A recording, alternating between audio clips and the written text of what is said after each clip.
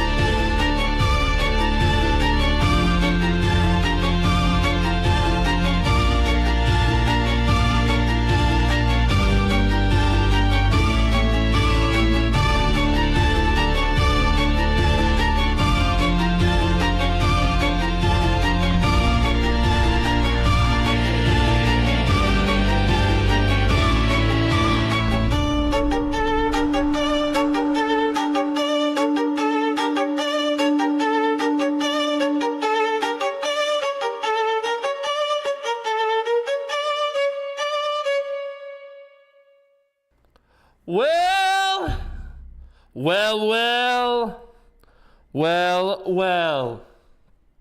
Hallo, ihr Lieben. Und willkommen auf den PoorDeadMan Show. Ich bin PoorDeadMan und wir spielen Project Zomboid.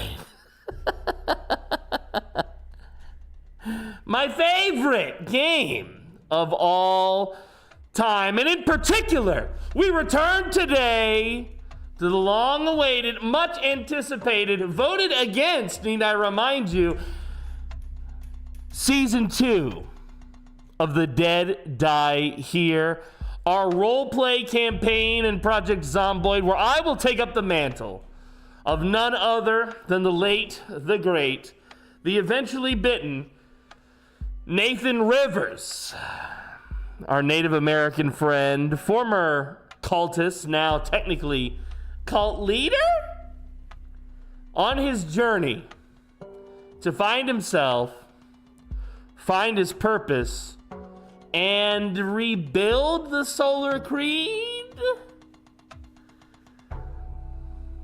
For this and more, you're going to have to stick around and watch the show to see what happens to Nathan today. Now, this is the first in our 3-session cycle. What that means is that you can expect the pacing of the session. It should be a little bit slower.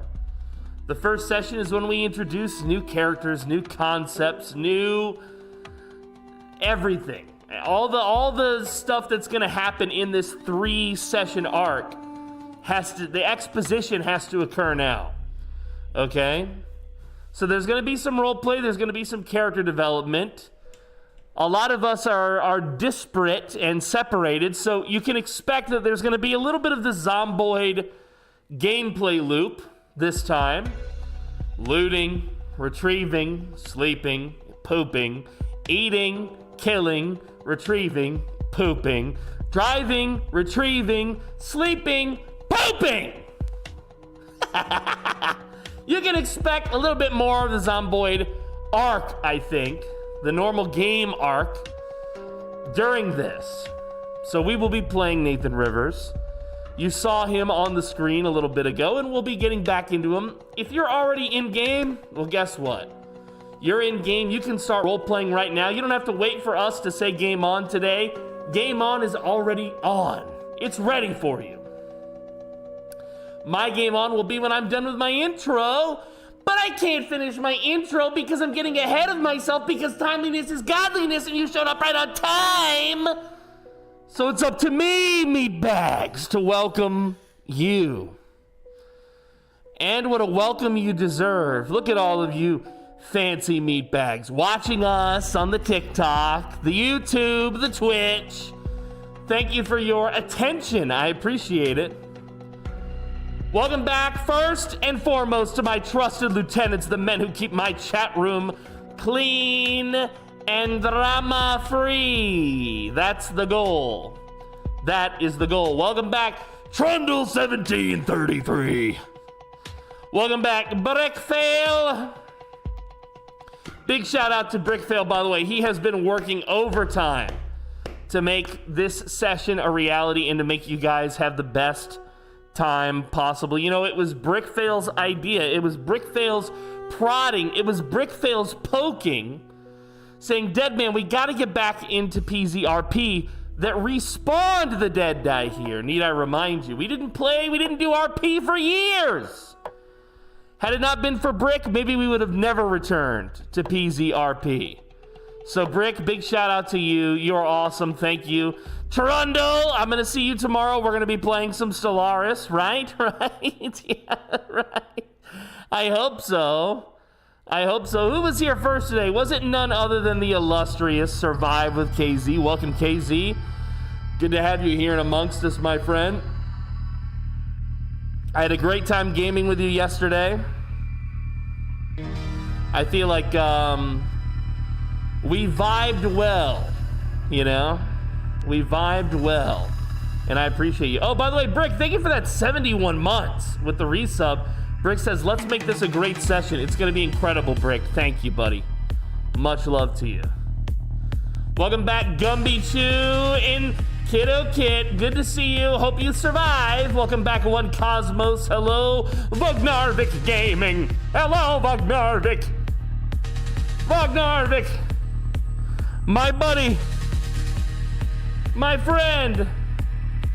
My Vognarvik. Good to see you, Vog. Can't wait to game some more with you. We got more Valheim to do.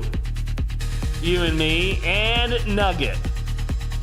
Where would we be without Nugget? Welcome back, Moon Ninja. Hello, Mikey Gage. Welcome, Mikey. Good to see you, Mikey. Much love to you, buddy.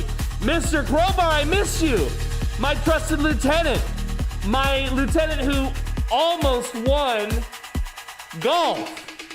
Second place. But remember, if you're not first, you're last, Ricky Bobby. Good to see you, Crowbar. Captain Tootie. Holy shit, guys.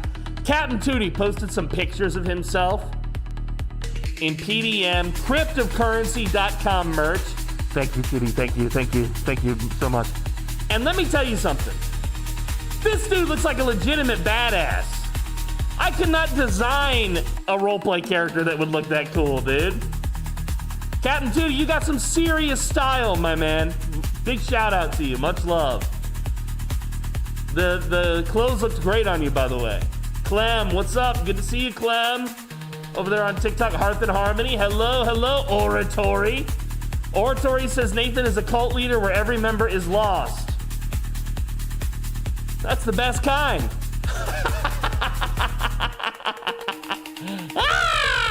Ivan Sang, welcome back.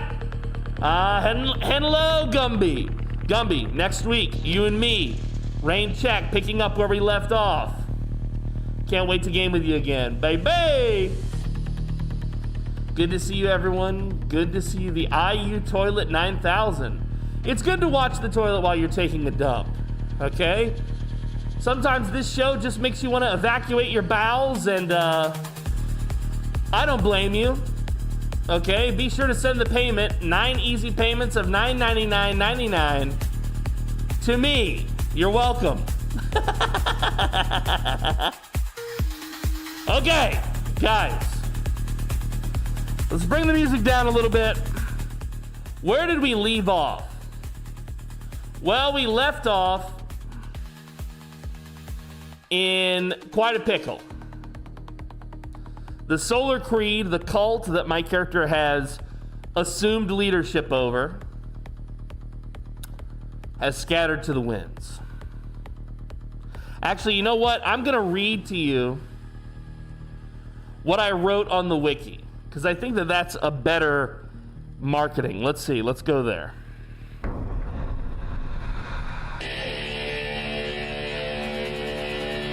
Let's go there. I'm going to read to you what I wrote on the wiki about this. The Dead Die Here, Season 2.5, continues the story of the Solar Creed, a doomsday cult in an alternate 1993 Kentucky in the wake of Reverend Maynard's death. For a time, under the reluctant leadership of Nathan Walking Crow Rivers, Camp Elation stood strong. The gates were repaired, outsiders were welcomed, faith gave way to reason, and for a brief moment, it seemed like something new might survive. But Crow was never truly theirs. Betrayed by the very people he bled for, pushed aside by old loyalties, fear, and pride, Crow walked away, alone, into the woods, into silence, into memory. On Thanksgiving night, the Creed was consumed. Thousands of the lost, the undead, drawn by darkness, sacrifice, and the return of the evil, overran Camp Elation. Nearly all were killed. The sanctuary burned, and the fire that once held the Creed together scattered into embers. Now the story turns to those left behind. A prophet in exile, haunted by visions and ghosts. a zealot, now in command of nothing but ruin, a scattered remnant of loyal worshippers, a handful of survivors on foot bleeding through the woods, a bus that didn't stop, a voice that whispers again from the trees. Ladies and gentlemen, the Solar Creed is dead, but the survivors are not. And in the ashes of belief, something else, something new is growing. So ladies and gentlemen, welcome back to the show. If you're interested in playing with us, I'm sorry you're a bit too late. This link that I've just pasted in my chats will have all the details you need to learn about Dead Die Here and how to play with us next time. You're too late for this time. Today you're in the audience. I hope you enjoy your time in the audience. We've got a story to tell here, and we're gonna have a blast. I will not be on camera for the story, just as a warning. I will be off camera. If you're watching on TikTok, the screen is going to change format, in fact, to a different format. You're gonna see what the people on Twitch and YouTube see. It'll be horizontal. I'll be focusing on the character. I may not be as responsive to the chat, but I promise you I'm reading what you say. I've got an entire monitor right here in front of me dedicated to what you have to say. Maybe I'll have the chance to respond, maybe I won't. Don't take it personally. As always, if you want to join our Discord community, that is the best place to chat with us between the shows, make some friends, play some games, and get involved in a giveaway or two of both video games and merch. Shameless plug, by the way, for my website. If you're enjoying the story of Campylation, there's Campylation merch on the cryptocurrency.com. I owe some Italians money. Please help my family. Please, please, please, dear God, help!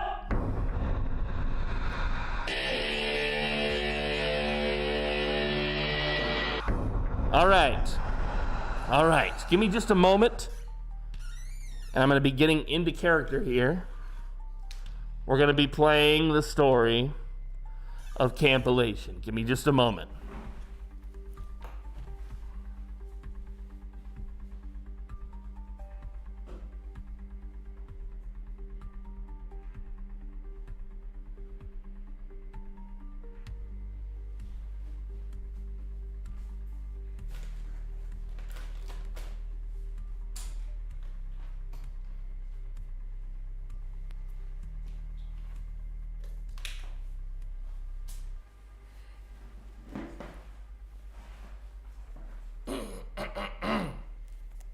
Ahem. Ahem, ahem. Ahem, ahem, ahem. All right, let's see. Should we send a message to everyone? We are now in play. Please roleplay. Sending the message, sending the message. Unmuting my game.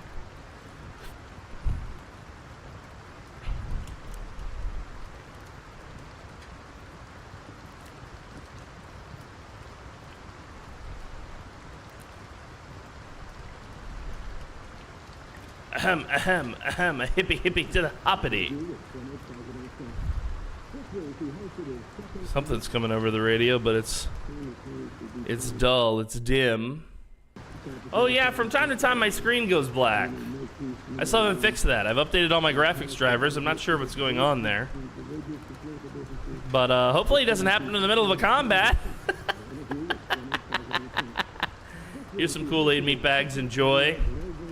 All right, let's get into character here. Let's tell the story of Nathan. Let's continue where we left off.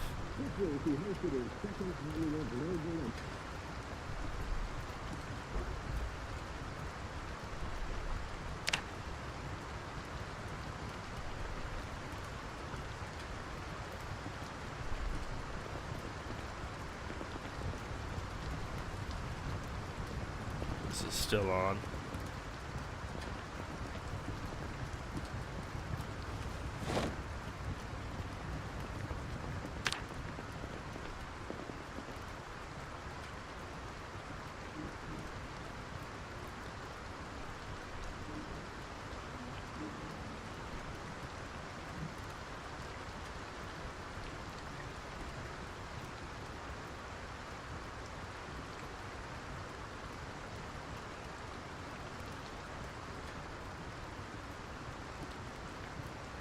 Nathan's photo of Layla.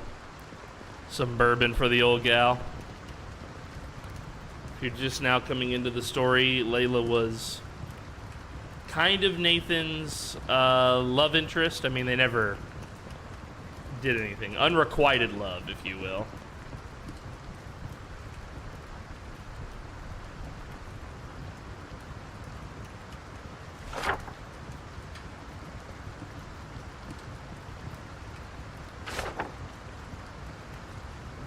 I gotta get bearings on some of the things here, because Nathan has not been played in a couple of weeks. We've had a couple of weeks off, so I'm a little bit forgotten in where I am. Ammo and accessories. I'm not going to do the eye makeup thing where I normally put the character avatar up here, because, well, I've got the avatar in the bottom left, so.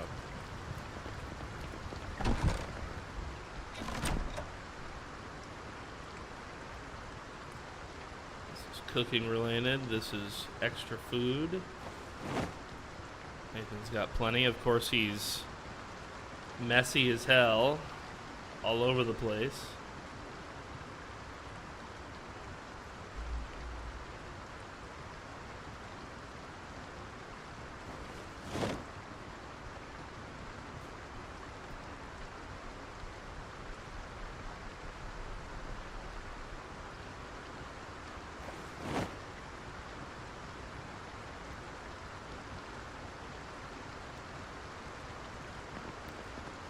Good luck and have fun, everyone.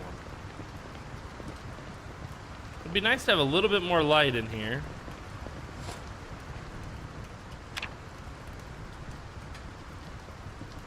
It's Friday, the day after Thanksgiving.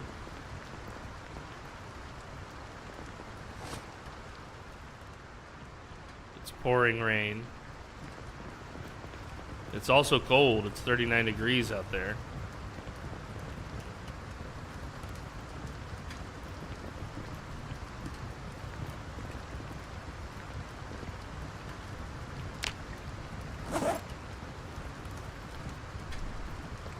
Nathan is disorganized, by the way, so have fun storming the castle. Is that a reference from the gamers? Mithrin? Mark!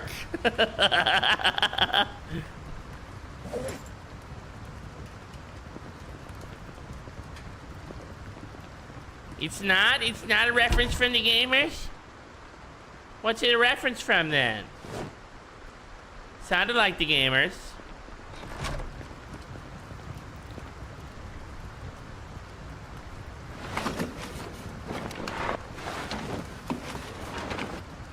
Oh. Was something wrong? 1 hour, 3 minutes. Oh, it was at the end of its burn, I guess.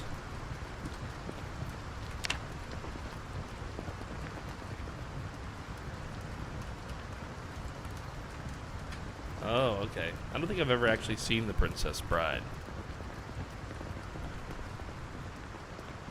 Let's move this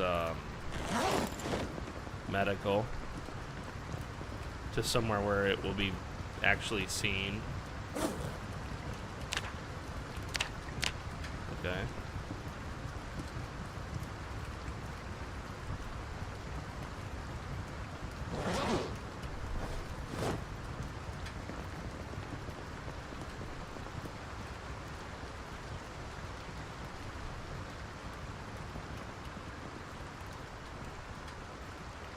Oh, another annotated map. This one's in Louisville. They don't need that. What to do now? Well, Ivan, I do have the outdoorsman trait, which I'm pretty sure means I won't get sick from the weather. Right? Alright, so I could go out in the rain.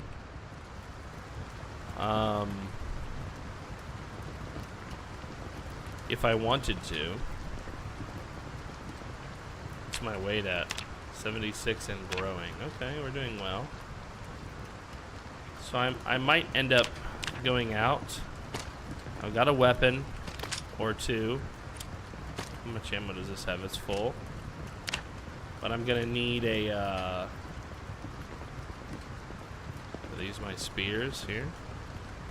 Spear with knife. Yep, this is it.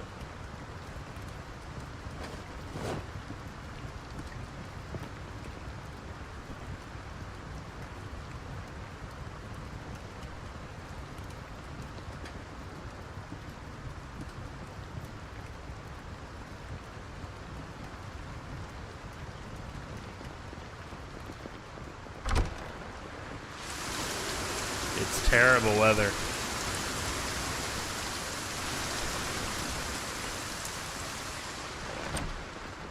I don't think it would be smart to go out yet. It wouldn't be smart to loot in this weather in any case.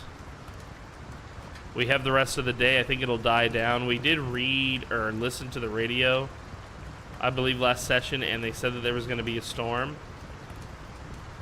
So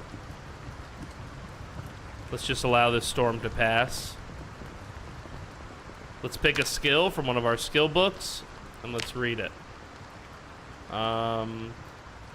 I think I should choose something. Let's see. I've already read Electrical 1. I wish I had Mechanics 1. Fishing 1 wouldn't be bad. Did you hear that?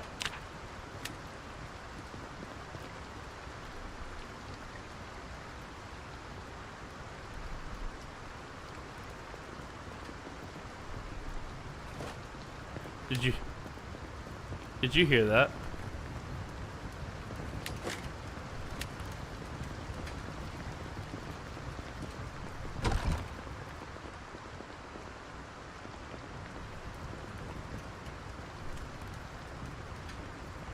I thought I heard what sounded like a gun click. Like somebody aimed and shot but had no ammo.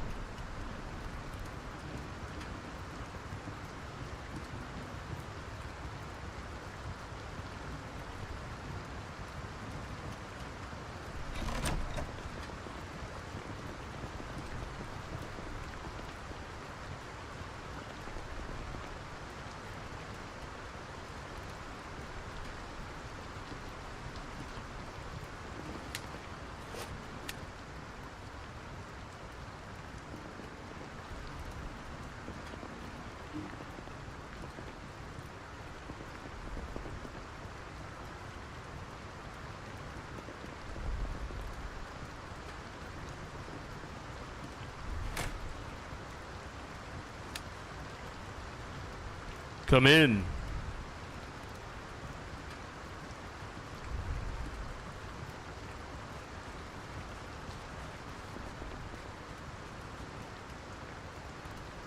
I don't want any trouble. You should leave the gun outside.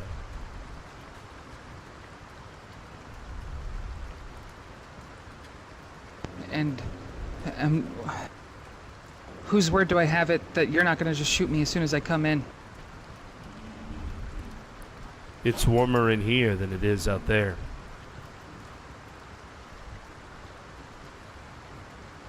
You must take a risk if you wish to get warm.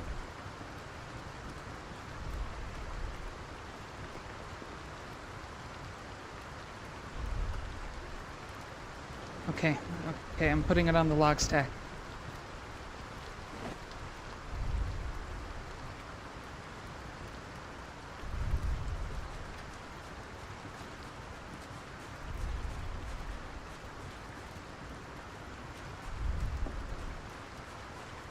Alright, I'm coming in now.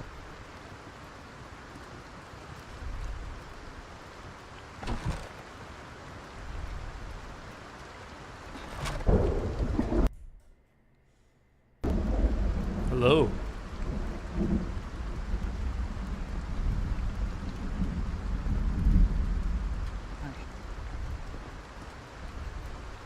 I don't want any trouble. It's muddy, and I saw car tracks, tire tracks leading this way. Have you come alone? pretty sure. I don't think anyone's gonna be looking for me.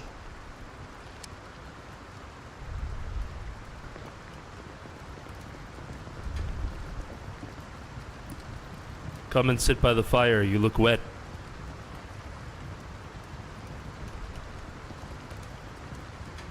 And you're not gonna shoot me?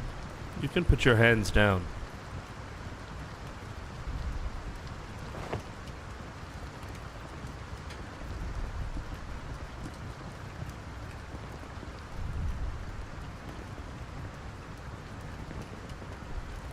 The fire will go out soon. I will need to top it off. Stay comfortable and warm. Sure.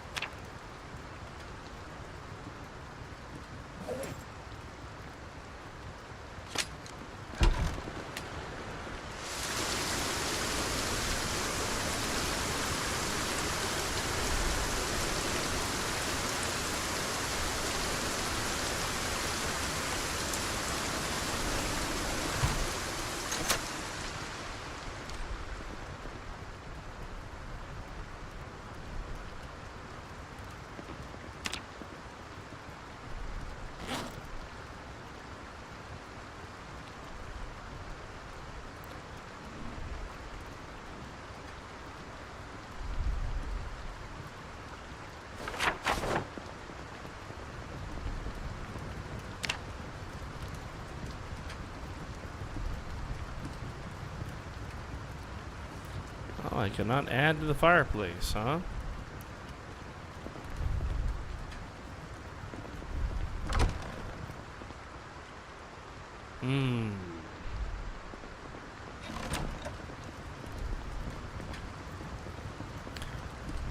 Where have you come from?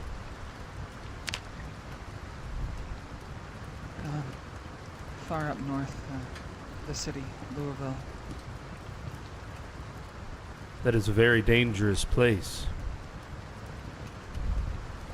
Yeah, you're telling me. You have survived all this time alone.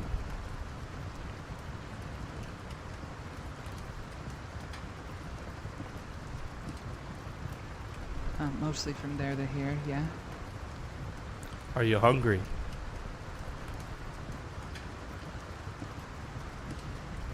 Yeah, starving, actually.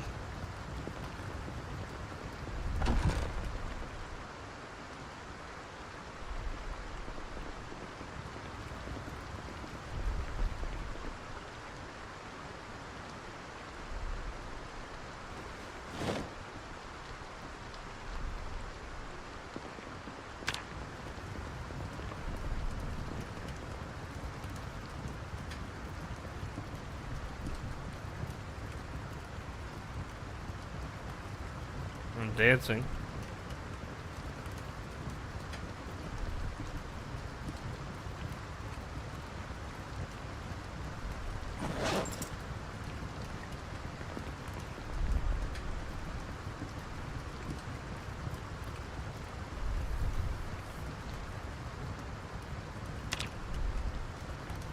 I am surprised that you have found me. This place is far from the beaten path.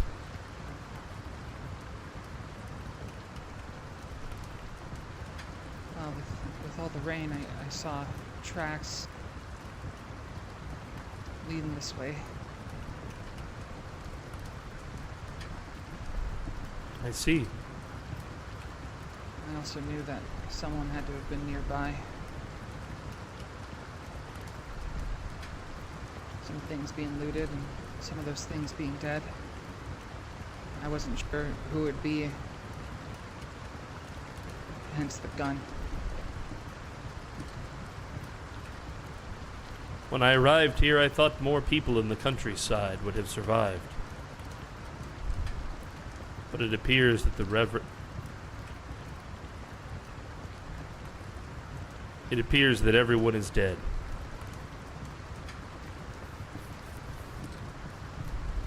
Yeah. I have not been to the city of Louisville. And you have. What is the situation there?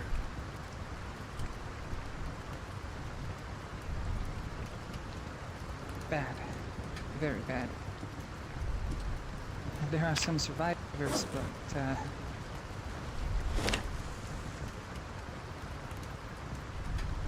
not a lot of people you can trust.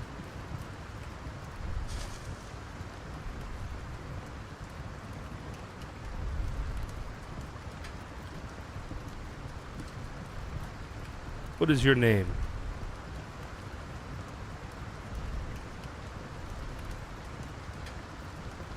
You can call me Lana. Hello, Lana. It is nice to meet you. I am called Walking Crow.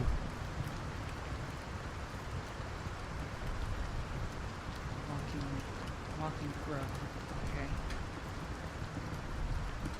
Please. There is not enough time left on the fire to cook you a proper meal, but these chips and chocolate should warm your belly a bit. They're still sealed, too. Alright. Thanks.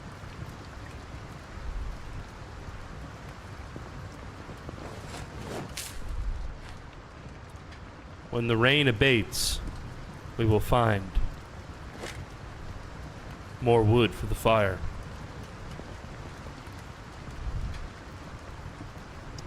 Okay. From Louisville to here. Have you taken a vehicle? No, partway, yeah, I took one from the people I was with, and it ran out of gas, so I've been hoofing it for a few days. Tell me about the people that you were with. Were they good people?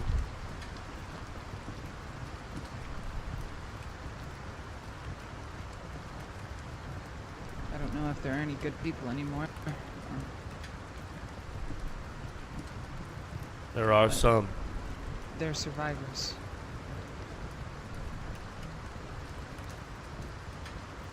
They weren't the type to kill and eat people, at least. Awkward. So, in a way, I guess you can say they were good, yeah.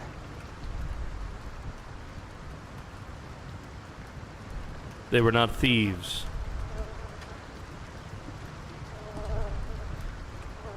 I don't know that much.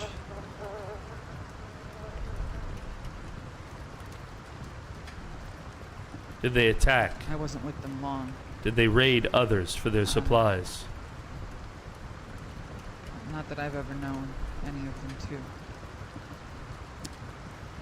Did they pray?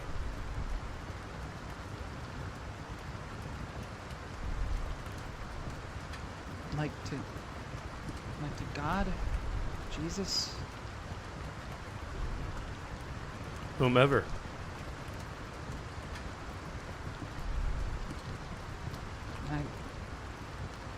I'm not entirely sure. They were kind for the most part. Some of them were a bit rough around the edges, but they I'm sure they meant well. And if they prayed, I'm not entirely sure. I kind of kept to myself.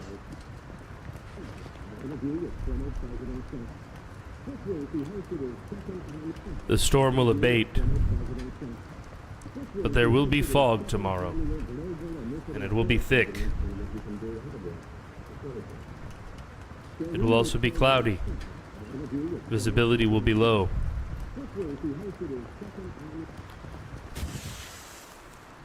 And that is the last of our fire for now. Have you dried? Are you warm? Yeah, I'm dry. Well, welcome to my humble home.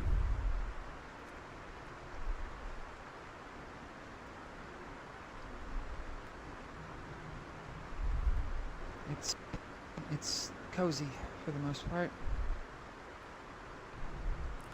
It is safe for the time being and well stocked.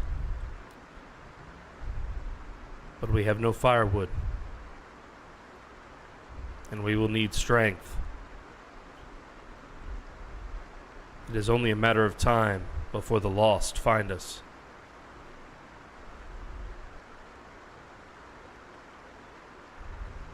The lost?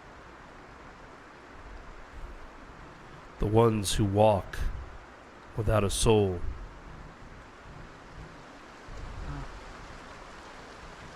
Okay. Yeah, I don't think any followed me on the way in. But yeah, it's not long before they...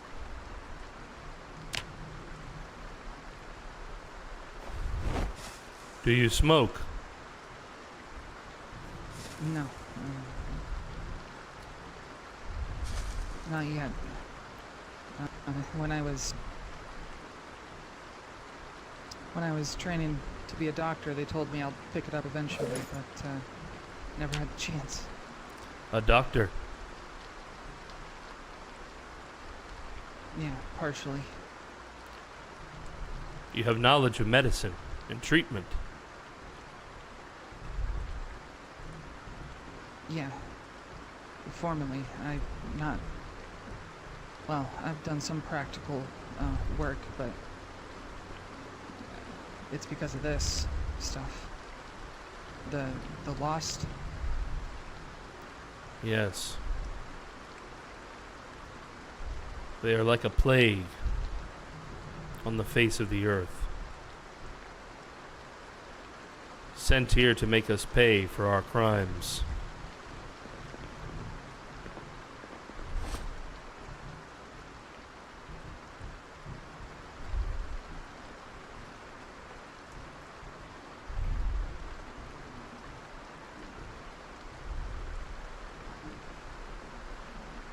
Do you believe as a doctor that there is a cure for this plague? Will we ever live in a world without the lost?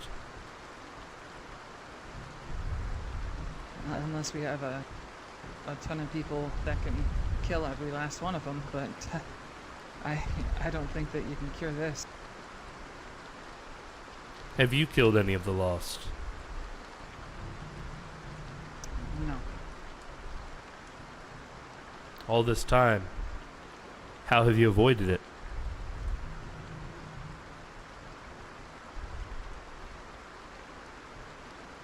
Other survivors, military guys I was with at the start of everything.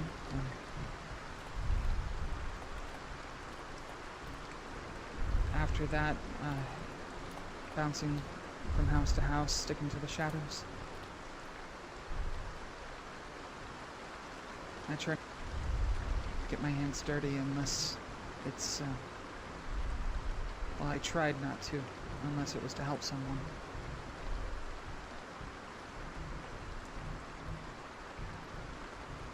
I haven't killed any lost, or anybody, but that doesn't mean I'm not innocent, or that doesn't mean I'm innocent at all. Have you done something you're not proud of?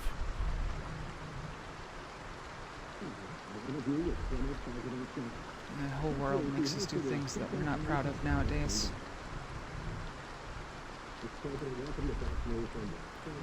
I haven't killed anyone, threatened anyone. You were going to be the first one, but I chickened out about when I got up to your doorway.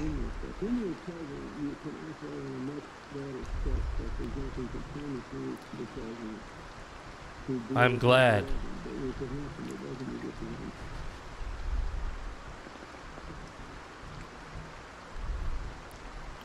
Although cowardice is not a desirable trait, sometimes to be the chicken is to live, to escape.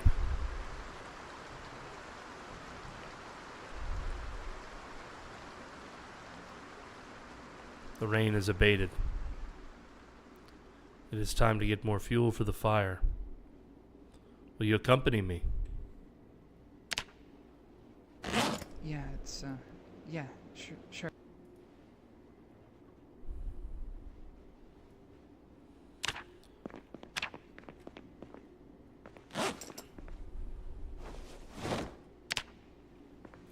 Your gun outside.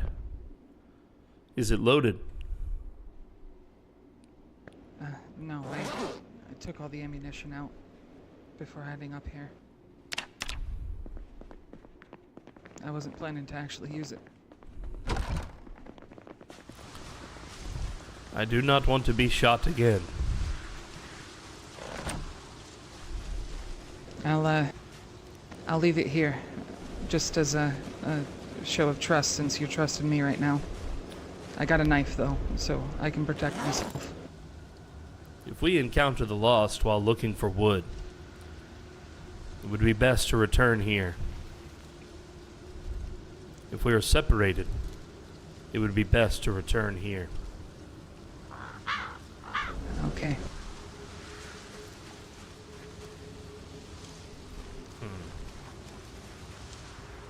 The wood is wet.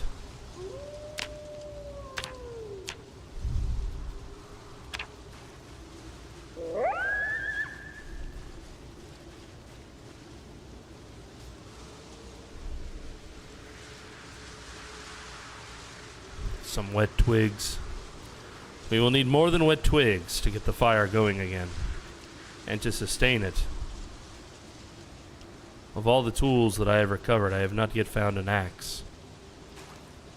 You would not happen to have an axe in that bag, would you? No, this is, all medical stuff. The group you were with, surely they will be missing their doctor.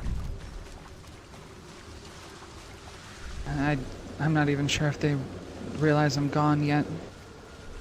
And they were capable. They have a couple people that can patch them up if they get hurt.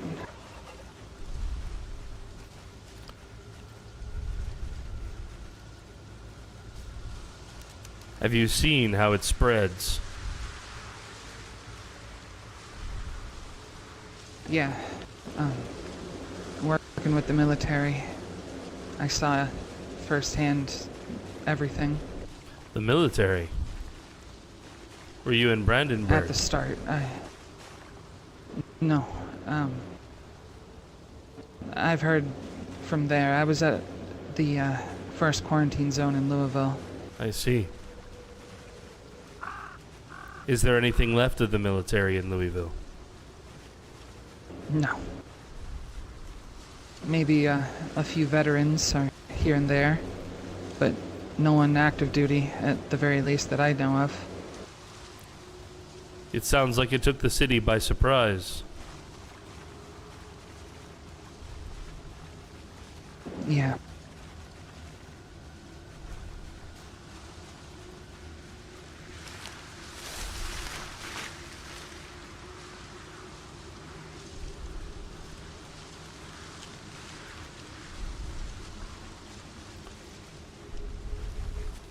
So far, no firewood.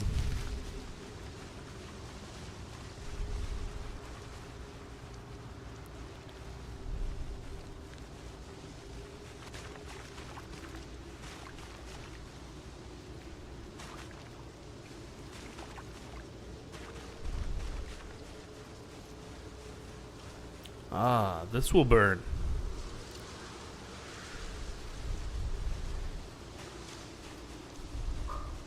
We will search further.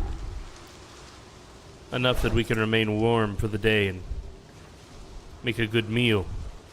I imagine you have not eaten well in days. No, just, what little bits of canned food I could find. Do you know what yesterday was?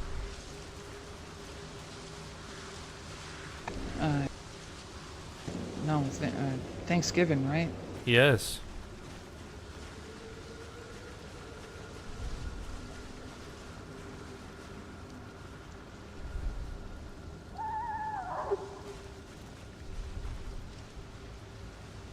Did you have a good meal? I did. And I have more food than I'm willing to share.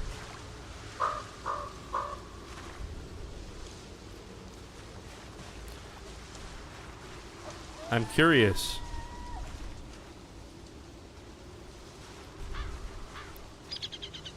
As a woman of science and medicine, with all that you see around you, do you believe that this is the end of all things?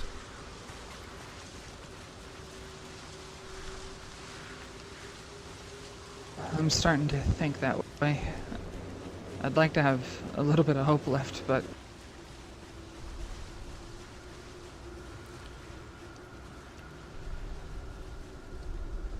I don't know.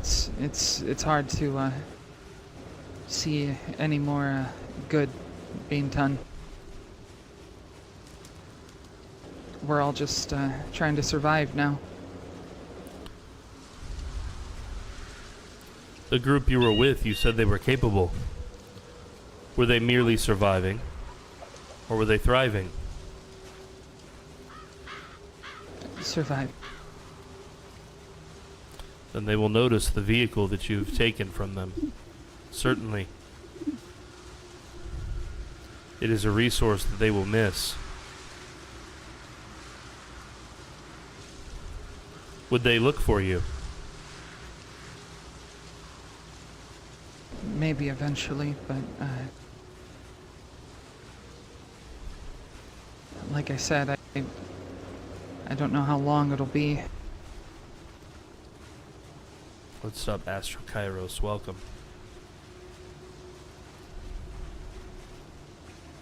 If you were able to find me, they can too. But it will not be easy. If they found you, would they take you back? Would you go back willingly? I don't know. You don't have an answer to both of those questions? No, I'm just not sure yet, you know? I'm still, kind of skeptical of you. No, if you seem like a nice sort, it's just, I've seen too many good people start to do bad things. So, I don't know if I'd go back with them.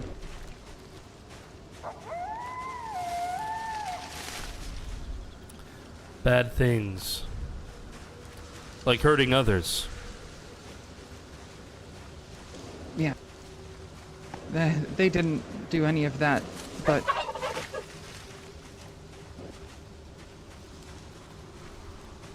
one of the guys there, he was a vet, military, some kind, and he just reminded me of the soldiers that I worked with.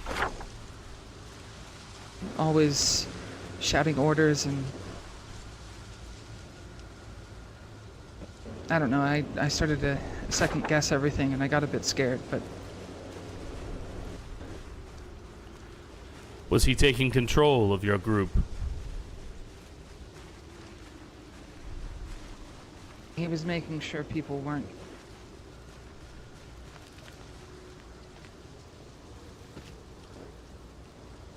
He made sure that we were safe as best he could, but I don't know. I don't know if he had any good or bad intentions for us.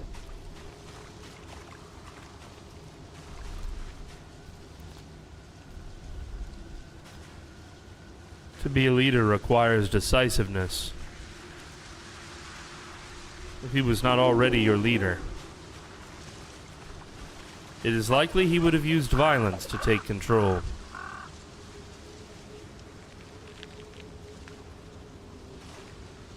You speaking from experience? I have seen such things, yes. I have seen control taken by violence. I have seen control ceded as well.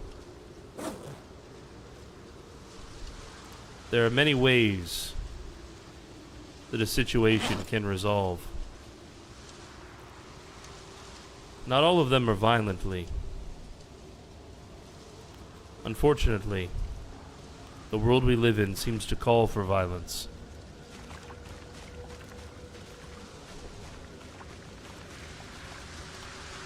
We must be violent if we wish to eat, in order to hunt and trap.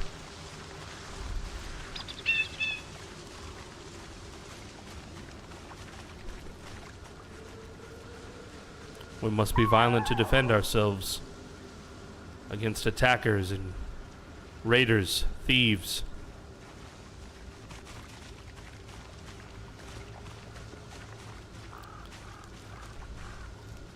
And sometimes there is a righteous cause for violence as well.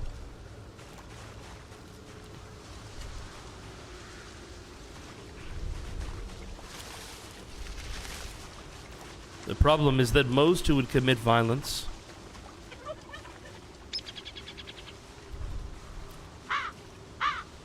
they lack a connection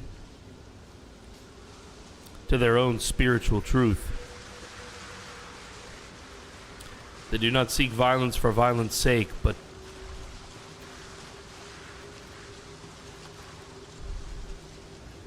they are weak and prone to giving in to the worst instincts of our kind.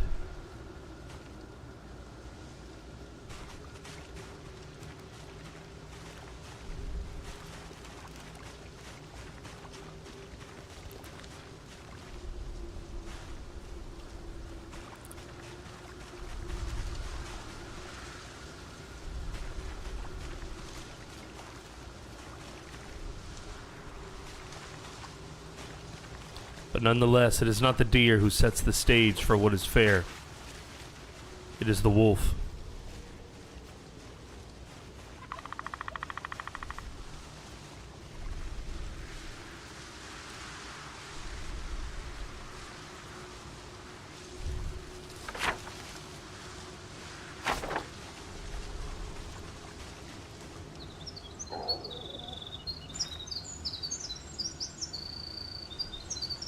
Have you found any wood? I found some tree branches. The same as me. twig. We will keep looking.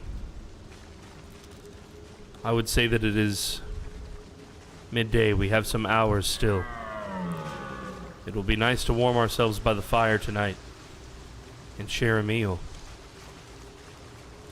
It is easier to get to know one another over a meal.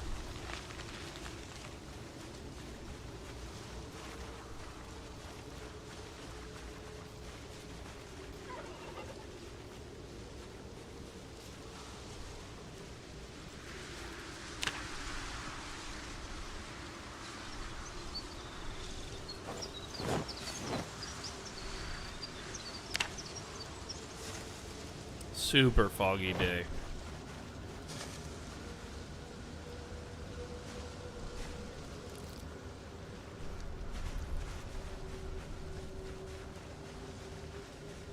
What is this? More twigs. And this? It is better than nothing.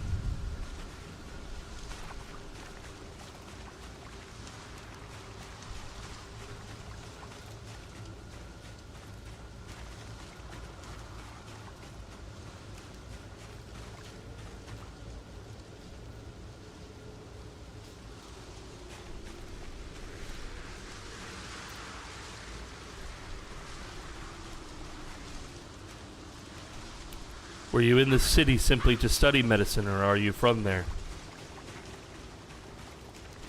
Just studying. But you are from Kentucky.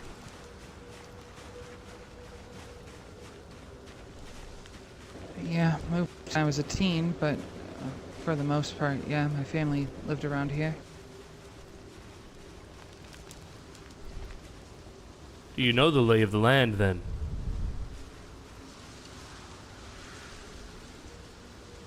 I know how to get from county to county. The trees and woods I'm not too familiar with. Out here we are safe. The trees.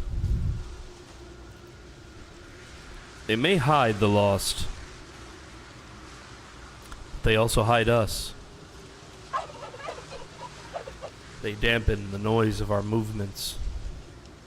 They cut the breeze in two so that the biting cold does not get us sick. But most importantly,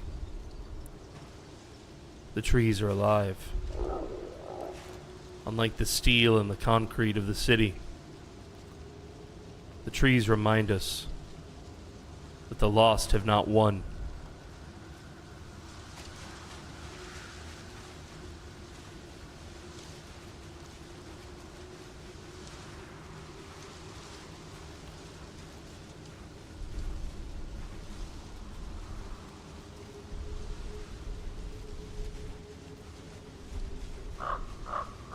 We are almost done with our foraging.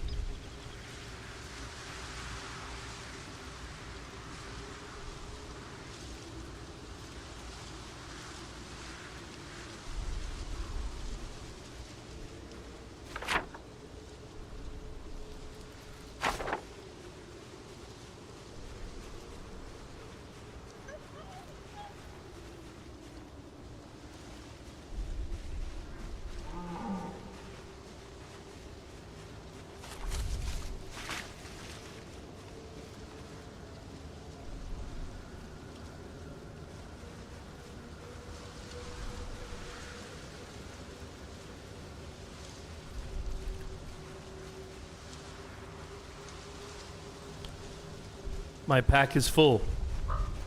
This wood will have to do for now. We will make our way back to the cabin. Sure. That bag you have there, is that a purse? I just found it when we were walking through the woods. I just put all the mushrooms and twigs I found in it. I see.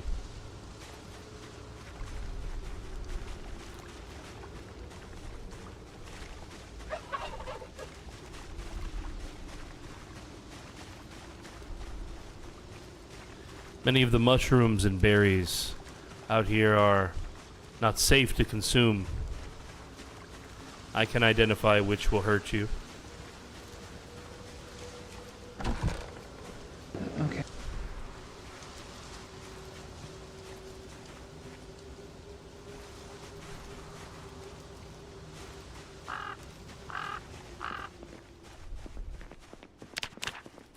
Please come in. Make yourself comfortable.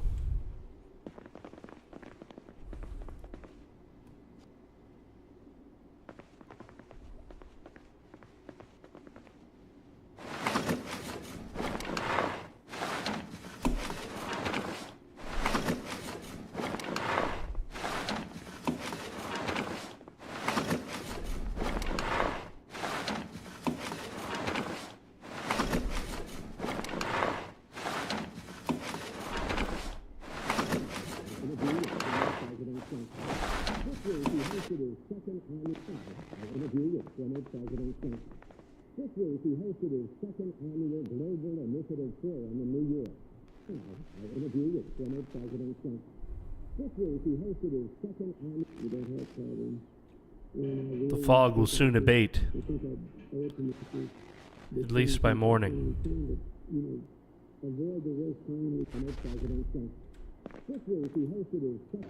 Okay.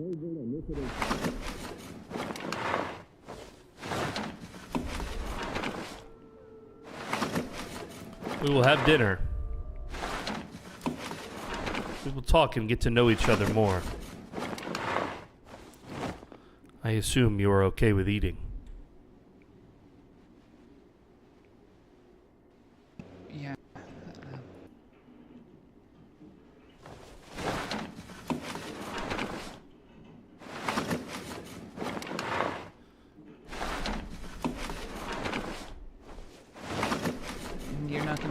those weird mushrooms to kill me or put me to sleep or something? That would not be the way.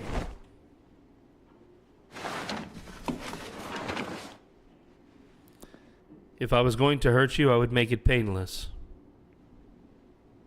I have no intentions of hurting you.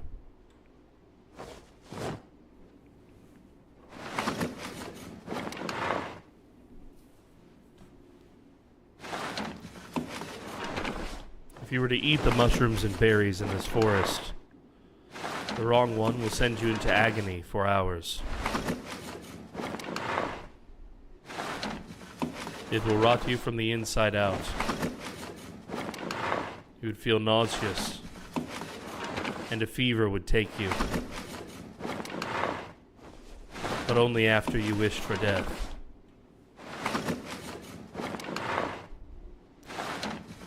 It would be cruel to kill someone that way. Yeah. Have you seen someone eat them like that, or are you just speaking from what you read in a book or something? I have witnessed it.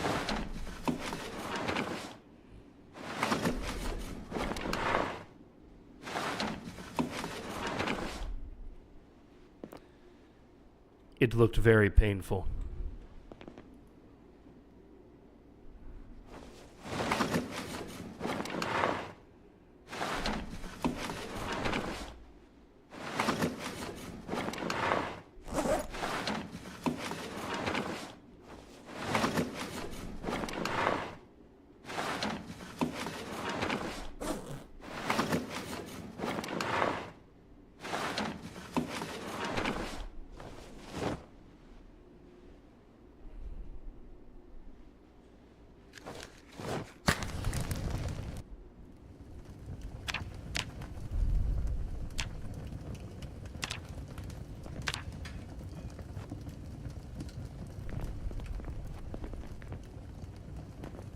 Are you allergic to any foods?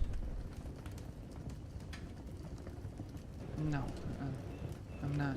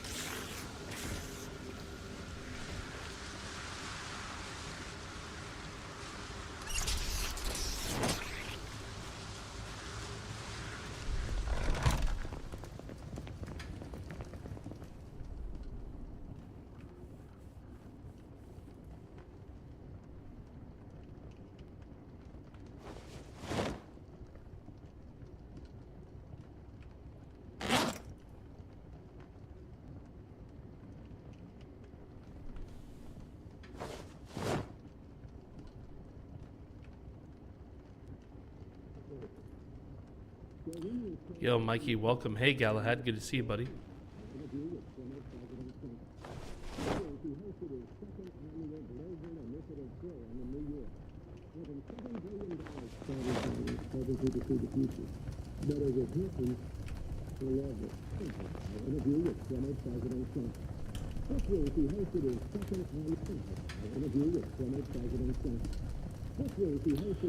Please watch this cup inside of the stove carefully.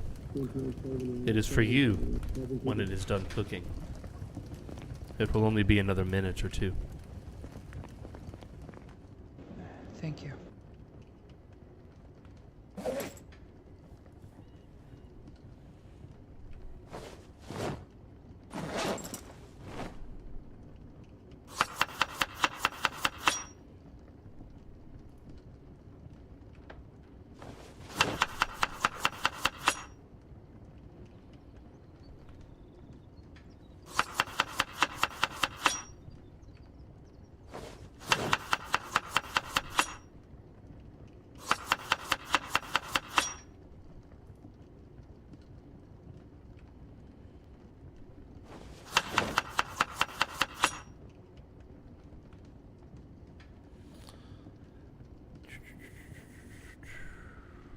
Alright, what can we add to a soup?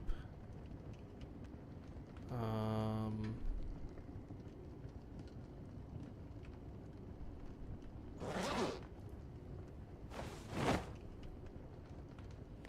about rice and a saucepan? Yes, everything's just fine here, Rick. This is we have a new character introduced, so this is just a little bit of exposition. The pacing of the story obviously is slower during exposition, but I think this stuff is valuable. We want to get to know this new character, determine if she's a threat or not.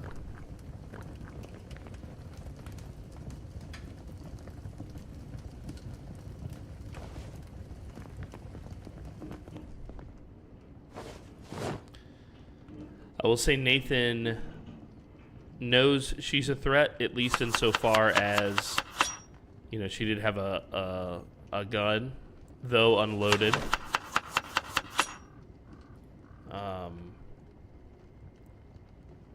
She did have a gun.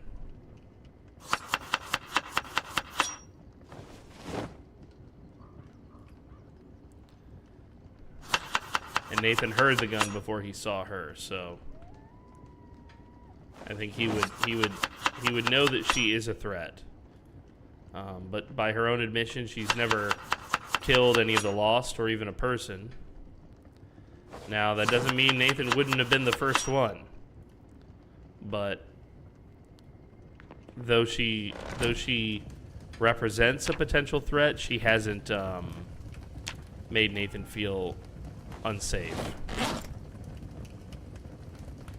I would say Nathan considers her a threat in the same way you might consider a stray dog a threat. You know? Unless it's very desperate, it's probably not going to hurt you. And it can probably be coaxed into good behavior. Nathan has plenty of food and the ability to gather more, so he's not worried about sharing his resources. He's never been worried about sharing what he has, actually, so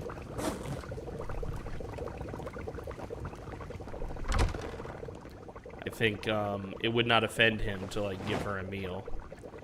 But his experience with outsiders is that they are usually not very thankful. Like, whatever you do for them, they want more, essentially. Not that it's their fault. Nathan's view is that they're just a product of everything that has happened before the apocalypse, that is to say. So, like, the cities, the governments, all the things that Maynard warned about, essentially. Nathan, you know, he does believe that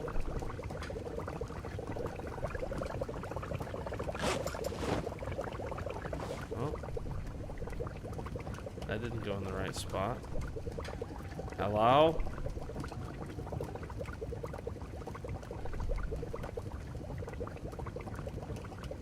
This will take more time to cook.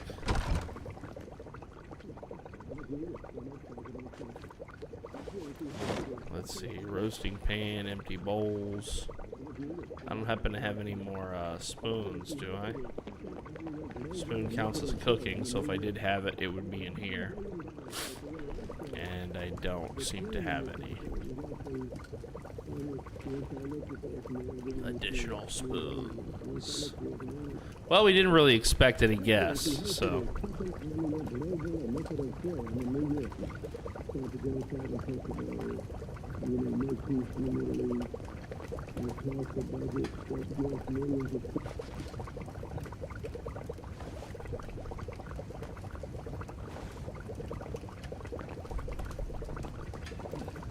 Thank you.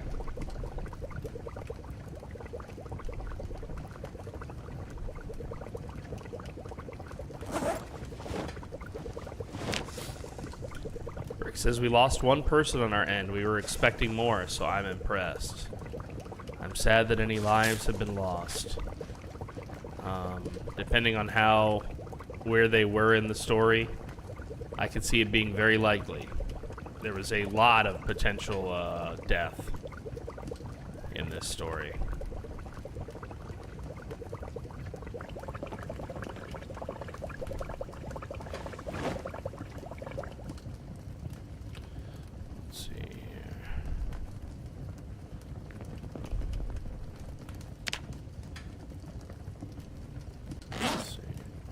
rice.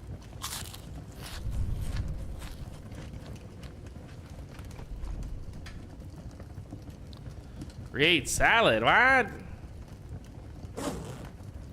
No. I really only have 2 bowls.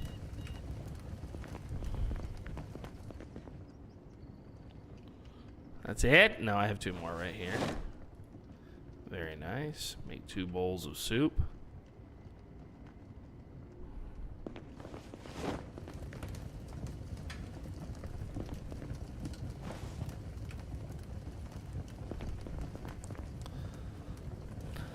The soup will go well over this rice.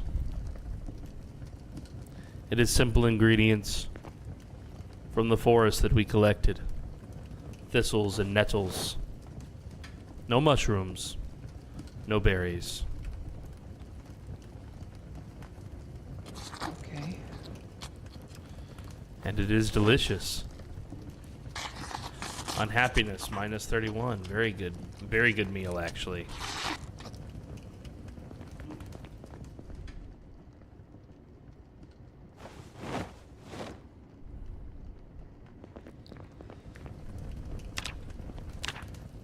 It is important during all of this that we do not lose weight.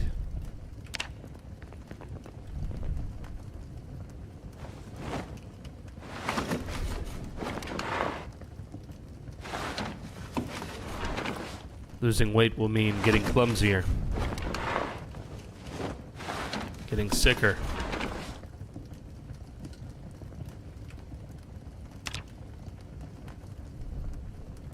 Well, we are warm. There is now food in our bellies. I would like to get to know you more.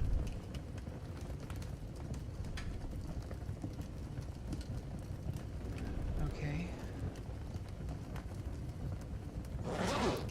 Do you have siblings or parents that might still be alive?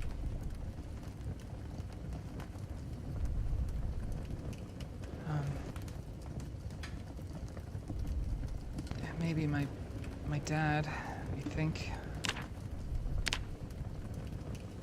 He was up north.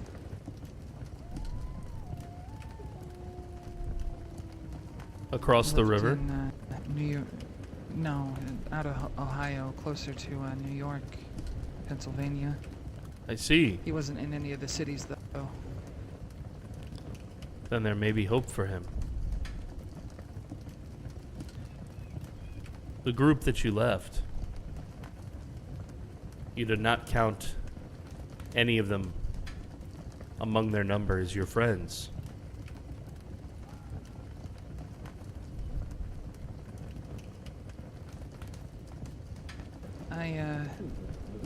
I thought that I could, but it's hard to, it's hard to keep people close and trust them during this stuff.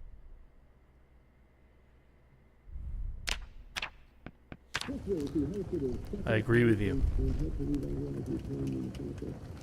And it is often those who are close to us, through their actions and words, that hurt us the most.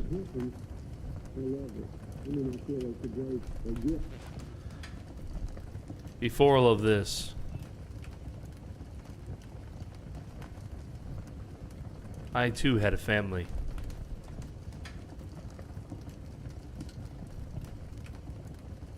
We survived for some time after it. But eventually,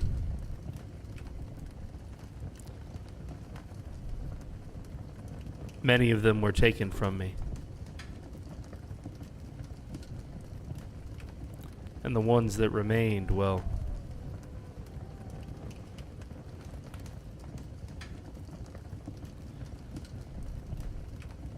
they deserved better than I could offer.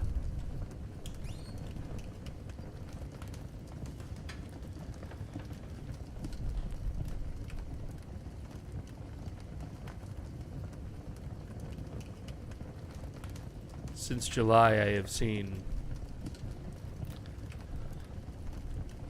much suffering in this world.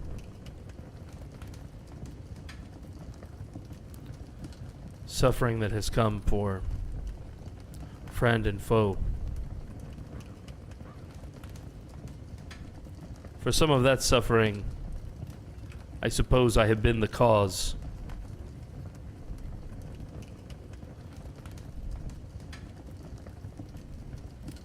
I have seen suffering come from men and women, adults and children.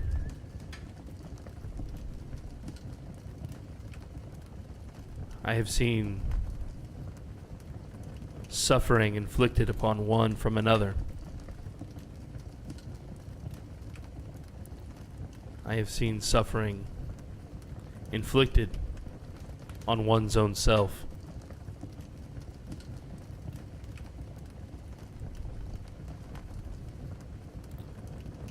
But I've also seen things that have made me believe that there is yet hope. Before all of this happened, it is true that the world felt different. To many people, I'm sure they would say it felt normal. But to me, the world never felt normal.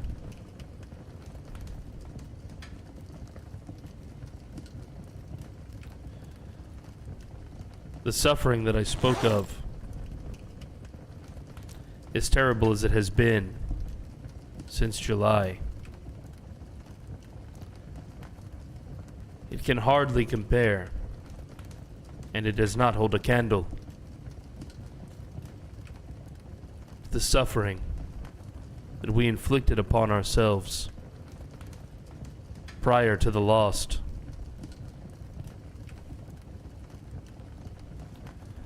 Medicine is an example. The sick deserve healing and care. And in the old world, the sick would not receive such care and such medicine without paying.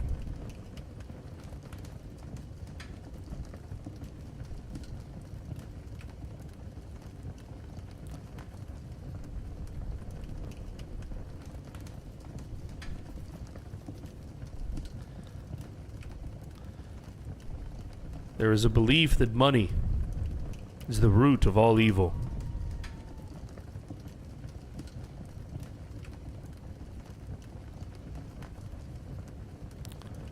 I have not always believed in this maxim, but even recently I can see what money can do.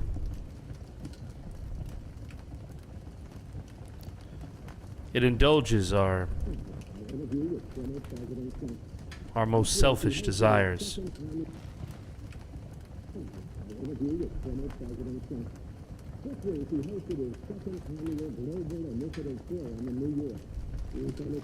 It can corrupt even the innocent.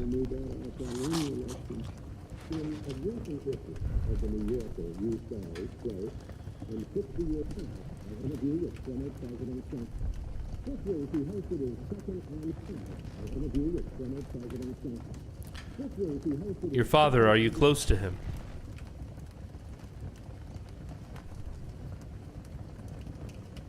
Yeah, for the most part.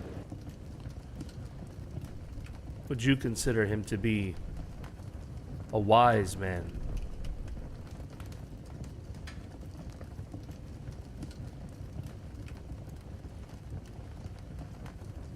Not entirely. He made silly mistakes, but he always took them with a smile, at the very least. And he learned from them, so I guess wise in a way.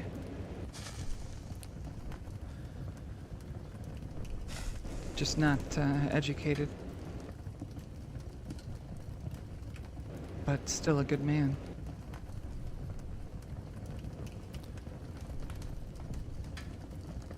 I did not have the chance to get to know my father. He died when I was young. His spirit was one of rebellion, but also addiction.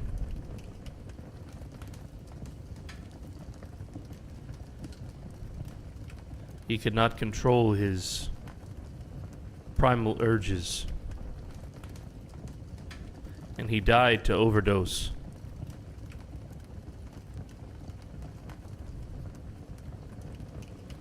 It was my grandfather who raised me. He was such a wise man.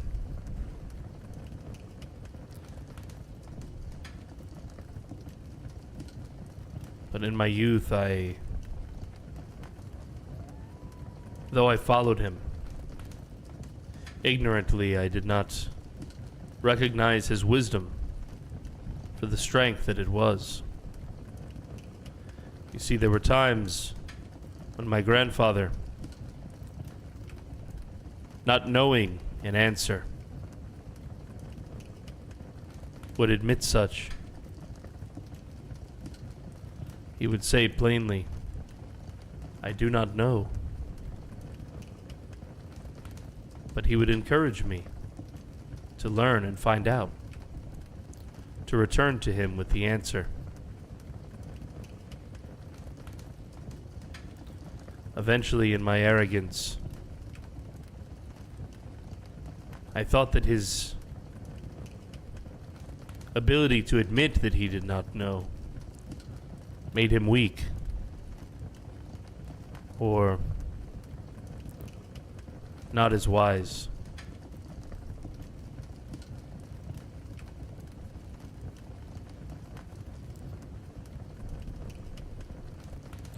Eventually, I gave up my heritage.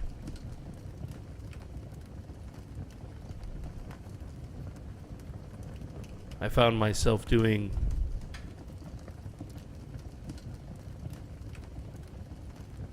tasks that at the time I thought were fulfilling. Guiding strangers through the wilderness. People with a similar sense of adventure as my father. Tourists, mostly.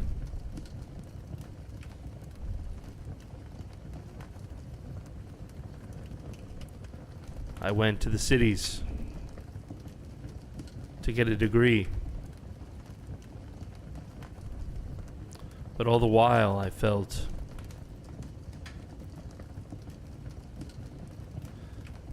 like there was a hole within me.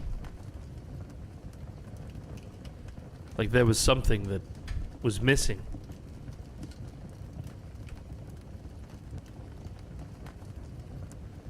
It was not long before July that I started to find answers.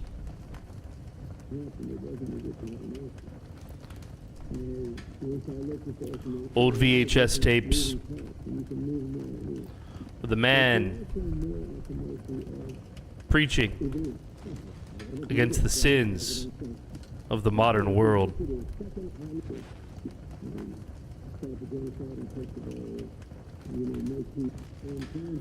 What he said made sense to me. And at the end of these tapes was an invitation.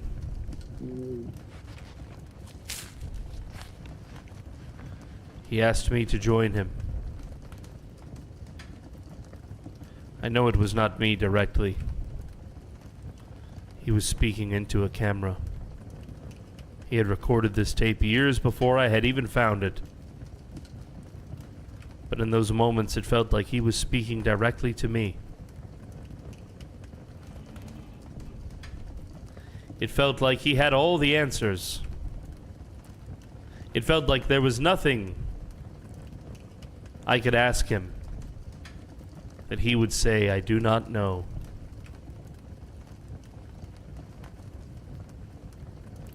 He seemed to know everything.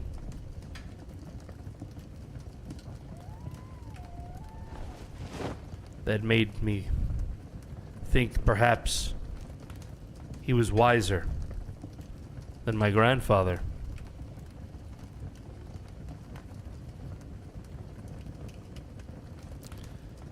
And so I went to him. I joined him.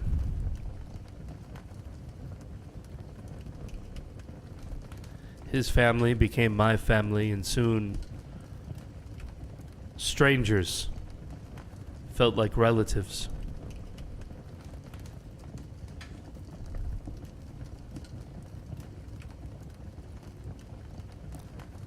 There is an old maxim that we do not get to choose our family.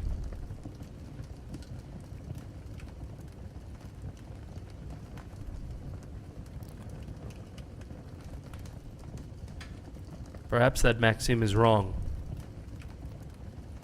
For at least a time, I felt like these strangers were my home and my family.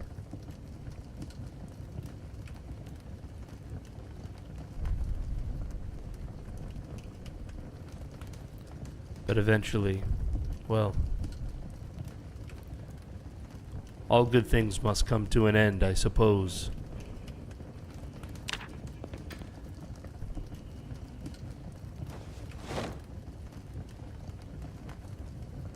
I guess, yeah.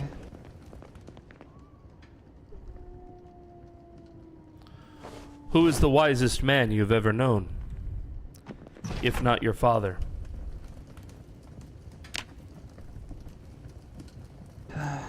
Not a man, but my grandmother.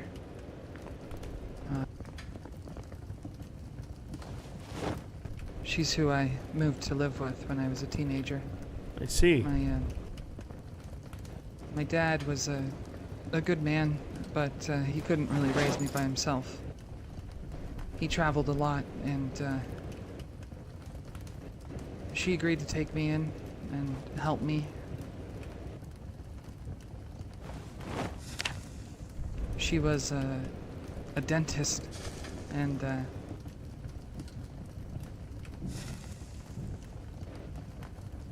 though she didn't really like my dad by any means, she just viewed him as a bum who knocked up her daughter, but she still loved us both, and for a time she made me feel like my dad was an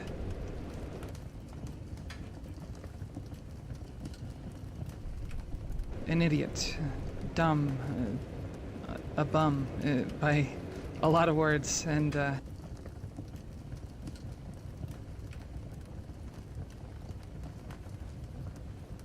she told me not to focus on him too much, and to just make my own path forward and try not to be like him. So I listened to her, and I still respect what she taught me, but I reached out to him myself, and he still remembers everything growing up. So I know he loved me, and I know that my grandmother had good intentions and that they didn't see eye to eye, but they both loved me and loved each other in some ways, even if they didn't really show it. But I'd say she's probably the wisest person I ever met.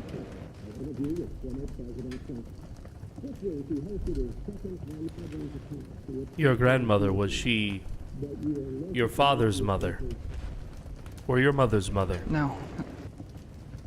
My mother's. Was your mother young? Why did she not raise you? She was young. I guess, much like your dad, both of my parents lived a bit on the wild side. Rebels in their own ways. My mom dropped out of school really young and met up with my dad.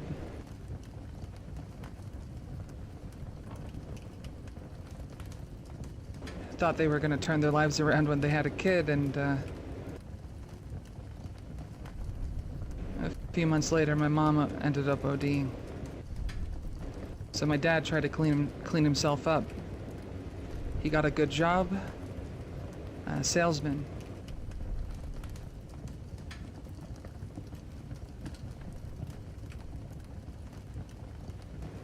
traveling around.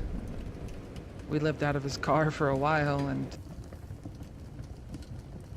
well, he would drop me off at other relatives or people that he knew. He had a lot of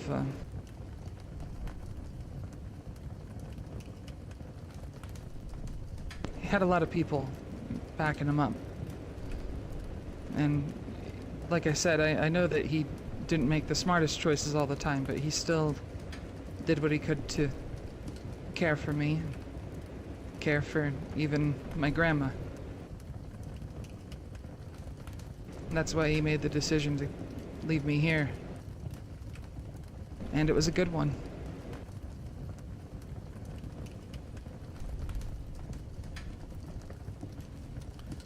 You said that your grandmother was a dentist. Is her knowledge of medicine why you pursued medicine yourself? It is, yeah.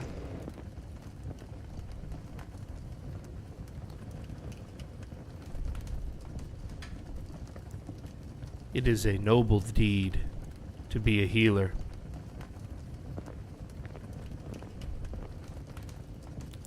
The systems that exist out there to corrupt everything, they are what turn medicine to profit.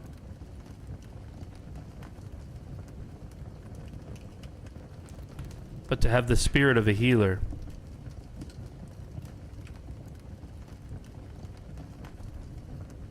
not many have it. Many who turn to medicine are motivated now or then for riches.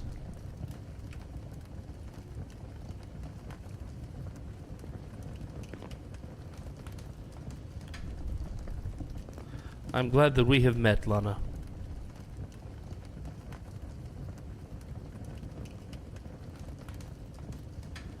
But there is more to discuss.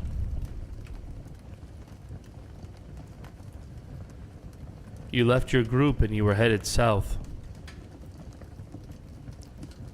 But your father is to the north, in Ohio. Or New York. Why did you go south? What is it in the south that you are looking for? What are you running to?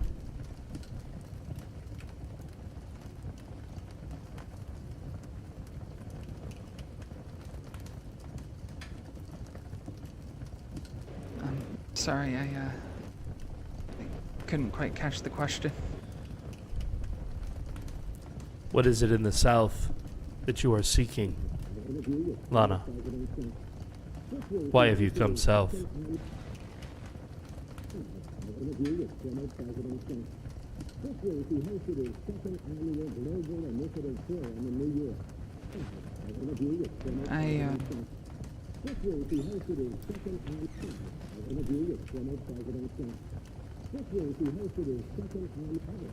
I was afraid to get out and try to see my father again and only learn that he was dead. People scared me after what I saw at the checkpoint.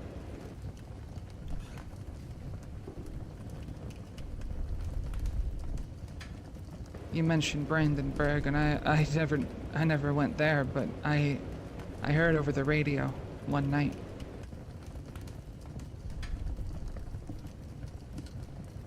The guys I worked for gave a call, and just like that, it was all over for those people. And I did want to go north. I wanted to leave. And when I met that group, I was planning on trying to guide us out of the city and get us to somewhere safe. But with all the decisions that they were making and the choices being made for me, I started to realize that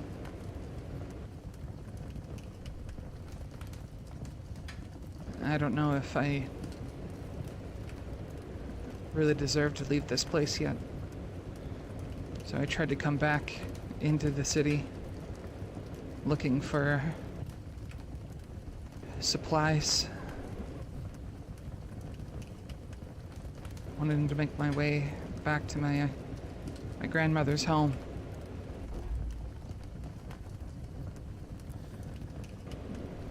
I wanted to see if those guys at Brandenburg were still alive, and I wanted to know why. Just like the checkpoint, I wanted to know why that people had to die.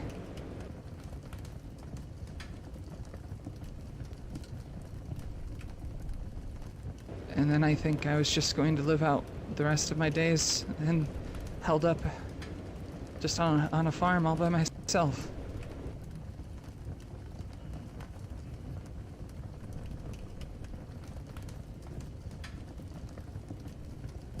Until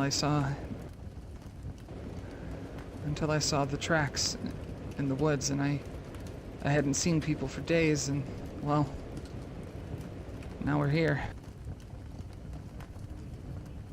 So I didn't come south with good intentions, necessarily.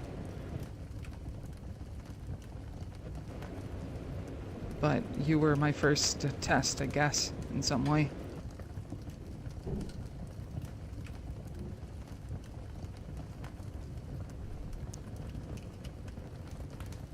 I am glad that you have found me.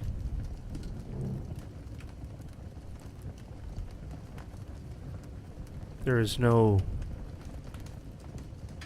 cause for you to survive alone.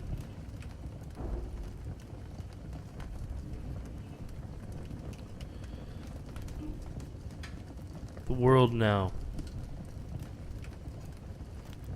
The plague outside of the lost. It is a punishment that cannot be outrun. But you yourself identified that there is room for hope.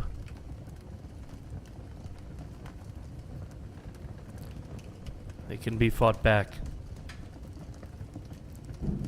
A new life can be reclaimed on the earth.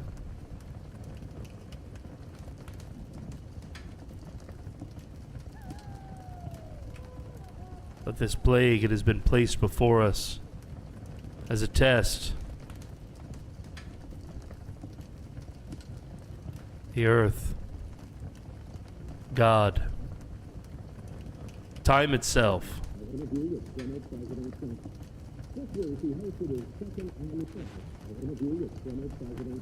It has sent this plague here to erase the unworthy.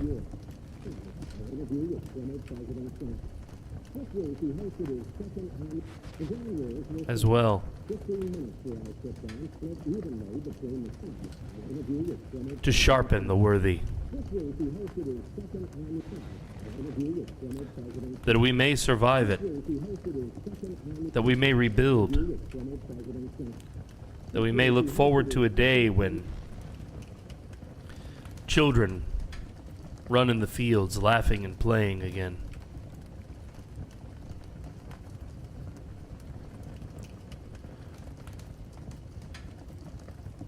The world was not perfect before. It is far from perfect now.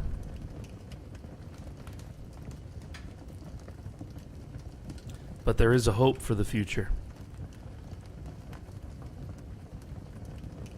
A hope that we happy few who still live and breathe, through cooperation and faith, prayer and resilience, can create something worthy.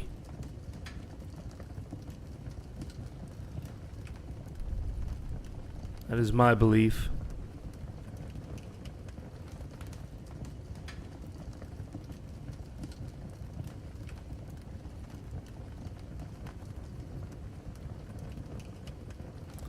But can we create something worthy together? That will be the ultimate test.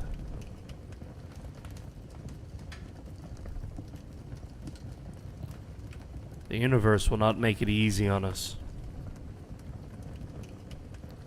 There are forces of both good and evil. It is true. The wolf does what he does because it is in his nature. But we serve a greater purpose than that. We can choose not to be the villain. To help and to save others.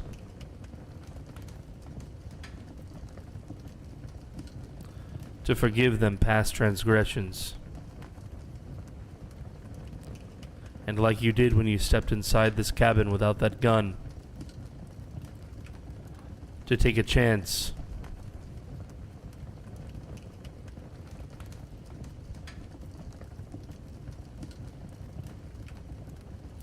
What will you do in the morning? I'm curious, Lana. Will you continue on?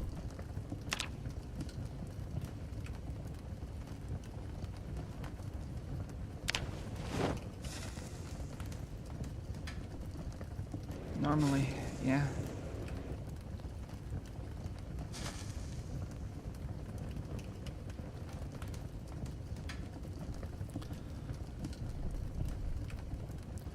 Well, you are no prisoner here. Okay.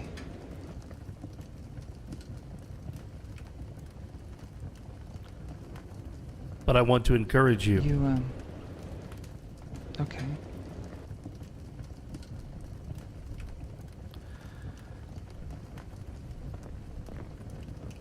Perhaps stay for a few more days. We can continue to get to know one another. And if the others do come looking for you, you will not have to send them away alone.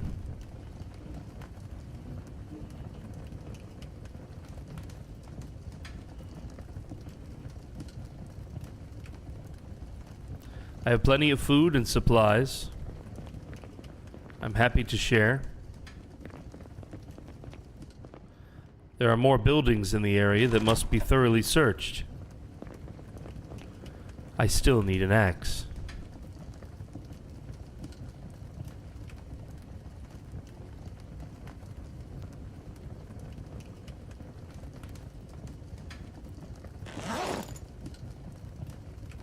Alright.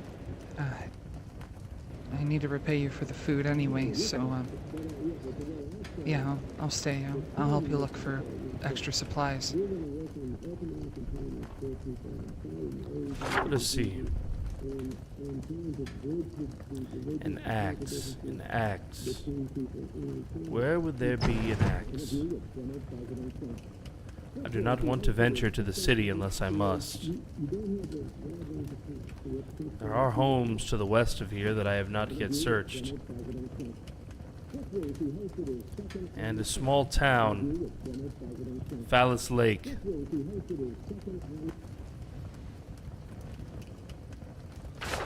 But I believe that Phallus Lake has been searched before.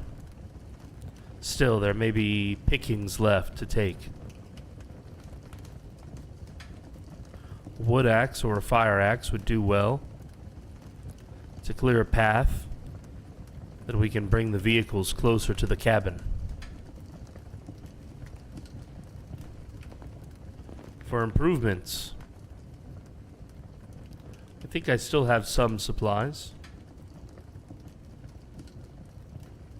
Some nails. Perhaps there is a hammer.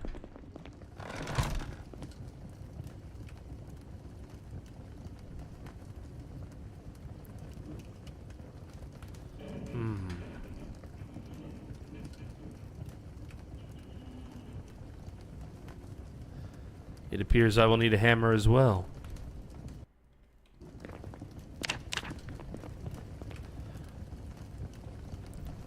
A hammer and an axe. Do you think you could help me find such things? Yeah. Should be pretty easy with the two of us. I agree. Very well. I am finally getting a little tired. It is just now past midnight.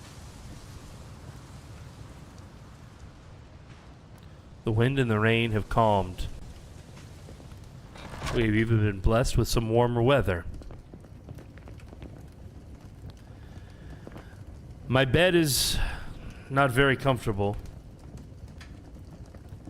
but you are welcome to use it.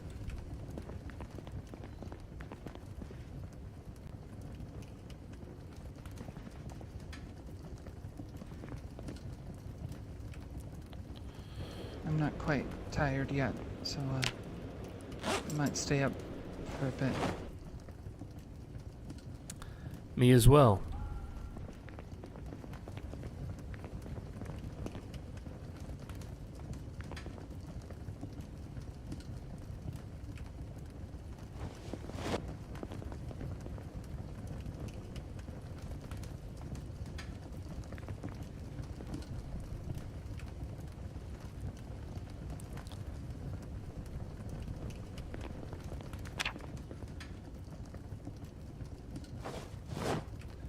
Two dead batteries. Lovely, lovely, lovely. Are these my only batteries? They are. Wow. Yo, what's up? I'm never offline. Hello. Good to see you again, buddy.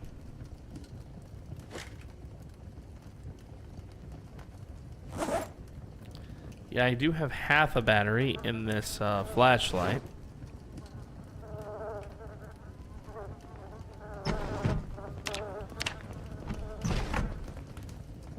Are you hot?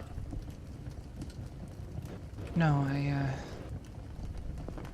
I was trying to grab something and I couldn't figure out where my hands were going. You are polite, I understand. Allow me to wash.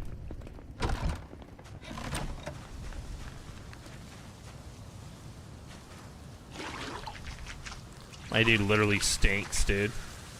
She's being so polite. She's like, oh, I'm just opening the window to just put a little breeze through here. Like, I stink. I know, help. I'm playing Project Zomboid Never Offline. Specifically, this is The Dead Die Here, which is our role play that we do once a week. 3 weeks on, 1 week off. Is what you're watching today. So this is a roleplay server where we tell a story. This is a little bit of the information on that story. Here's a link to the website if you want to know more. This is the 11th session of this storytelling. My character Nathan is, or at least was until just now, on his own. But he's finally found a soul out here. It's been 100-something days in the wilderness, surviving the zombie apocalypse. Nathan's had quite a journey. He's had friends and family, and he's lost loved ones, and he's seen everything from teamwork to selfishness. And now he's trying to rebuild a life for himself. He's got this cabin. He's way out here in the woods. Relatively safe from the undead at the moment. He has some supplies in abundance. He has some supplies lacking. He's gonna need a hammer to make some improvements to this cabin. And he's going to need an axe to cut down wood so that he can keep his fires going.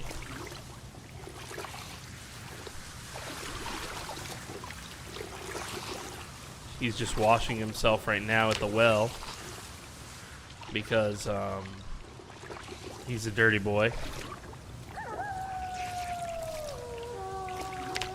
He's depressed out here on his own in this cabin. But this new person that he's met kind of represents the potential for some hope.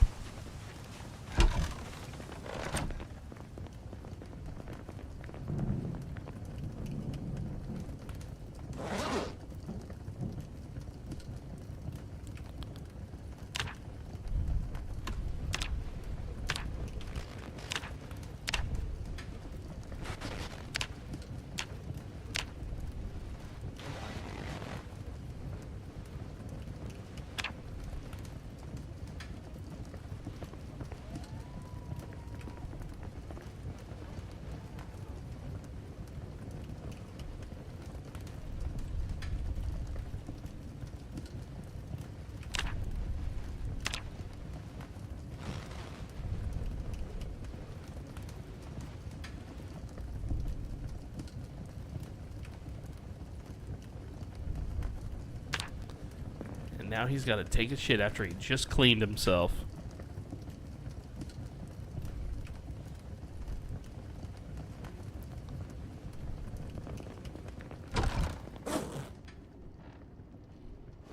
There's a well outside, correct? Yes. I'm gonna wash myself as well.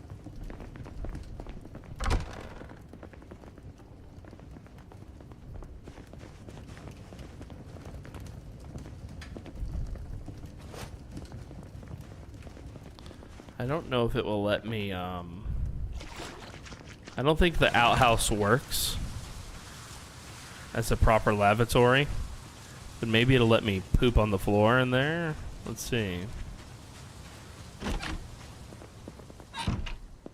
Toilet unavailable, not enough water to use.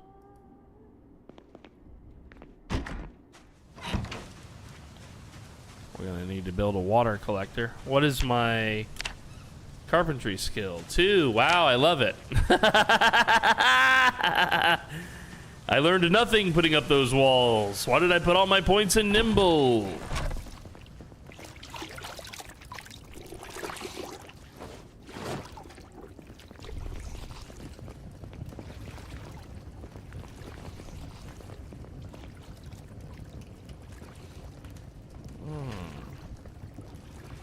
Cannot sit on this chair?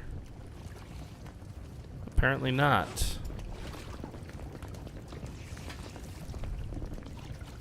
Yeah, see you later. I'm never offline.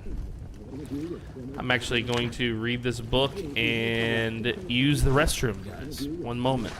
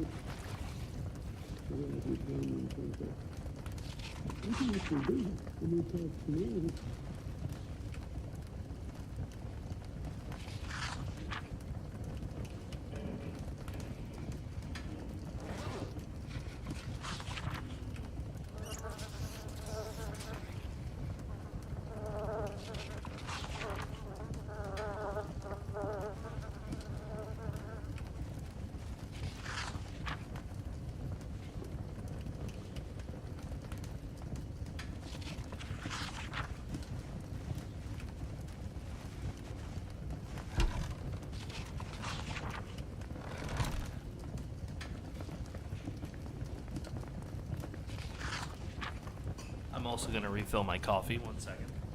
Is it okay if I read one of the books? Crow?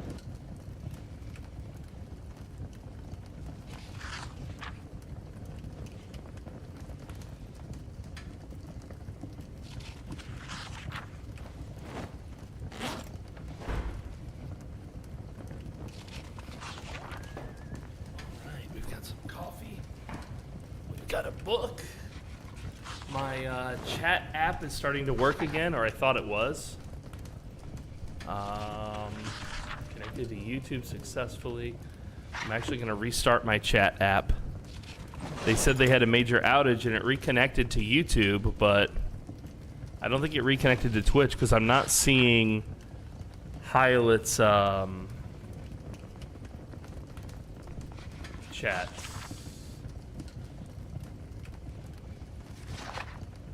Nope, it still says there's a major outage. There is a major outage, says my chat thing. Shouldn't be too much longer.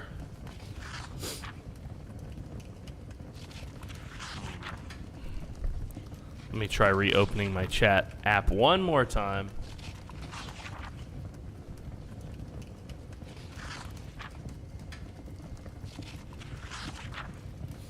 Because it wants me to relog into all my stuff. I don't know if that's necessary, but I will try if it means getting my chat back. Nathan needs to read this fishing book anyway.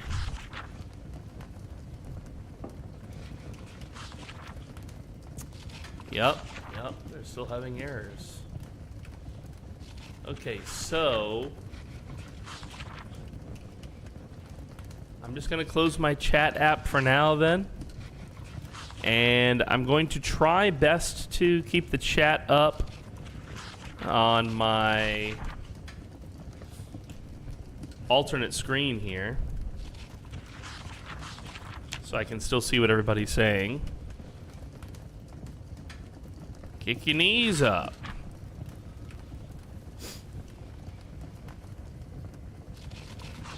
You're listening to two streams. Somebody else is singing. Nathan isn't much of a singer, my man.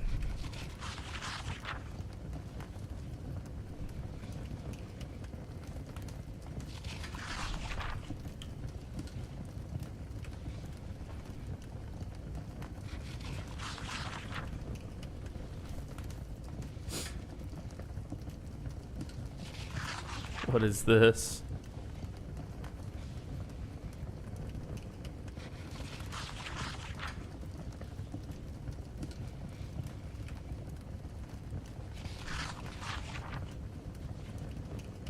What is this link that you've got here, buddy?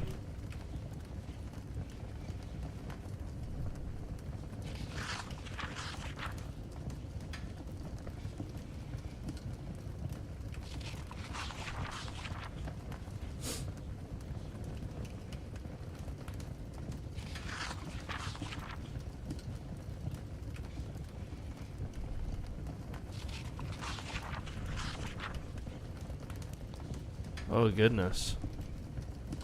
Lunaria, are you going to are you a pooper? Relax.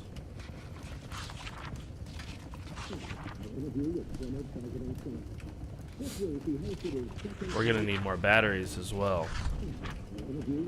Once I'm done reading my book, I'll make like a shopping list for myself. We'll see how this goes. Oh, my own pooping is increasing. I might wipe my shit on the wall, Luna. You're gonna love it. Trust me. I know you're gonna love this. Rate my poo. Is it slimy brown? There's only one way to know. I will require more books. Yeah, there's not much reading around here. No, there is not. It is almost daytime. A few more hours now. The sun is coming up a little bit later now that it is winter. 6 a.m. Do you carry a watch, Lana? I do, yeah.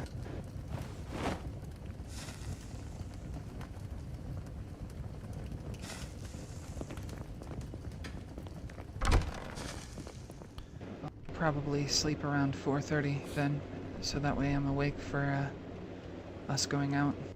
That will be smart.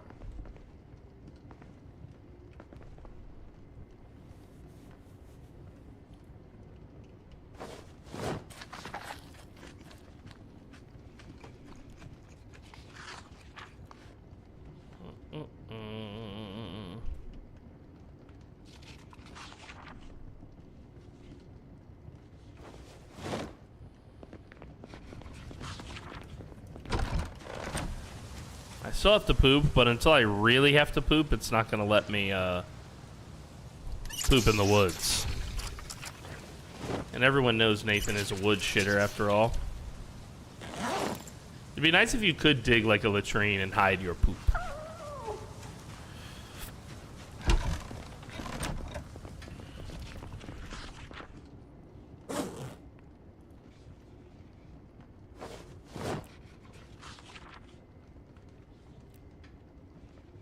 Is that the last of the rice? No, there's still plenty. There's still plenty of rice. This shelf here, I guess it's just junk for now. 2 dead batteries.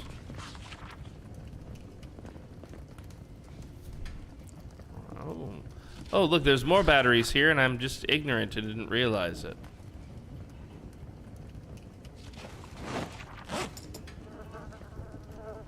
Do you have a flashlight?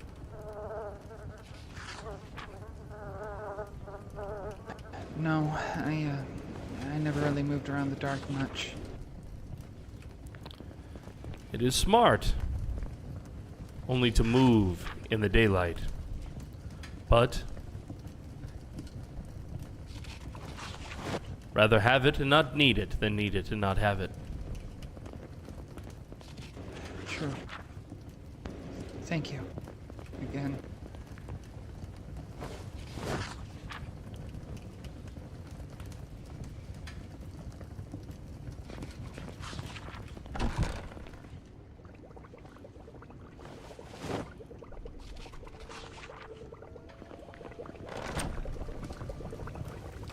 Cooking some rice. We'll get some rice in our belly. Nathan is already hungry again. He's a big boy. I'm trying to remember. Do I have high thirst? Oh, and hearty appetite. Okay, so that explains why he's so hungry.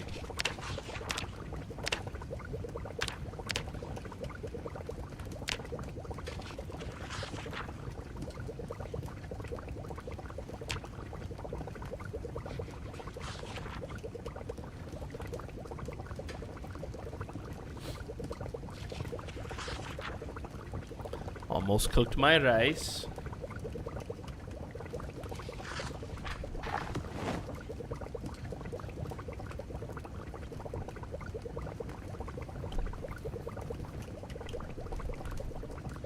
In the morning, we will go on our next run together.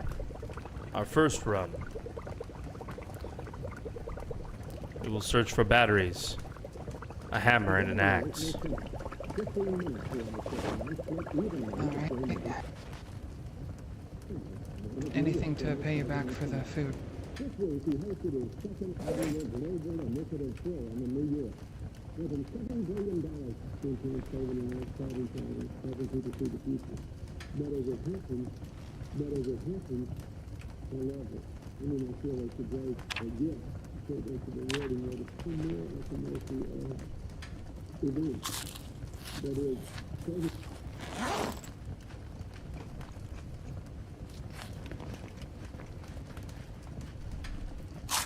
Eating like a real human being with a spoon.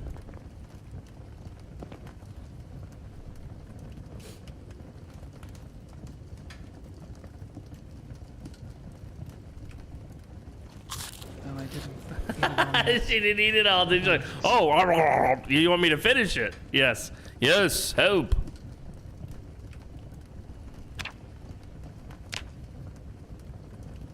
It's my only spoon. I will be on the lookout for a second spoon. Just for you, lady.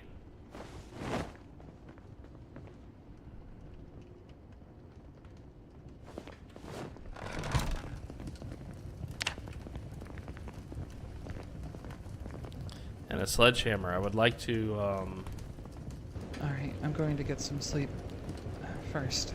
Go and ahead. then, make sure you rest as well afterwards. You will be safe. Okay.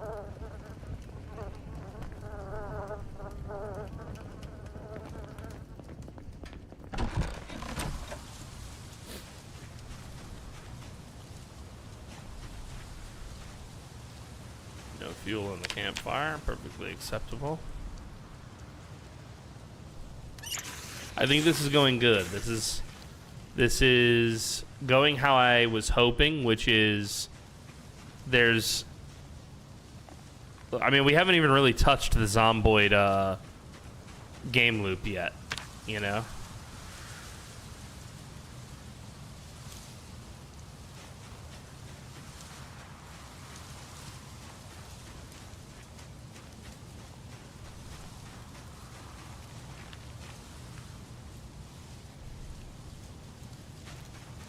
Which I'm personally thankful for. I hit 700 hours in B42 today. I loved B41. I have no idea on settings or keybinds. Help me. You're my only hope. I have 700 hours in B42. Today, I loaded B41. Okay. So you've gone back to B41 and you're looking for the settings and stuff that you should have, huh? Okay, double check my video on training day because it probably has a better read on some of this stuff. But this is some of the settings that I use. I have an uncapped locked frame rate, aim outline for any weapon. It is more immersive to play without this, but the game is so janky that I'm scared to play without this, frankly. I boot up all my texture sizes to the max. I don't use simple clothing textures. I keep all the zoom levels on, mostly for roleplay and looking at my tune. I pan camera while aiming, but not by driving. I try to keep all of my stuff on small or whatever just because I prefer that. I know it makes it harder for you, the viewer, to read some of my fonts, but really I want you focused on the action anyway. 12-hour clock time, Fahrenheit. Here's some more of my settings. On YouTube, you've got DVR, so you can just pause this stuff if you want to, like, take a strong look at my settings here.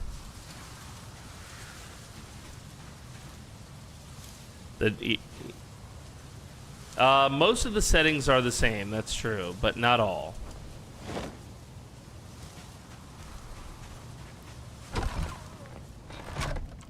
Some of the settings are a little bit different.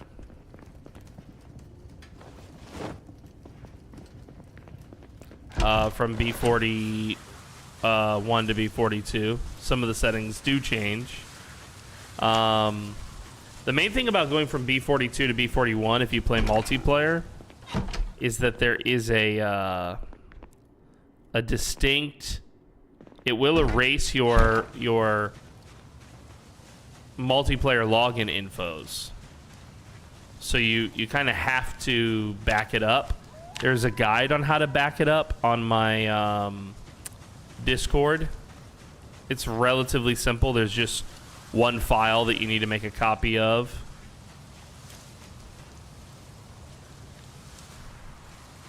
Yeah, there's no hope at finding anything out here in the darkness, frankly. Oh, well, I say that and then I find something. Plantain. Aids recovery from wounds when used as a poultice. Yes, I don't have a mortar and pestle, but I have witnessed Joseph use them to make this stuff. Might be smart to learn how to do that myself.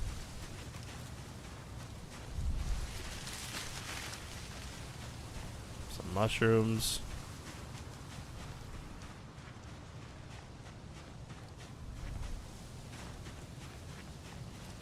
Don't want to run into any trees at night.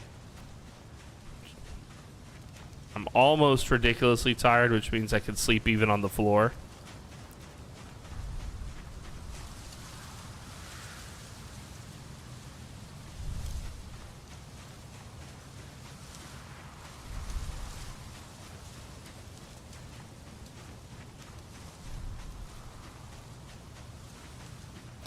And I only have a slight urge to poo-poo. I think you need to be, like, full bladder before it'll let you poo-poo on the ground.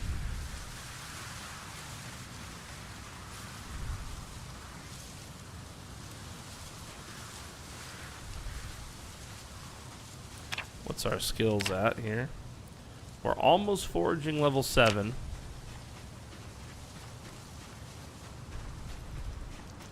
Eat them. Eat the plantains and the sage.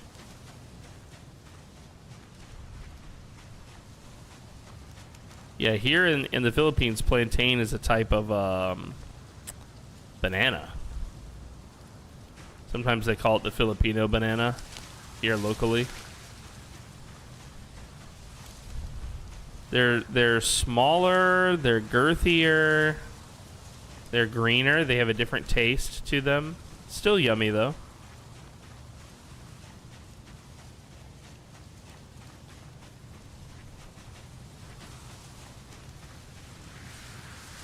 Lemongrass, very nice.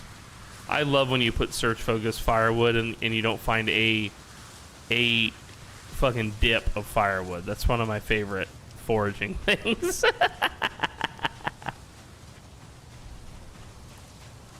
But I'm not complaining. I'll find what I find.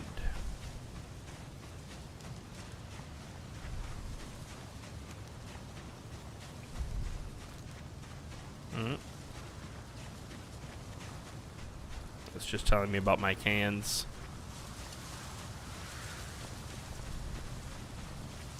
I already know about the cans game. I put those cans there. That was my Thanksgiving meal. Yeah. I will say if you're used to B42, B41, especially the combat, dude, you're going to feel like fucking Superman. B42's combat makes you pace much more. Now, the big thing you're going to notice from going to B42 back to B41, I guess it depends on your gameplay style, but it's one thing that I noticed right away. The combat is more difficult in B42, and sneaking is pretty much irrelevant in B41. Sneaking has spoiled you in B42. In B42, sneaking exists properly. Like, you can actually sneak past groups of undead and shit. Not so much in B41. I mean, sneaking does still exist in B41. It's just so improved in B42 that it would be hard to compare it. You know, it's just so much better in B42, the sneaking. Really, the multiplayer is you know, bang on. That's... B42 is better. The whole reason why we play B41 is because there's multiplayer in this version, you know?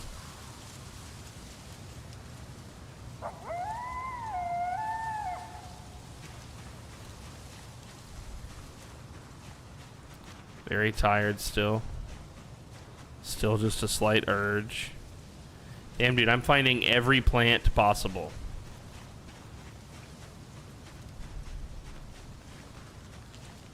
I like that firewood is common, and I haven't found a stick of it. 6 a.m.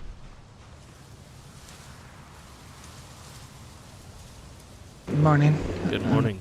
Just thought I'd try to find something that can be useful for us. Yes, there are many herbs on the forest floor. Not as much dried wood as I had hoped. Most of it is still living wood, which will not do well in a fire. I will take a rest now. Okay.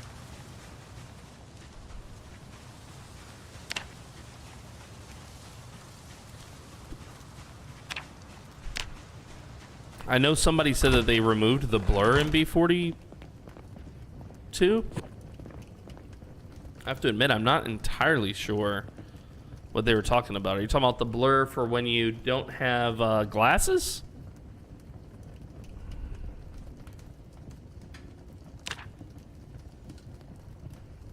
Yeah, let me see here. There was a B42. Let's see. On our Discord in the Brain Drops channel, we've got a link to the new B42 text, the new update.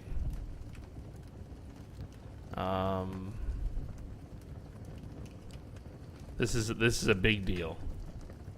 The zombie spawn map is now generated randomly and automatically based on the map. So In other words, where zombies spawn in each playthrough will be different now. Like, it'll actually depend on your seed, which is epic, in my opinion.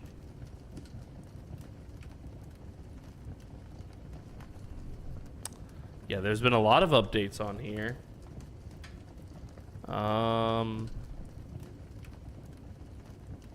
Let's see, is there something about blur? Yeah, added screen filter option to better control over zoom levels that appear blurry. Game is still very blurry when zoomed out. Yeah. I'm not entirely sure what the blur thing is all about. But I've heard a lot of feedback on the blur. I've heard a lot of feedback. Give me 1 second, chat.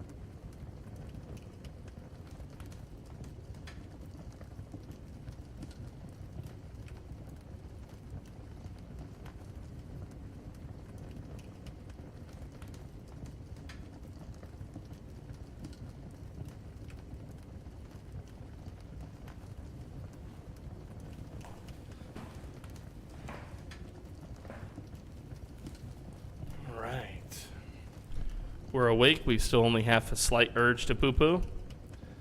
It's time to go out into the universe. Our first loot run of the day.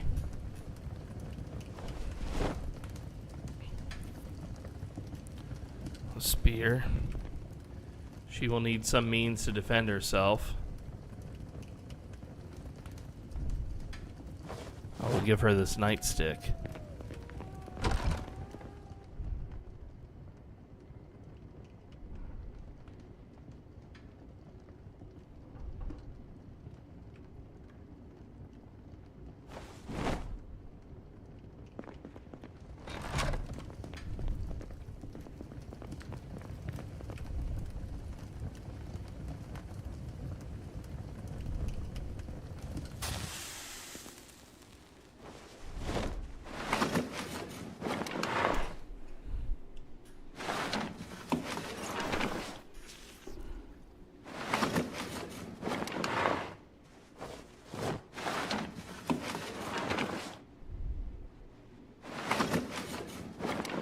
A little bit more.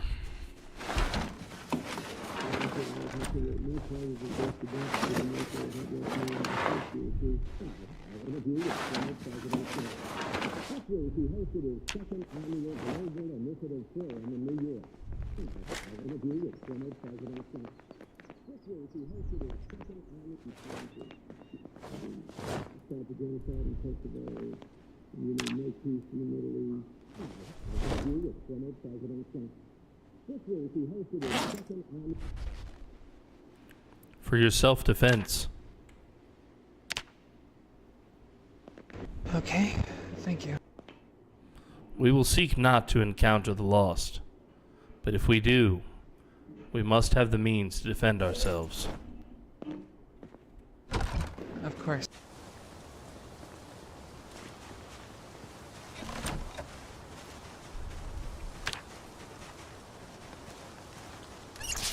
Do you have a water bottle? Or a canteen? Unfortunately, no.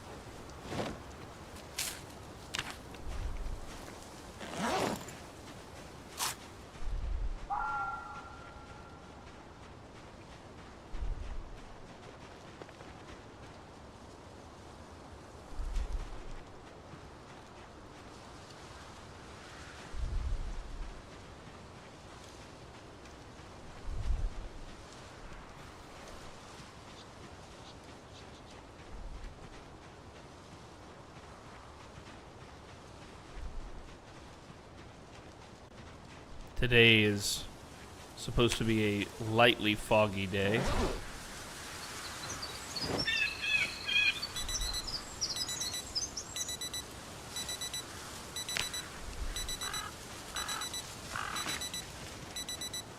Nathan walks very fast.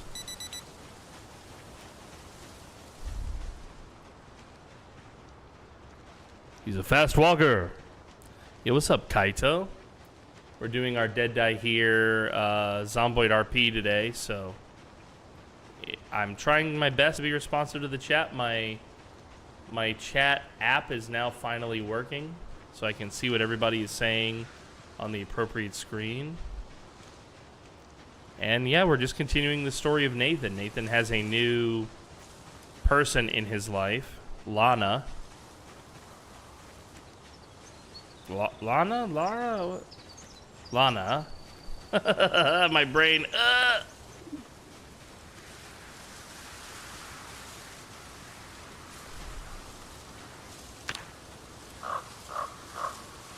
Yeah, no axe, sadly.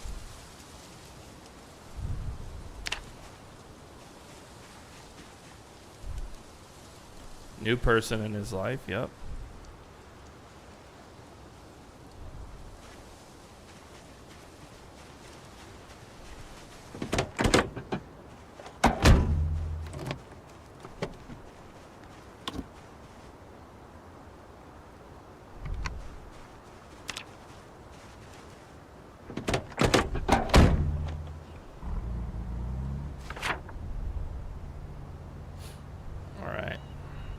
We'll go north, then west.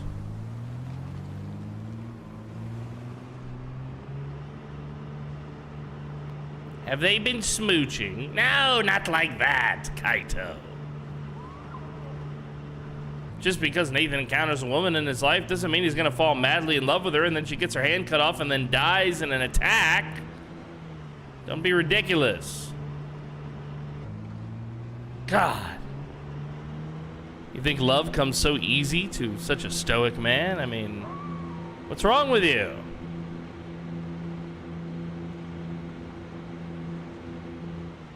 The apocalypse is tough. Yes, survival does bring people together. That part is true of what you've said.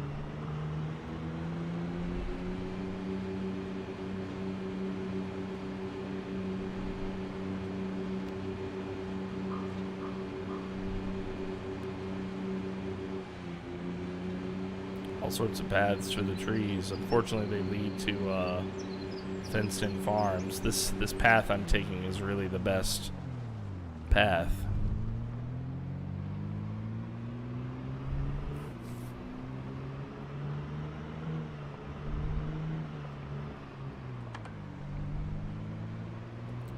Nathan is a quiet man.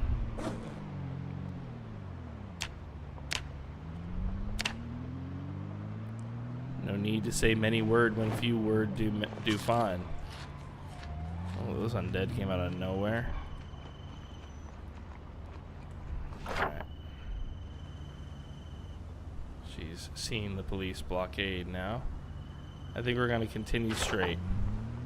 We'll take the bend. Yo, happy birthday to your papa, Kaito. Right in time for Father's Day. Did you get him any gifts? The gift of your time and attention is probably the best gift. It is unlikely that the tools we need will be in here. But it is worth checking.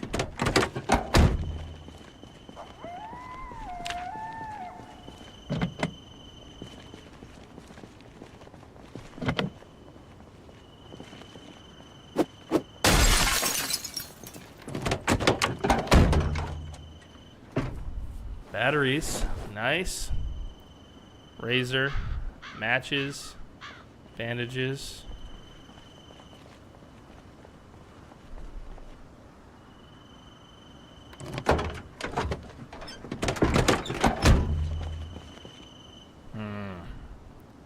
Not useful. The red one had some duct tape inside of it. That could be useful. There were some batteries in the blue car. We are running low on batteries.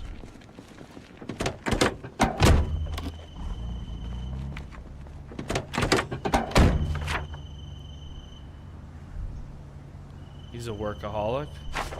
Well, you know why a father works like that, don't you, Kaito? One, to fulfill his purpose, and two, to provide for his family. Whatever time he's got extra to be with you, man, just do your best to make it the best time possible, dude.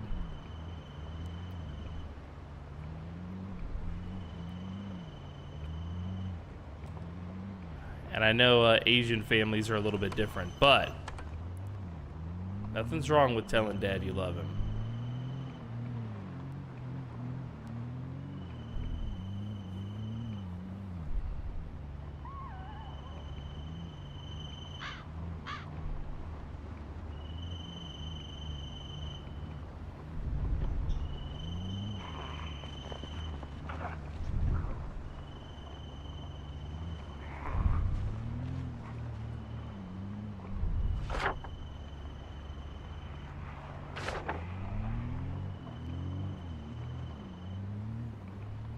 There are more of the lost out here than I have seen before, at least in this area.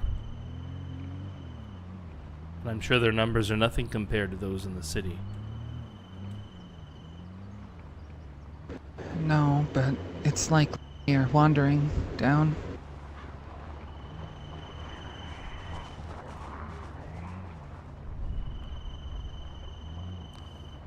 I will need to fight.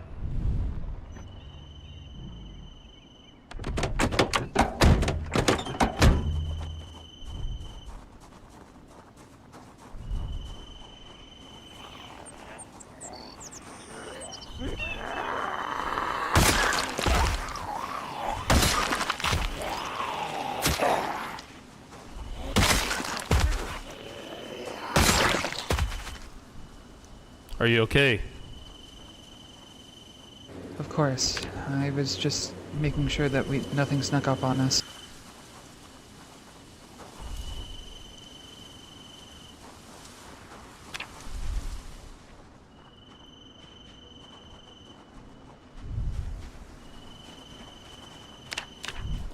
We may yet find old tools inside of here.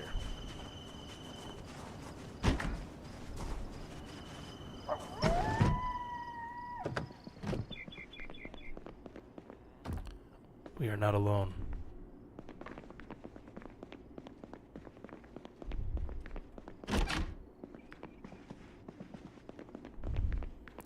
I believe them to be upstairs.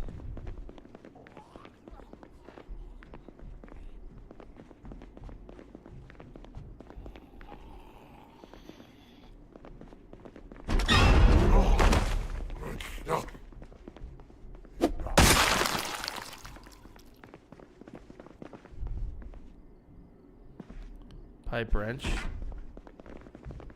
A tool that will come in handy eventually. Some pillows. We'll need that.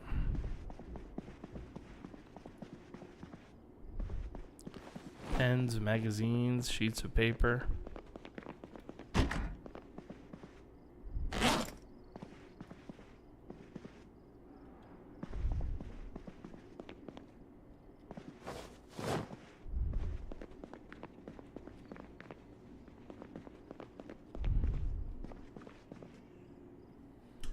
Soap, useful.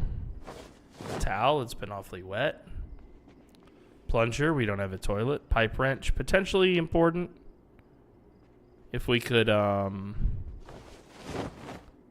manage to repair that toilet. The building is now empty of the dead. It can be further thoroughly searched.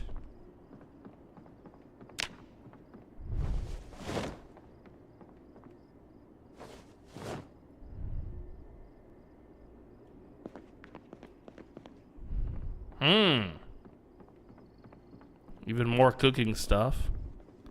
The food is useful.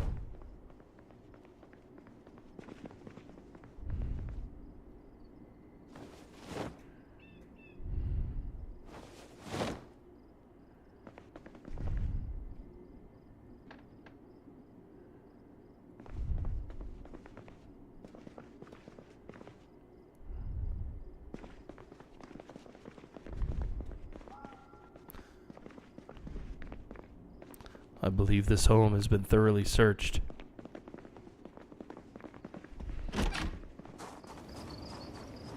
The wind has picked up. Are you dressed for warmth? Yeah, I am.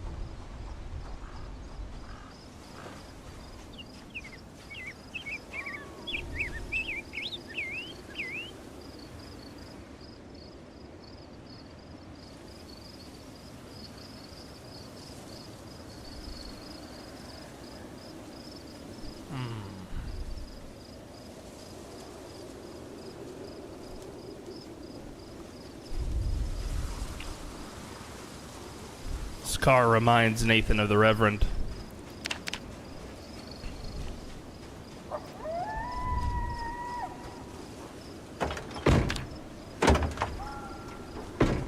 I've been here before.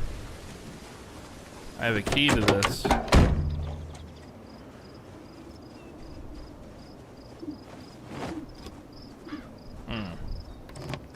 Interesting. I don't remember looting these houses before.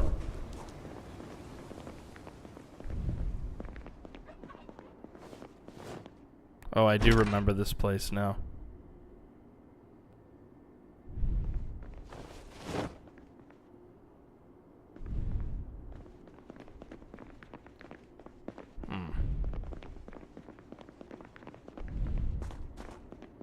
Let's just make sure I didn't leave anything important behind.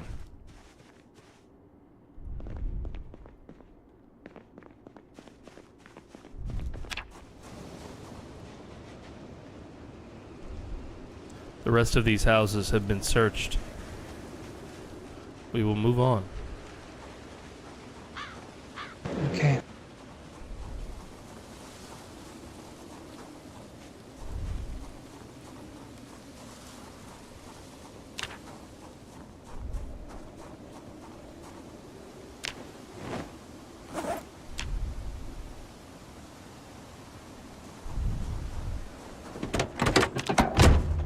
There was still a log left in that pile of logs. Useful, thank you.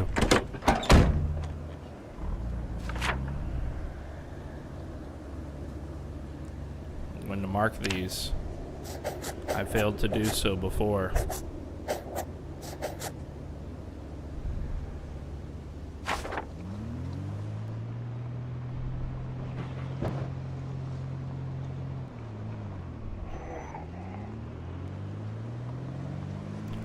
What's the status of my weapon?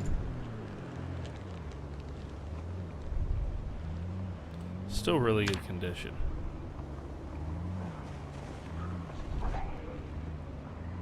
This is quite a few right here.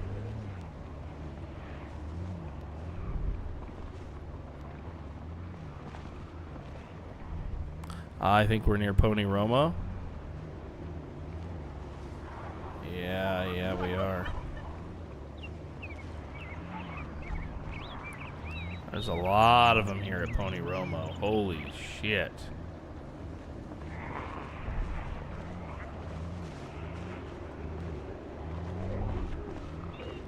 These houses down here are inundated with the dead.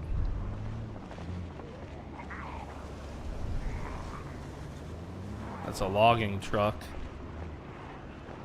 Might have what we want. Probably a better, safer spot to search, though. Gas is not currently an obstacle for us on this truck. Yo, what's up, El Makai? Good to see you. Mental keying is everything. We gotta key ourselves properly.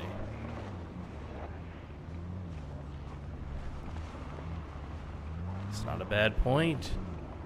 Elma. Good to see you again. We're doing our Dead Die Here roleplay. This is a once a week roleplay show that we do in Project Zomboid.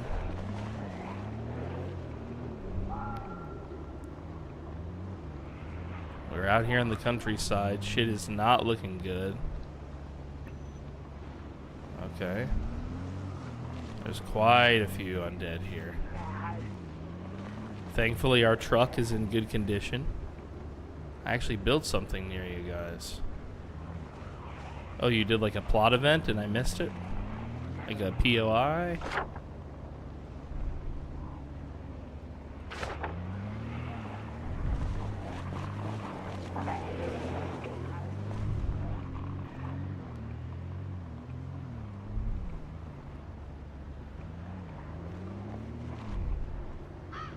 Oh, you know what? I also need to check my DMs because I'm pretty sure, Brick, you sent me something important. Yes, I see it now.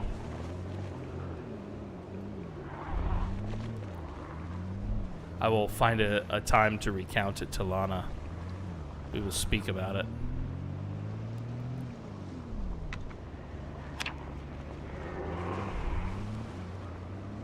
This is too many right here. But we are going to need to move up into one of these driveways. We are approaching the town. I'm going to try and pull into this driveway here. There may be a fight. If I need to hurt any of them, I'm not going to let you get hurt, so if I need to come in, I will.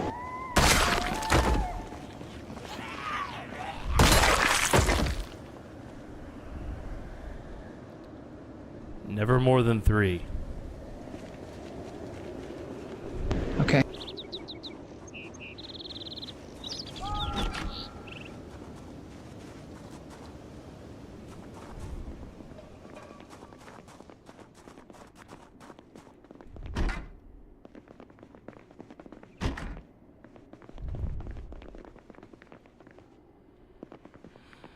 Plenty of food, but I do not see the tools.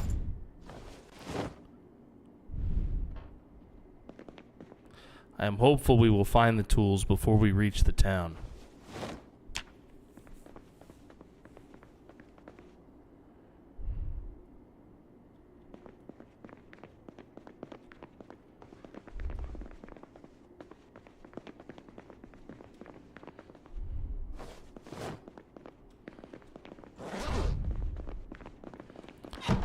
I will use this opportunity.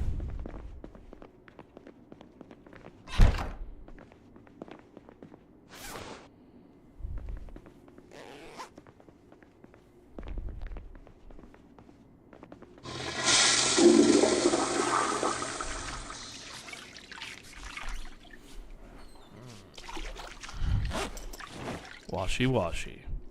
Hello, Brain Dead Collie. What a great username. Good to see you. We're doing our Dead Die Here. This is a weekly roleplay campaign that we do. This is season 2 of the campaign. Each season, it's an anthology, so each season is unrelated to previous seasons.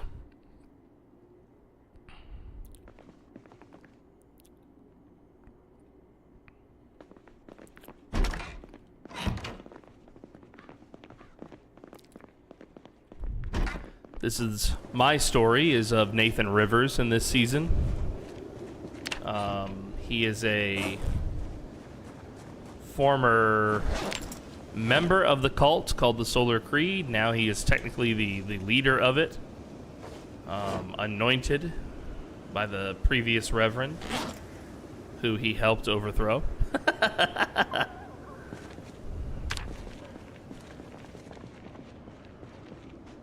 There are 3 more in the neighbors. Let's try to enter the building from the back.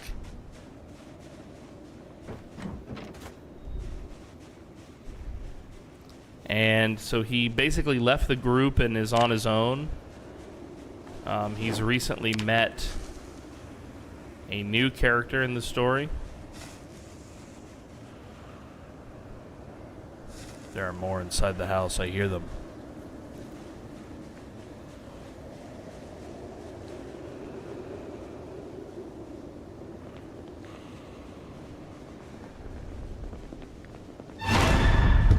Oh, yes. 1, 2, 3. Maybe more than 3. Is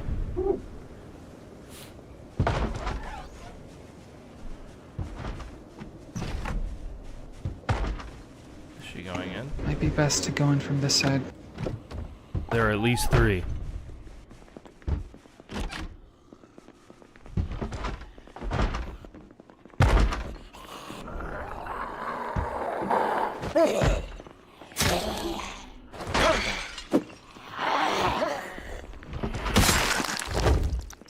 One.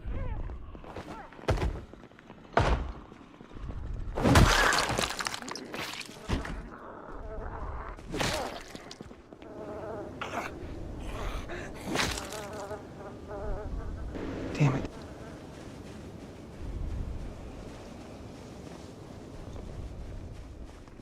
The ones in the front don't seem to have noticed the window break.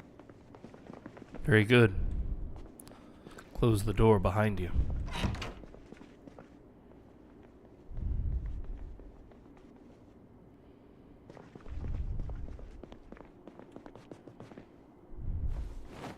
Carpentry 4, trapping 2. Some of this knowledge might be useful for her now. What's up, Mako? Good to see you, buddy. Oh, hammer, score. That's one of the items we were looking for, chat.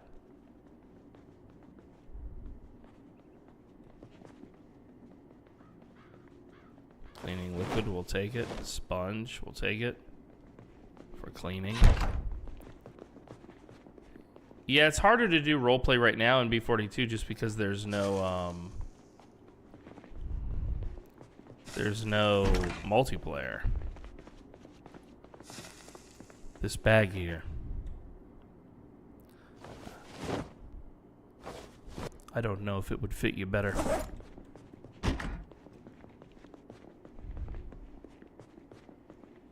Shotgun shells, nice to have. I don't think we have a shotty. I don't actually know if we do.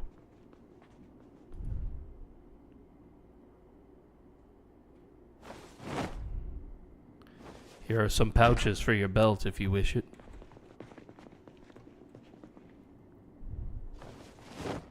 A rifle, rounds.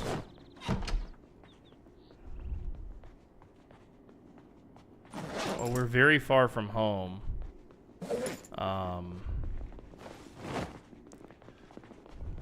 I have found a hammer here, but as of yet, no axe.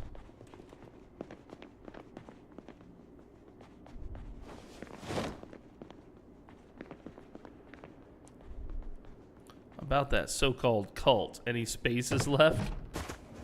Yeah, Nathan is kind of trying to rebuild the Solar Creed. In a way. You can barely see it, but he's got like a black rose pinned to his chest. It's part of what marks him as the rightful heir to the Reverend.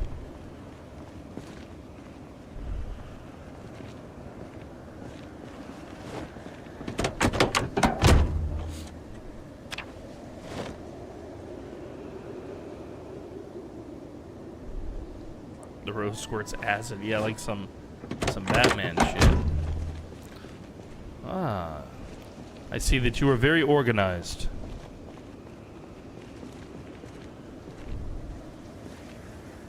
Yeah.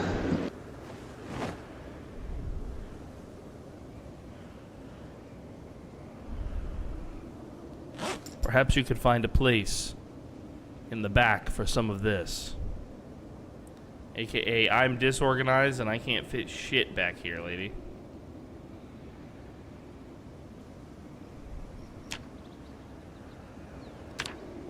Do you think it will fit? I should be able to. I think so, yeah.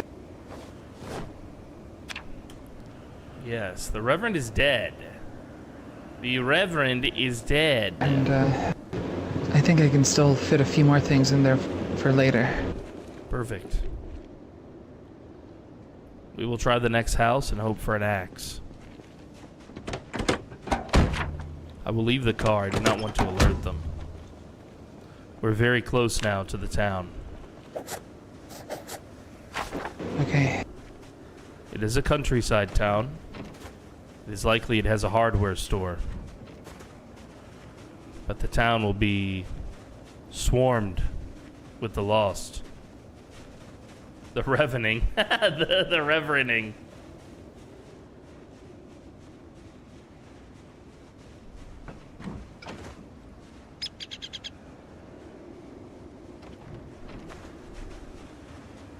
Yeah, we're right. We are now right at the edge of town.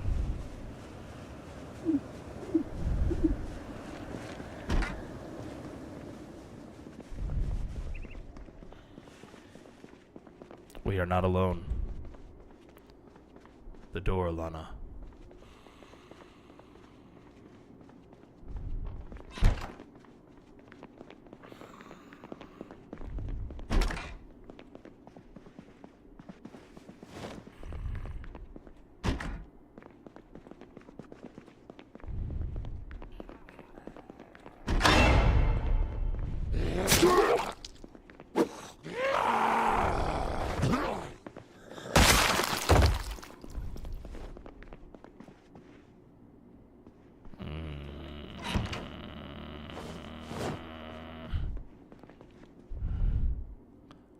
An axe.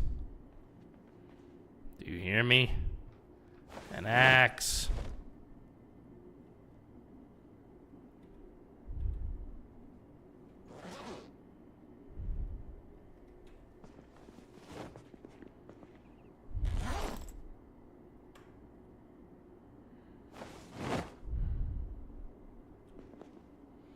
What little bit Nathan can put in his backpack, he will. I'm a disorganized character, so I have a very low inventory capacity. But I have extremely high strength, so I have a high individual carrying capacity, like in my pockets, but essentially my, my backpacks and such have very low space. Like this huge backpack only has space 14. As an example. There was plenty of extra food. I just packed it away in my bag for now. Very good. No axe.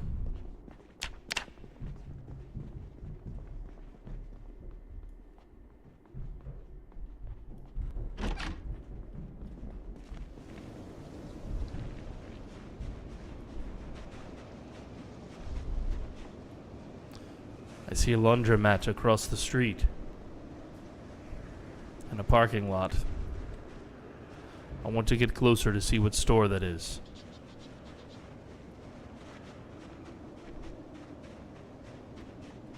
It looks like a bar.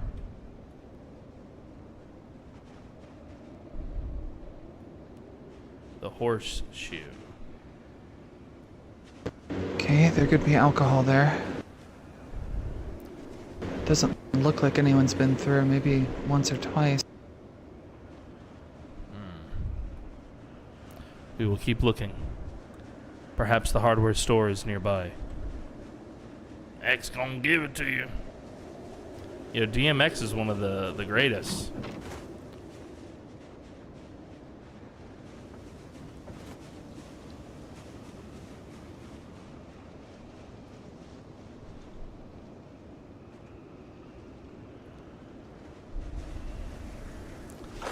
see how far is the gap between these. Okay.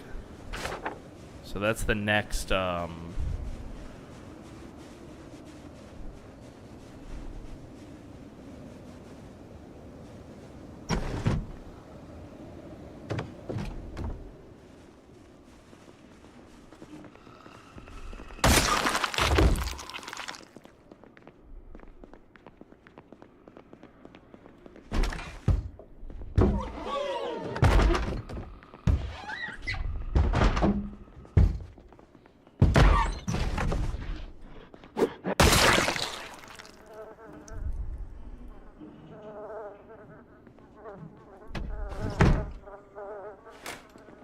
Did chats fix? Yes, I can actually see you guys now in the chat. That's true.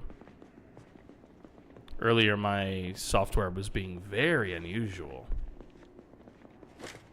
At least it identified that it was its own issue, not on my end. Beer and lard.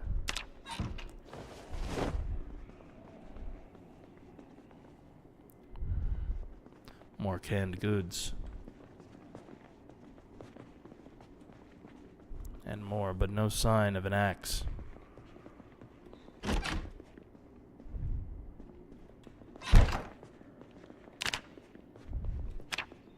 There are more close to us.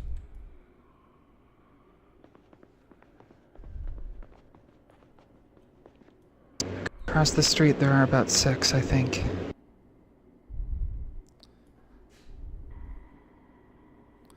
There is one outside of this building. I'm sure of it.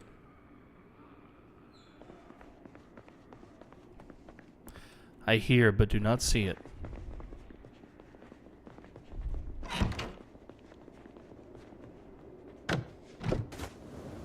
It is safe to come through.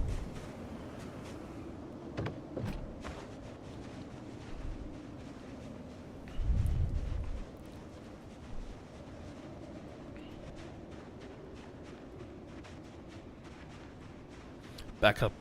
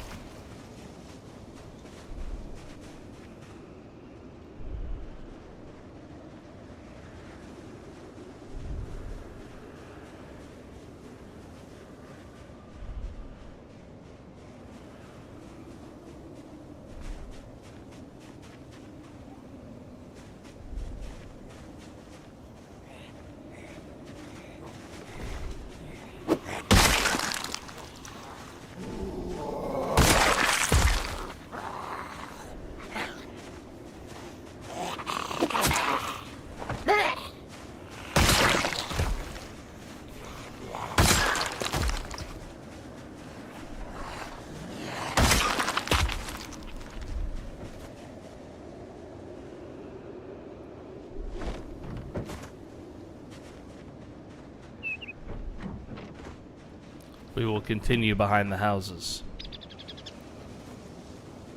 This is our best bet at getting closer to the town. Potentially finding... Oh. 2. Oh, shit.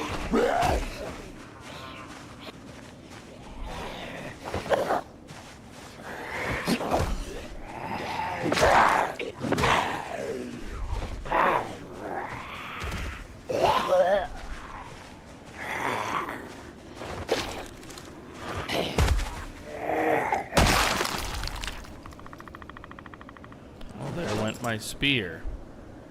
You have a spare weapon? Are you okay? I am okay.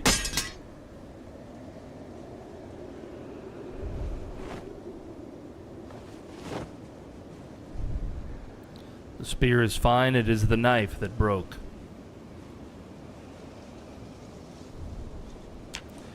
If we find another, I will repair it. We have some hours yet before the sun begins to go down.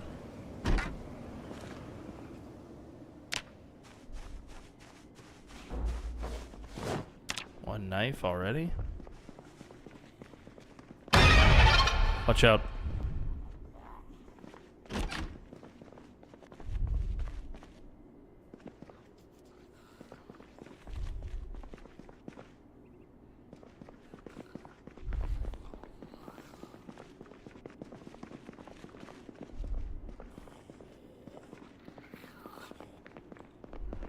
The zombie's playing games with me.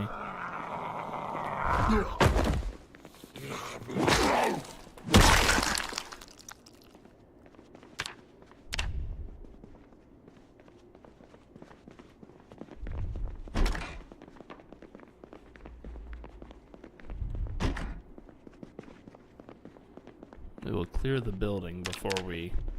There may be tools in here. Wood axe. Whoa! Score!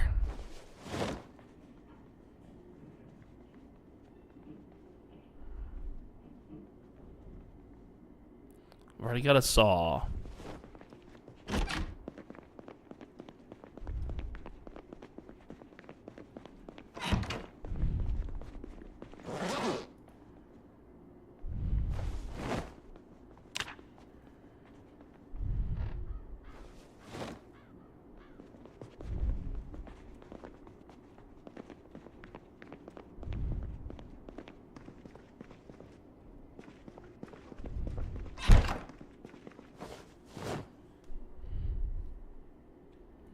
Bowls and plates, dried mac and cheese. Any kitchen knives in here? Nope. Alright, let's see. Can we build a spear? We could attach the bread knife if only we had some fabric. I'm getting kind of hungry. Is it okay if I eat some of this food here? Of course. Your sustenance is important. Tend to yourself.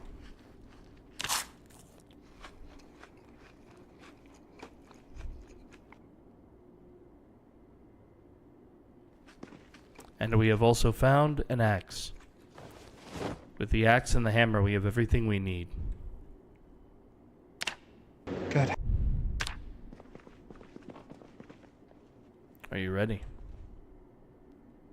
Yes, I am.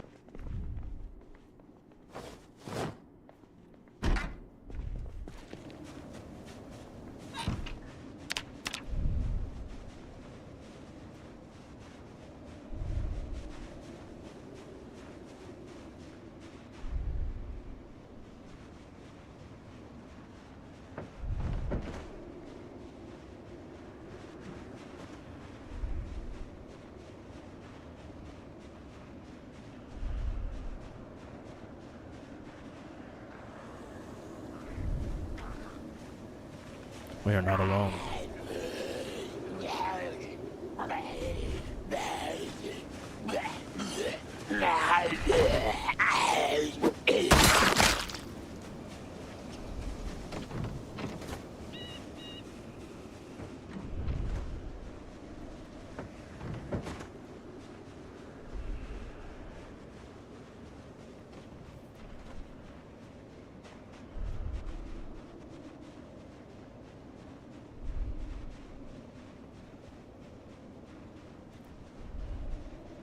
Yeah, Twitch is being weird, guys. If you're having any visual stutters or something on Twitch, I'm getting some reports that Twitch is having some issues. But the show is also live in the full screen format on both YouTube and TikTok. So there are, if Twitch is really acting up today, there's other places you can watch the show. And just as a reminder, you can always find the show if you miss it. On YouTube, the VOD will always be there.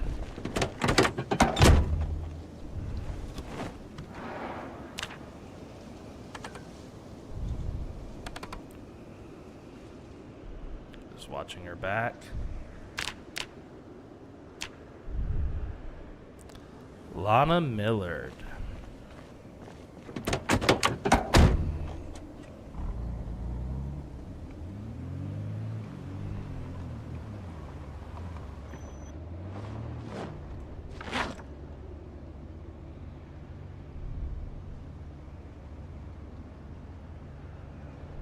To the end, take a left, take a right. All right.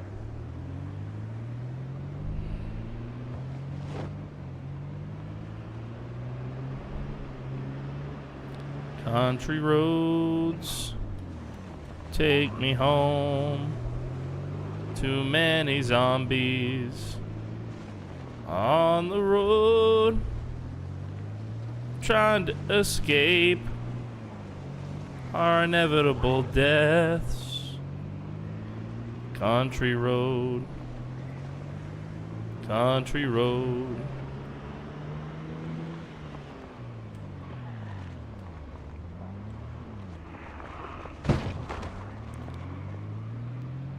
Hydrate. Thank you for the reminder, Kenix. Yeah, I've had some coffee, but I don't think I've had any water in a couple hours. That's a good reminder.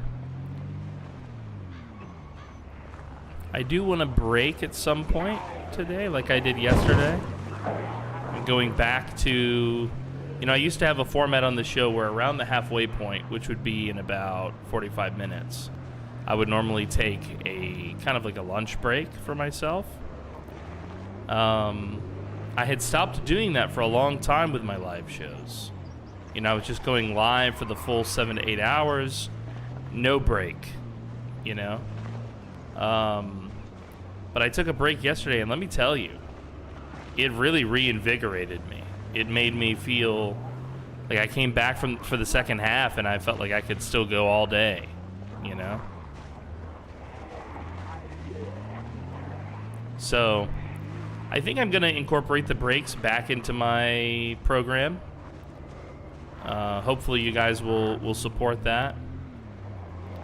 I think it's a healthy thing to do. I think it improves my overall performance and ability to do the show perform the show at a high level.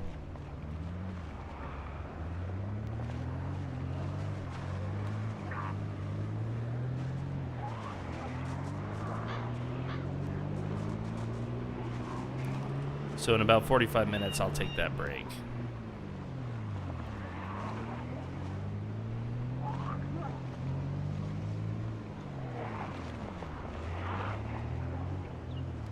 This is our road, chat. Now we follow this until it turns us to the right.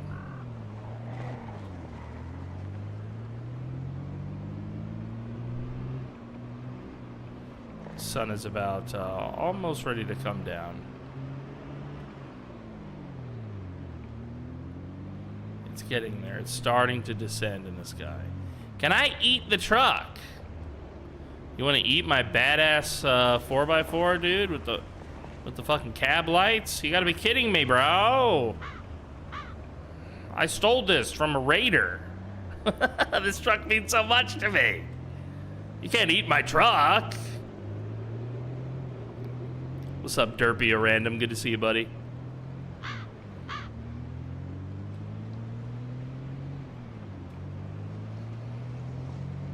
This is session 11 of filming The Dead Die Here Season 2.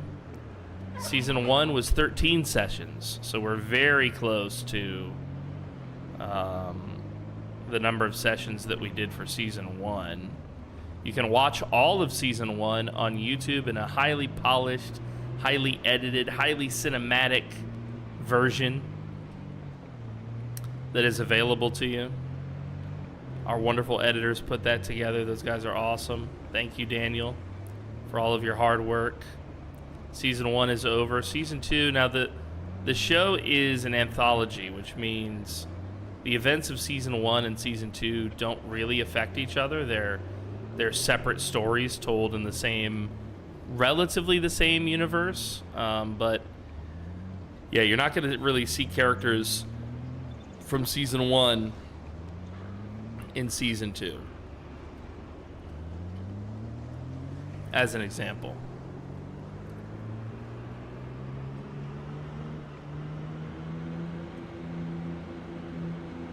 So in season 1, I play a character by the name of Rex Marksley. He's a former convict. At the start of season 1, actually, he's still a prisoner. He's still in possession of the law, basically, or the law is in possession of him, rather. Season 2, I play Nathan Rivers, who we're seeing today. And Nathan is a wilderness guide for adventurers and tourists, basically. That's what his life ultimately boiled down to. The premise of season 1 was we were strangers who were meeting and surviving at the mall. The premise of season 2 here is that we are a cult, an apocalypse cult that called it, basically. We knew the apocalypse was coming, so we were a little bit prepared for it.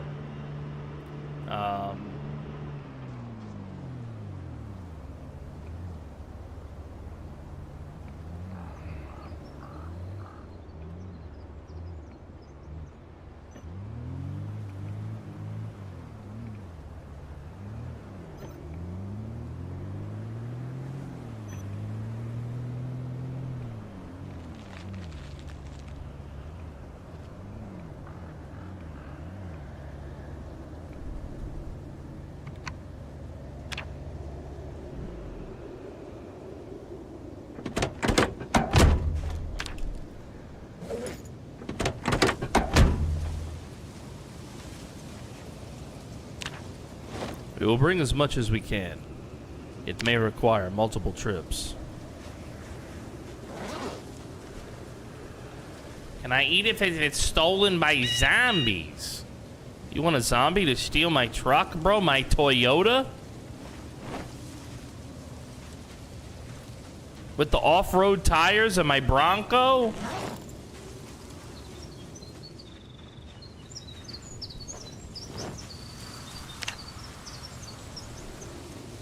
Yeah, she has a spare bag. I might want to grab one for myself when I come back here. That way we can get even more stuff out of here.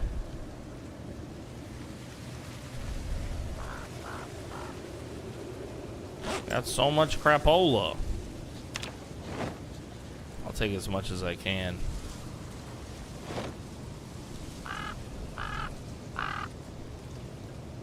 Wow, I can really load up.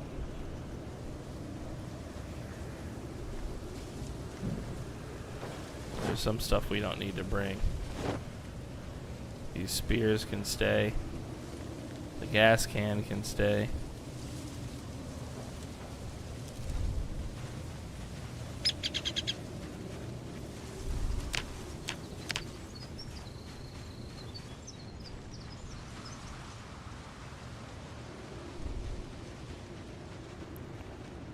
I will begin the process of clearing these trees, that we may move the trucks closer. It will take several days, I suspect. Yeah, likely. If we have a saw, I can saw them into something useful for building. We do. Ads? Sorry about the ads, chat. Use these cheat codes in my link to get around the ads. There's various blockers you can use. I'm not sure how many ads are getting served on YouTube, but I know Twitch serves quite a bit of them. Also TikTok. I'm not sure what kind of ads are served on TikTok either.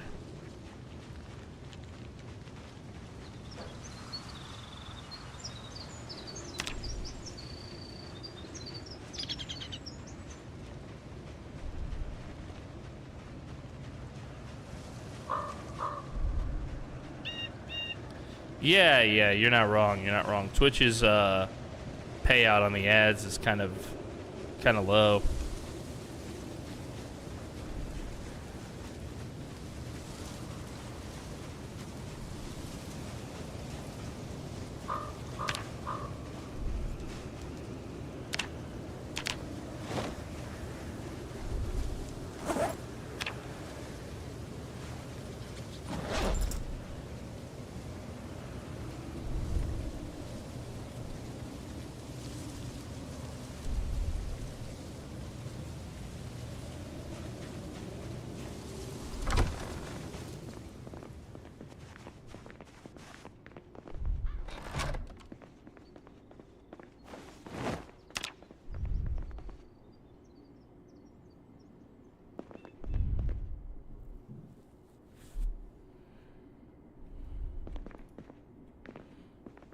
Okay, we actually have a little mirror now.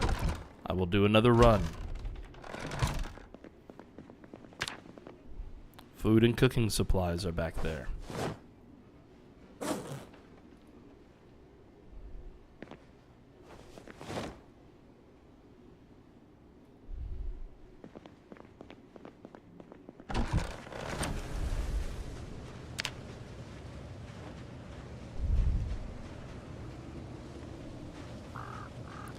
Twitch is Mr. Krabs, bro. Yeah, they're kind of... Yeah, Twitch, well... From humble origins, right? With Justin TV. I mean, for the most part, with regards to Twitch, I feel thankful that they've given me the opportunity to connect so well with my audience. I think that Twitch is the best platform for the audience. Now, the ads mess with that judgment a little bit, obviously, because there's a lot of ads on Twitch. But, you know, like the chat interactivity that you can do on Twitch, like the polls and stuff. And I understand YouTube is trying to mimic some of that. And I hope that they do, because that's great. I would love to be able to be even more interactive with my YouTube audience.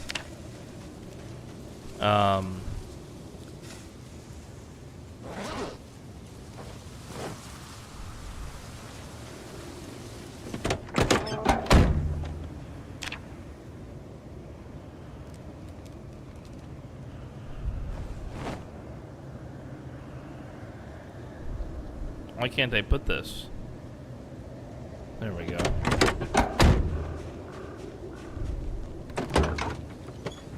Oh, so much crap.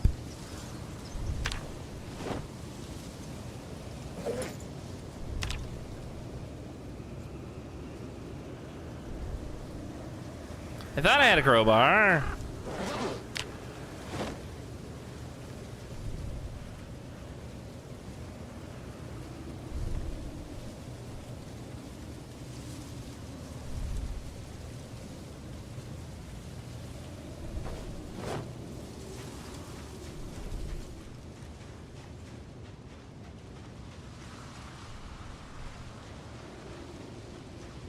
Derpio Random on YouTube says, I only had one ad. That was a bit before you said sorry about them. I see. Yeah, I think YouTube serves less ads, and YouTube's relationship with the advertisers and the creator, I think, is much better. Like, I'm actually able to specify if there's certain ads that I don't want shown or topics that I don't. Like, I really don't want... like adult stuff advertised to my audience, specifically gambling. I don't mind alcohol, I guess, but I really don't want... I mean, I try not to judge people for their vices, but gambling is one of those vices that is like kind of insidious, you know? So I really don't like to see gambling advertised to my audience. So I'm able to actually specify that with YouTube, which I like. It's a really nice convenience. And YouTube is very clear about, like, the ads that are getting served to my audience, what they are, for the most part, what categories, and what, like, how the relationship with the advertiser works in terms of the payout and stuff. So it's really nice.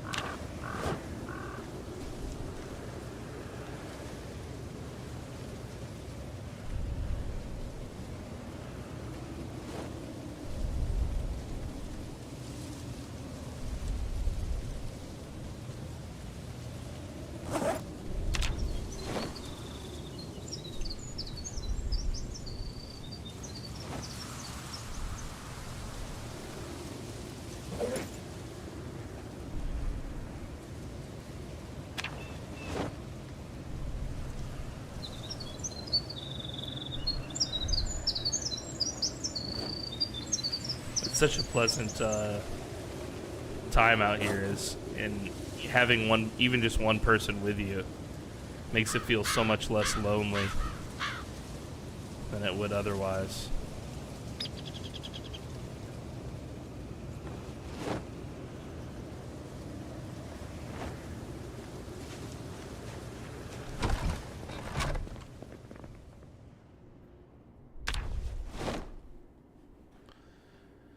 Carpentry 4, which I'm nowhere near Carpentry 4. Farming Volume 1. I got a duplicate.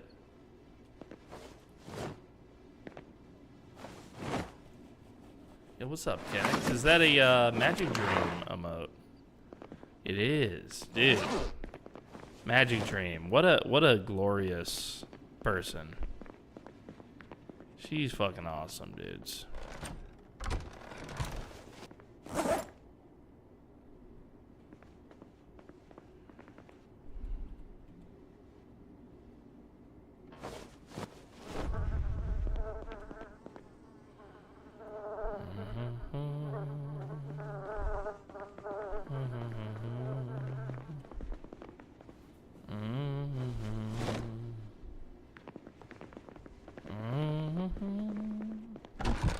I accidentally ate the muffler. Oops. Sorry, muffler man. I made a big oopsie.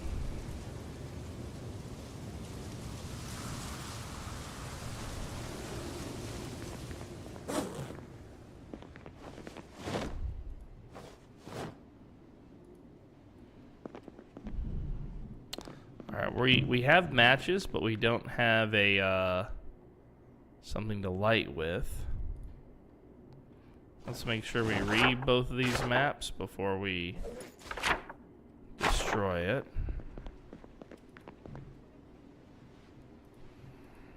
Ooh, do I not have matches? And am I without matches? You gotta be kidding me. Yo, Hearth and Harmony! With the raid, baby, the raid! Wow, it's great to see you again. Thank you so much. Welcome back, welcome back. What were you streaming? Were you storytelling yourself? In some capacity. Can I not burn a map as fuel? To start a fire? What's going on? Why won't it burn? Yo, Aurora Rose, welcome, hello.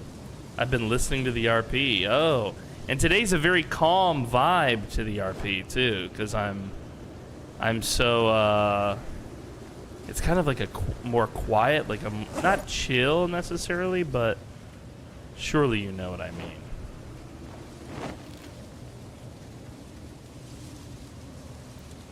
Well, thank you for the raid. You are awesome. Welcome everyone from Hearth and Harmony's show. She's one of the good ones. One of the good ones. Let's see if this will burn. Here we go.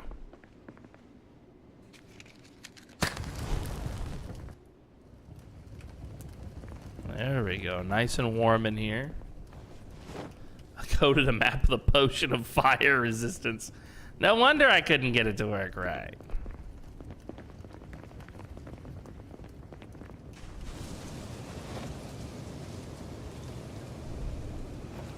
Wood axe. Saw. Shovel. Yeah, now that I have a shovel, I gotta do what I gotta do. I'm gonna put the saw and the wood axe here amongst the logs.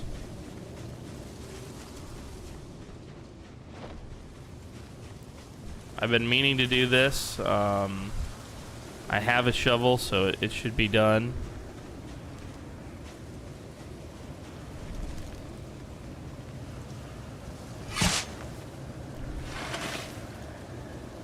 Yeah, I'm gonna bring back my breaks. I've been working on some music anyway related to that. I used to play Girl from Ipanema during my breaks, which was always very relaxing. Probably one of my favorite songs of all time. And I can't do that now, especially being a partner on YouTube. They're very sensitive about playing copywritten songs. So I won't be doing that. But what I think I will do is play different music of my own making, related to, like bossa nova. So.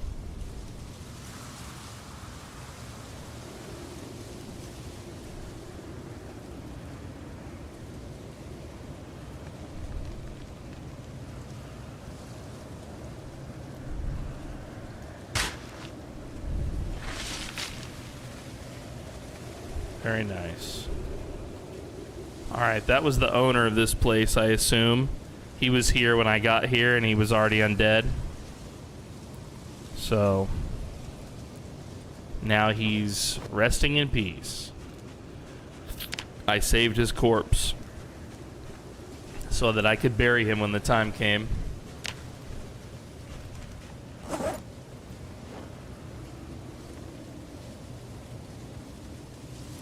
Oh, we found 2 hammers. Very nice. Let's see. Spear with a bread knife. Very nice. Very nice.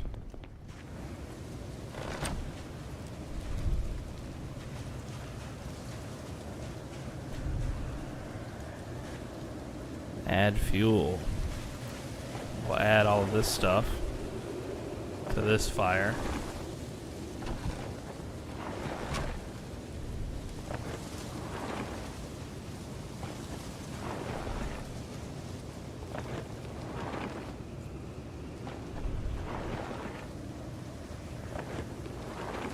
I might actually go get that shovel back.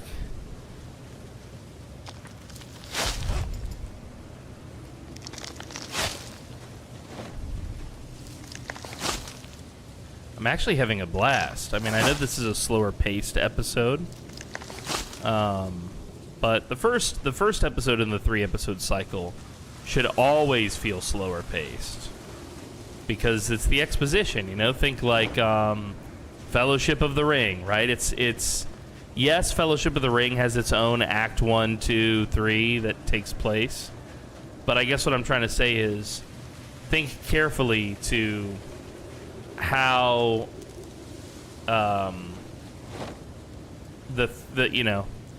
Fellowship is clearly Act 1, right? Yeah, it's the setup. You're getting everybody ready for what's to come. Now Nathan has had a dream, of course. He hasn't communicated it yet to his new friend, but he will. They're gonna need to have dinner again tonight and talk about all that.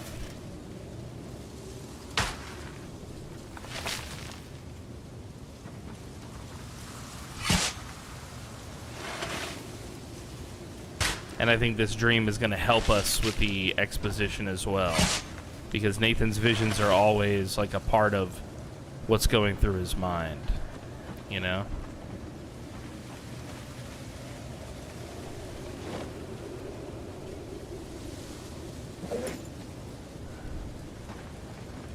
Dirt bag. Yeah, let's see. Pour into. No. There's a way to, yeah, here we go. Pour out dirt.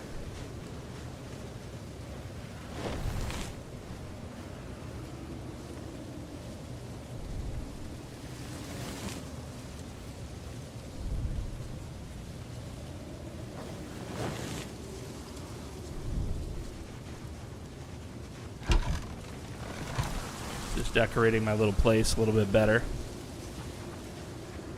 I made a new thumbnail as well for YouTube to represent the change in Nathan's journey. Obviously, there's a new version of Nathan in the bottom left corner of the screen as well.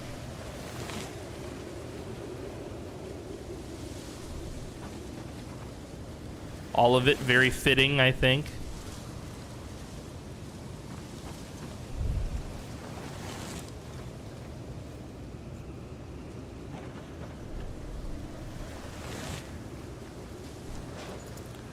If you ever want to talk about it, Hearth and Harmony, I'm here to chat about it. Even if we don't voice chat, you know, even if we're just talking in our creator Discord that we have.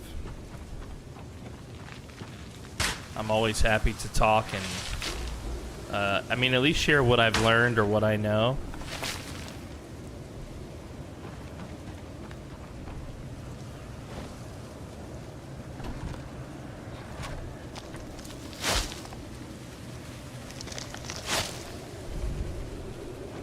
I don't claim to be perfect at it. I'm still learning myself. But I do feel better at it, I guess, than I used to be. Yo, Gumby with the raid! What's up, Gromblin? Got a lot of good people here tonight. Thank you, ladies. Did you survive, Gumby? Did you make it out alive? I hope you did.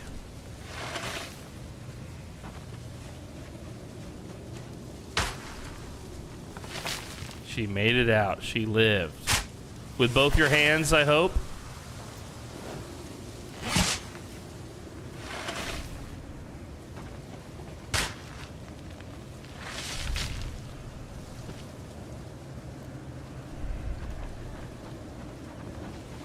We've got some complicated stories going on, you know. A lot of us are separated. I know some of us are still grouped up.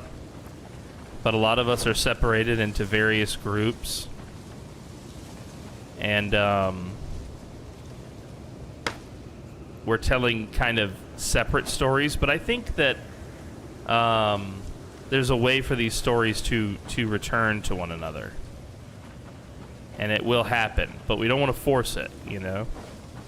That's one of the most important aspects of all this to me, actually. I was telling Brick and Frosty. I was like, it's so important to the audience that whatever happens next makes sense, you know, that it fits in an immersive way above all other considerations. You know, if there's an issue with the pacing, you know, we can cut that together in such a way where that pacing issue won't happen in the YouTube cut.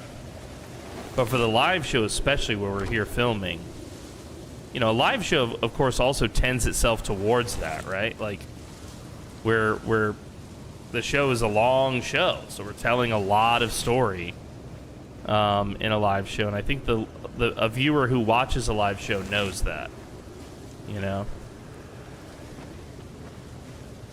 Like, could you do a long story like this on YouTube? I'm not sure. I'm not sure the YouTube audience would appreciate it as much, except for the ones who are watching the live. Obviously, if you're on YouTube now watching the live, you enjoy a long show. But, you know, for cutting it together for the final cut for YouTube, I think it deserves a little bit more, not fast pacing, but you have to be more mindful of it. What's happening? Am I starving? I am. Wow. Okay.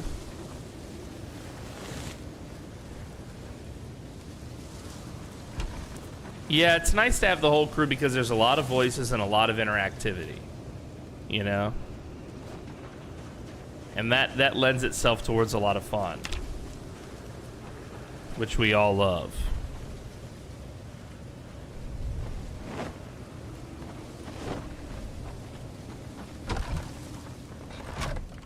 All right. Let's cook some grub here, guys.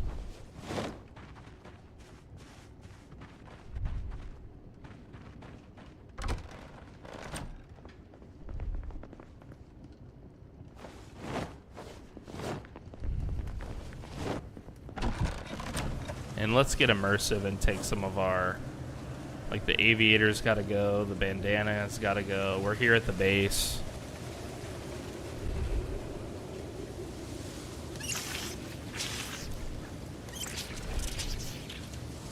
I'm excited to game with you again next week, Gumby. I just thought you should know. I think we should start with Yogg, where we left off. I don't know if it's saved where we left off, so we might have to redo some of our decisions. But I think we should start with Yogg.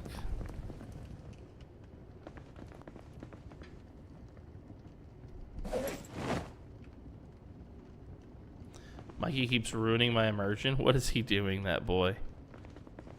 What is that crazy boy doing? Mikey, what are you doing?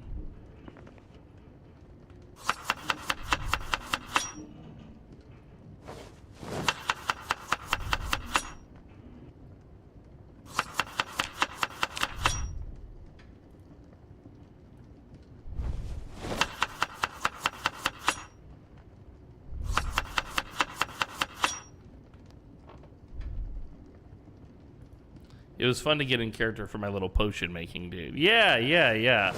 I've actually never seen somebody get in character like that with that game, and I've played it with a lot of different people. So I have to admit, I was pleased with your approach.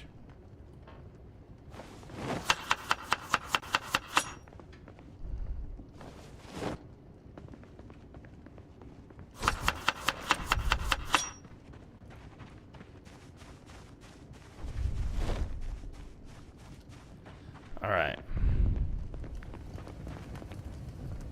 Let's cook this rice.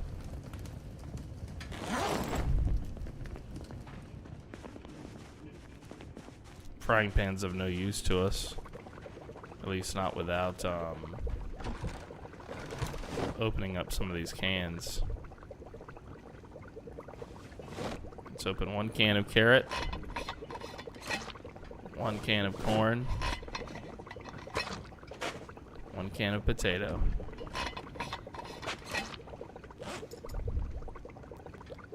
Add potato. Add carrot. Add corn.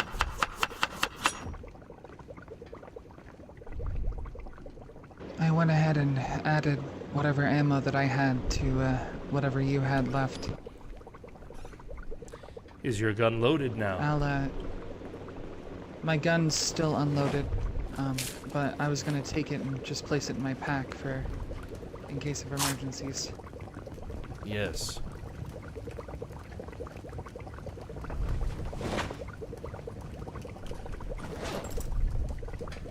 I am cooking dinner.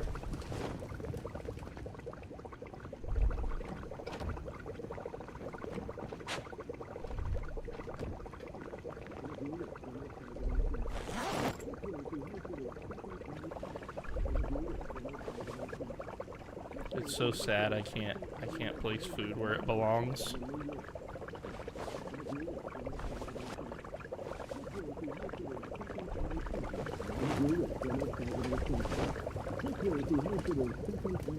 She's got it.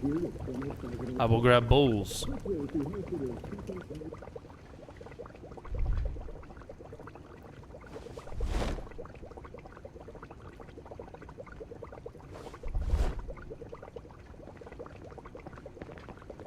I also found extra spoons for us somewhere.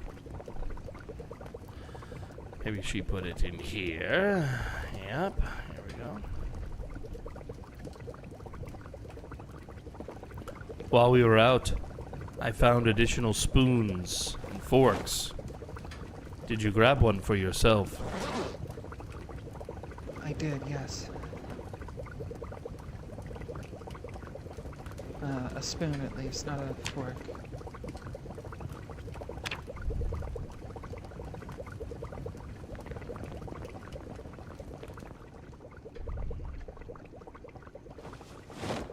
Now Crow has a homie in his little doom pile unorganized homestead. How dare you! This place is so organized. There's just trash on the floor because I'm dirty. How dare you, sir? But you're of course correct. Crow does now have a little homie.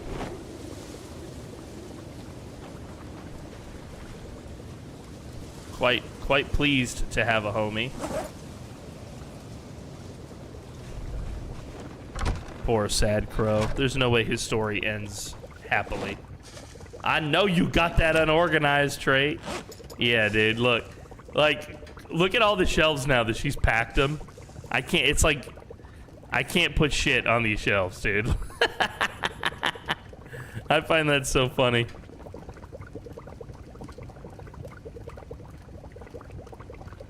Like, one person shows up, Crow's whole life changes, dude. He's like, how is this shelf so full?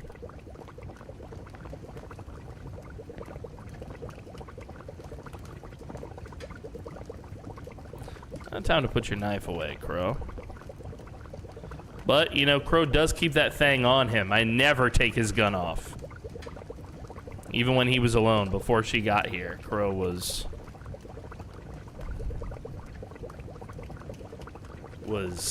not about that gun life, you know? JoJo's part of that inventory Tetris gang, dude. Yes, she is. Yo, JoJo's been a great addition to this. You know, she's... What I like most is that she seems totally chill with the pacing. You know, that we have this time to just explore these characters, you know, without sticking too strenuously to the Zomboid loop. Here you are. I prepared the bowls for us since you made dinner. Thank you.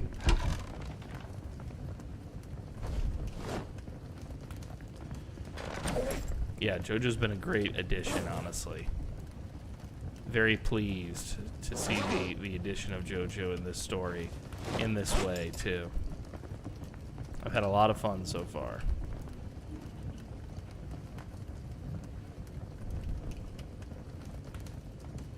I wonder what that means, inspect. Oh, okay, okay. Just like what she's wearing, basically. Okay. I like that, I like that. I wonder if it shows her that I just inspected her. Just like, you got that thing on you, girl.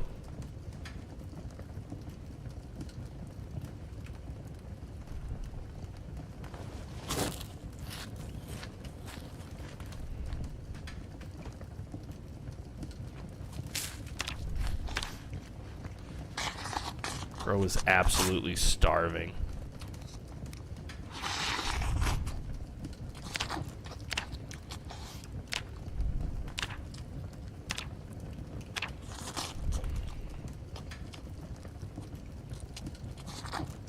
I am a pocket thief for Steven when he's home. I am a pocket thief for Steven when he's home. Oh my goodness, what is a pocket thief? Keys and wallet must be taken. Oh, you're always stealing his keys and wallet?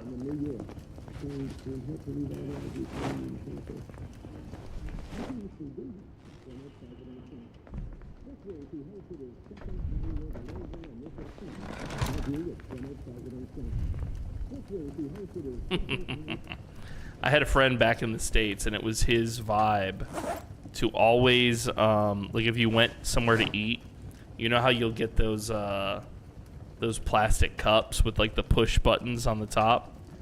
Dude would always push those little buttons so that you didn't know whose drink was whose. Oh, goodness. That's what that reminds me of, Pocket Thief. We have done well. Food in our bellies. Yeah. The tools we were looking for. I will now begin the process of completing the path from the vehicles to the cabin. Okay. Then I think I will begin learning more about carpentry. Before, I relied so much on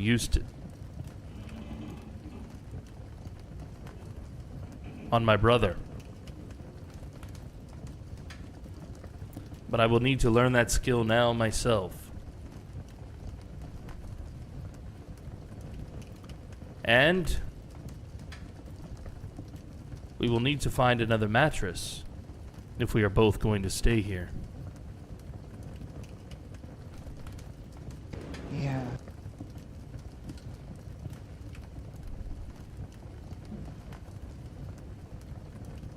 I know I am not much for conversation. My thoughts, they always turn to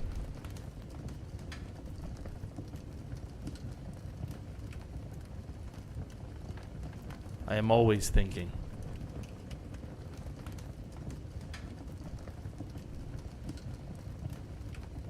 Are you trying to forget about your found family?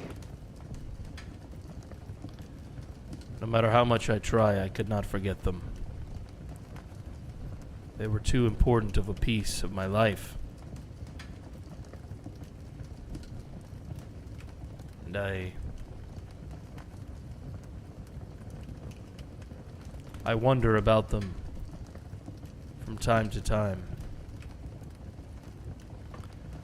I know that there is no happy ending for them. Not after the decisions that they have made.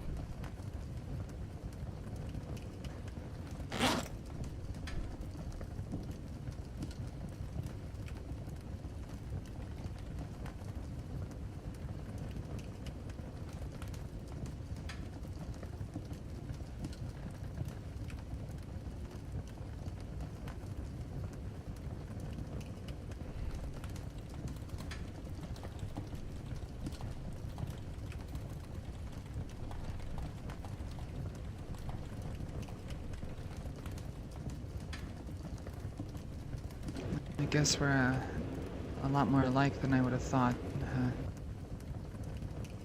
I left that group of survivors, and I didn't know them long, but I've always been a bit of a people person, and as much as it's hard to trust nowadays, I still think about a lot of them. I didn't really stay long enough to catch all their names, but like I told you previously, that they are pretty good people.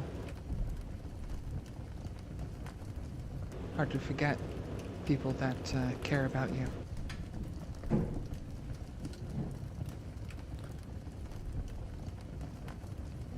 It is hard to forget those that we care about.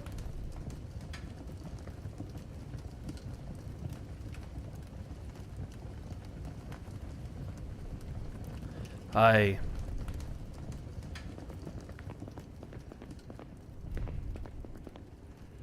have someone that I still care about.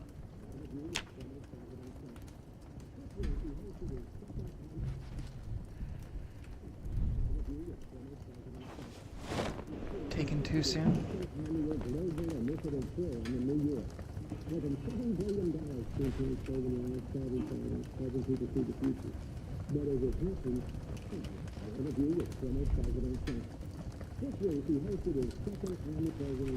She is always on my mind.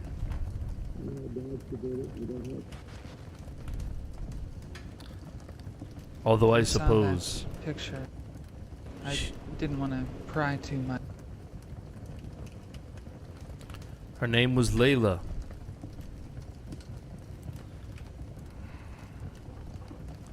She was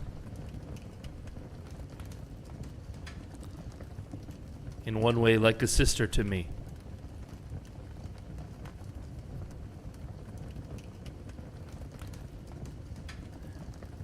As things in our family grew uncomfortable,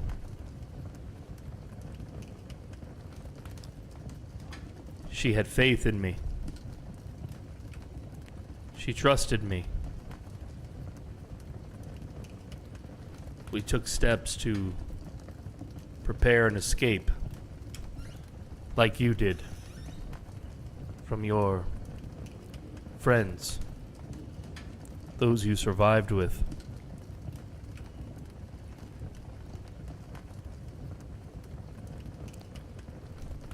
she was taken...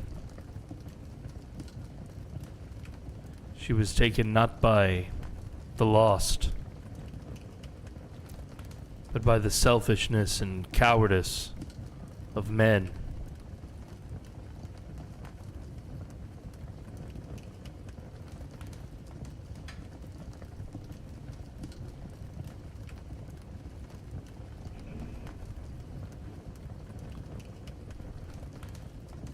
She was shot to death.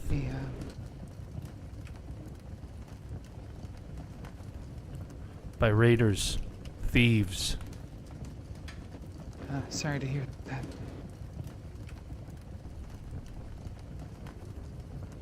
It is okay.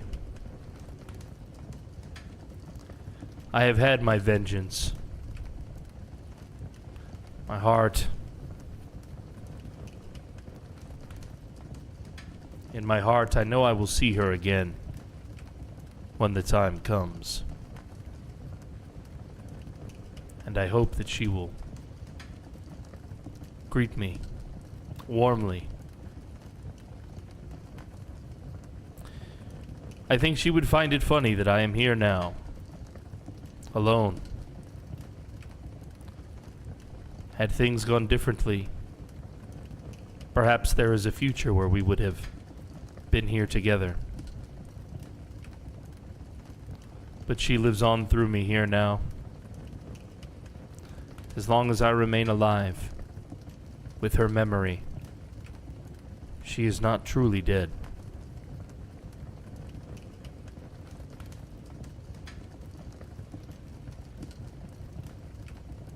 That's comforting in some way. The only part of her demise that is pleasing to me is that she was not touched by the lost. Her soul uncorrupted by that evil plague. She died as she lived, a real person,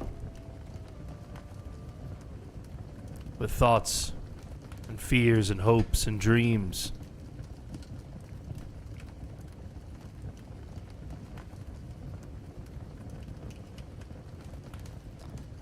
Not as one of the ravenous, hungry ones.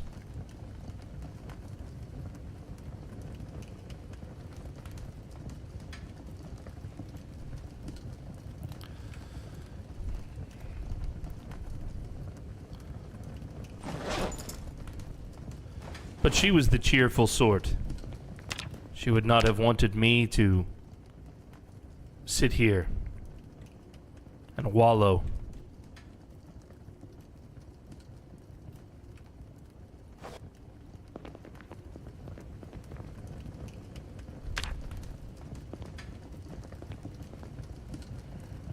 She seemed lovely.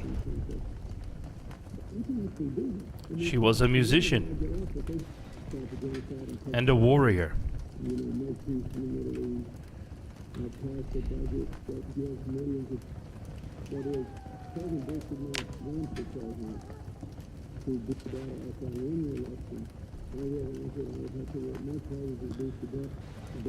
I see now that we have a great deal of medical supplies.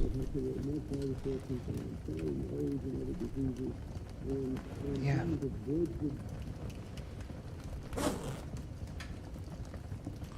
As I said, in the morning I will begin clearing the woods. There is much that I need to learn about carpentry if we are to survive here. We will need a better way to collect water from the rain. We will need a means to plant crops. We have several seeds at our disposal.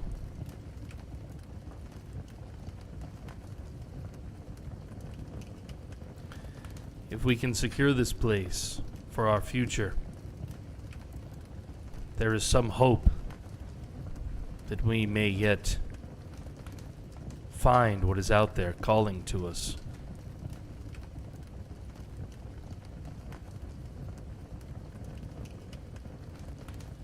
I'll do my best to be helpful.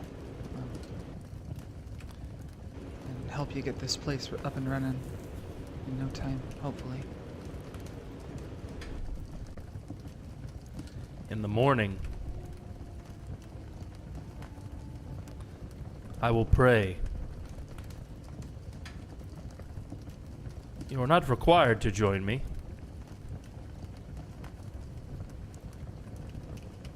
But it will feel better if we pray together.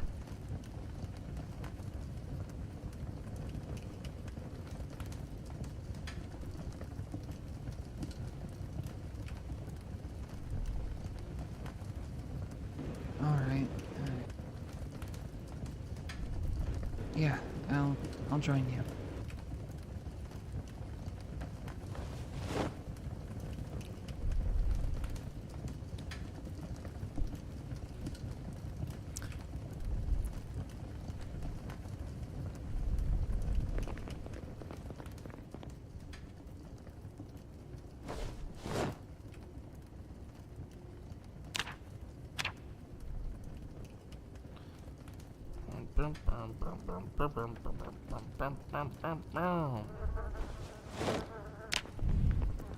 I'm going to read some books and attempt to relax.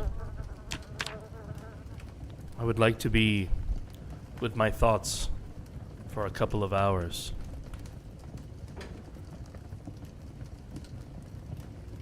Okay, I'll go outside, get some fresh air, then I won't go too far. Be careful, and you are still welcome in here. But when I meditate and read, I may not respond to you. I will be focused. That's okay.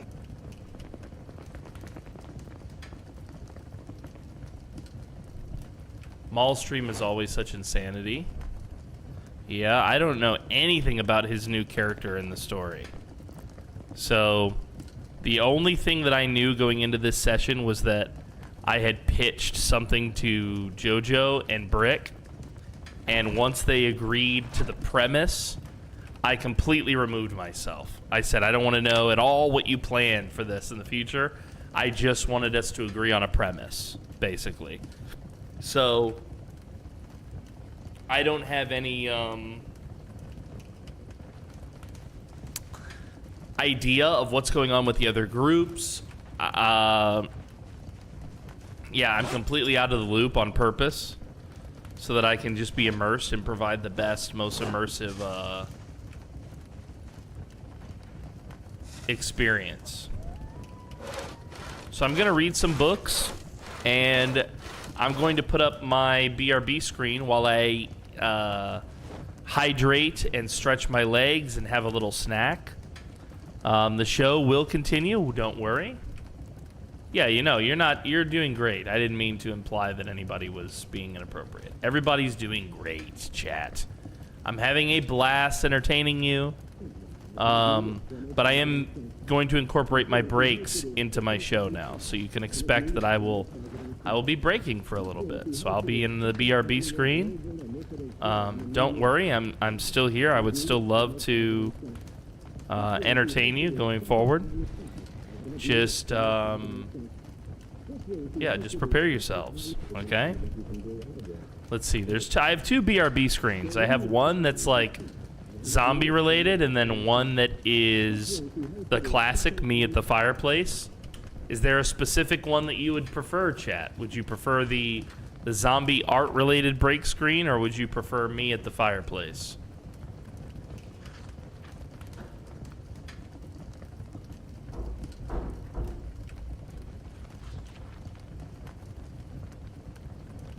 Fireplace, says Derpy. Let's do the PZ one, says Brick. Fireplace is always classic. Okay. Oh, there's even more butts. Where did we get these butts? These are new butts. I also needed a quick break. Totally acceptable. Totally acceptable. All right, well, I'm hearing more of the fireplace, but I will tease you with the PZ one first, and then we will go to the fireplace.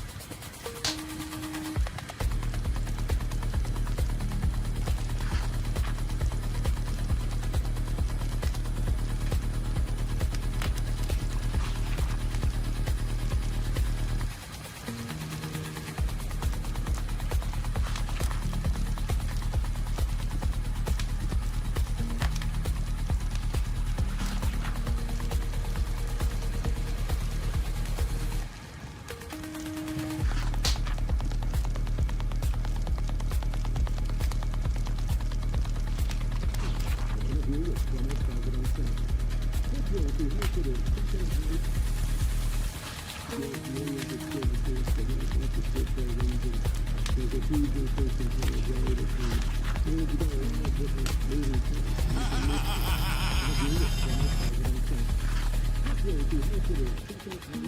Well, well, well. Welcome back.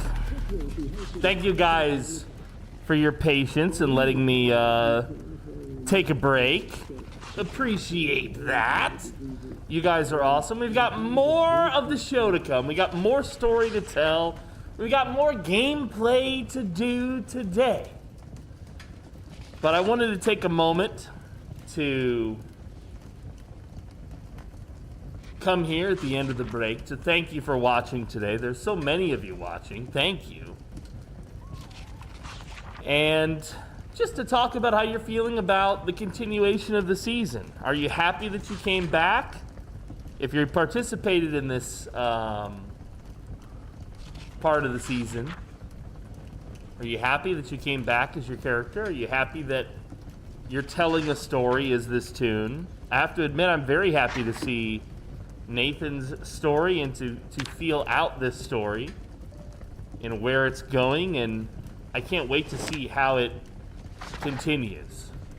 I'm loving it, actually. I know it's a little bit slower paced right now, but things, you know, change. Now, I'm not the only one broadcasting this, and I just wanted to remind you that I'm not the only one. Gumbychu, who rated us earlier, was playing a character and broadcasts here as part of the Dead Die Here. MaulCop, who we all love so much, was broadcasting his perspective. Stay Frosty broadcasts his perspective, though he wasn't here today. Frosty, we miss you. Mwah. Tater Chaos 120 and Vognarvik Gaming. All of these wonderful creators play a role and play their part in the Dead Die Here, and they broadcast it. If you're watching right now on YouTube, you can go down into the description, the thingy down there.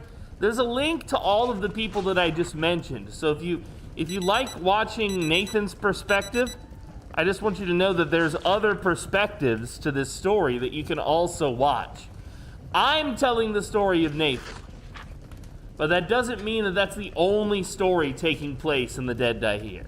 Okay, there's other very valuable stories also taking place that I hope that you guys will check out. Sorry about the bugs. Guys, we've done so much to improve the server. We've increased the RAM, the CPU, everything. We've changed server hosts, but yet still, Zomboid finds a way to Zomboid and break Courtney's neck while driving. Crazy, crazy. I hate that bug where sometimes you're driving and you just take random damage, you know? So, guys, thank you for gaming with us. The story's not over. We still have 2.5 hours of story to tell. That little break that you saw me take today, I want you guys to get used to that. If you've been a long-time viewer, you already are used to me taking a break in the middle of the show. I'd say in the past year, I stopped doing that. But I'm back to that. So just prepare yourselves, okay? I'll have some new visuals for the breaks and some new music and stuff as well in the future. But yeah, I just hope that you're okay with me taking a little break in the middle of the show. It gives me a chance to do all the behind the scenes stuff. I think the entire Louisville crew went for a long nap. I see, yeah, probably so, probably so. Typically around the halfway point in the session, we lose about 50% of the participants. That's pretty typical to what we've been experiencing since season 1. So I'm not at all surprised by that. And that does not bother me. So, especially now that our stories are so disparate, it's really okay, you know? Everything's just fine. So we're gonna continue. We've got quite a bit left to do today in Nathan's story. JoJo has been joining us as her new character. Excited to see where that's gonna go. Nathan has had a vision. Nathan has had another vision from the Reverend, from God, and he's got to interpret it. He needs to recount it to JoJo's character. And then he needs to get started on some of the maintenance around this place as he internalizes some of what's bugging him about this vision. Because, guys, it's a complicated vision with a lot of hidden meaning throughout it. Okay? There's different interpretations to it, perhaps. I don't think that Nathan yet sees JoJo's character as spiritual, so I doubt that Nathan would seek her insight on it. He would just tell her what his vision was and what his thoughts are. But perhaps in time he would seek her insight. I think following a vision like this, Nathan would wish that he had the chance to pick the Reverend's brain, a chance to pick Eustace's brain once again. But unfortunately, he doesn't have those chances. So we're going to get back into the gameplay. We're going to have a good time. We're going to continue the story of the Dead Die here. If you're just now coming here to the DDH, yo, see you later, Vog. Good night, buddy. If you're just now coming into the DDH, I'm pasting a link in the chat. This link is going to tell you what you're watching today, and it's going to tell you how to get involved in the future if you want to be. This is session 11 of season 2 of the Dead Die here. So thank you all for watching. I'm going to be off camera while I do this, RP. So, see you later, nerds. All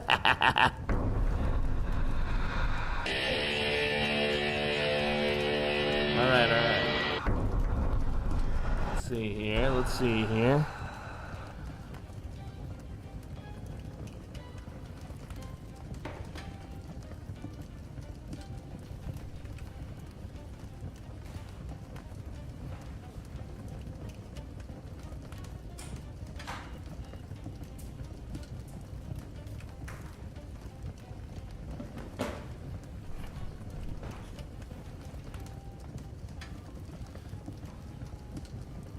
Continue where we left off is Nathan here. He has read a shit ton of books now. He's read so many books he can't put them back.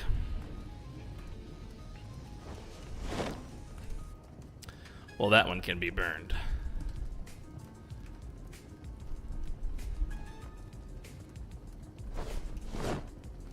So the mechanics in the cooking book can both be burned. We will add cooking. We will add mechanics. We still have some hours left.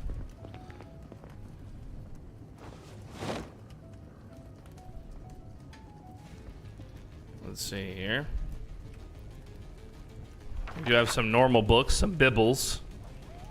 I like that in B42 you actually have names for these books now. That's a good addition to the game. This is the longest Nathan has ever gone in an episode without pooping.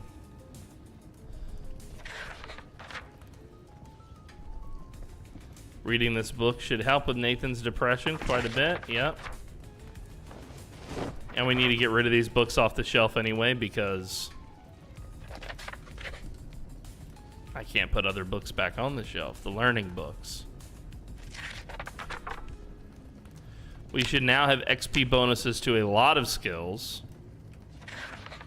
We're going to need to get some traps set up as well today. I think Nathan would want fresh meat as part of his diet. And now we have the tools to get the materials for it. Just a little sad now. Almost there in terms of adding this. What? Not pooping? Oh, I see. What? Not pooping? Is he okay? Yeah, dude, he's had this slight urge for 2 days. Normally he has to dookie like constantly, right? What's happened to Nathan's bowels?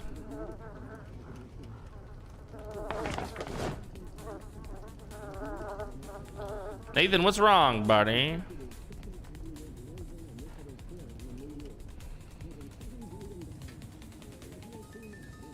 What's wrong, Nathan? Get that boy some food. Yeah, he is hungry. That's true.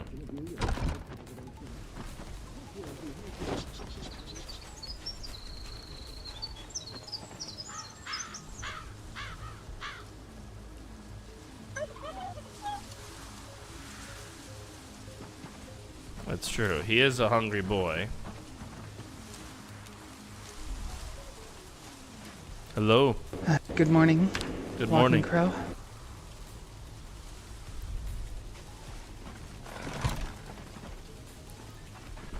This little place is starting to come together. Yeah. It was actually nice sleeping by the fire.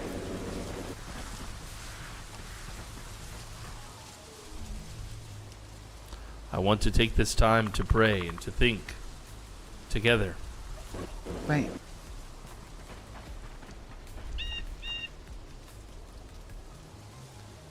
Since I was a boy, I have had visions. Visions of the future. Things that may yet come to pass. Often these visions spoke to me about the present, things that were hidden from me. So often we focus intensely on our lives, on the struggle to survive, to be loved, that we cannot see the forest from the trees.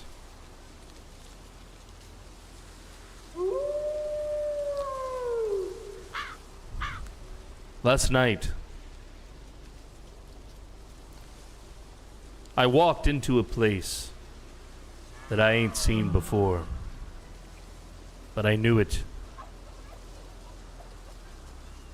It was a temple once.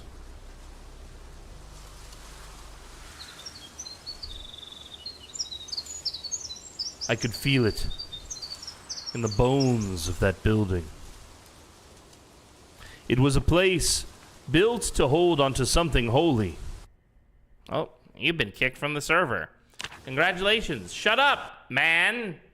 Shut up, guy. Quit yapping, dude. Help. Help.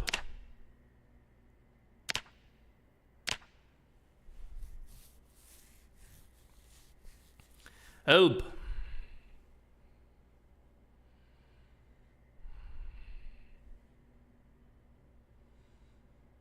You ruined my speech, game.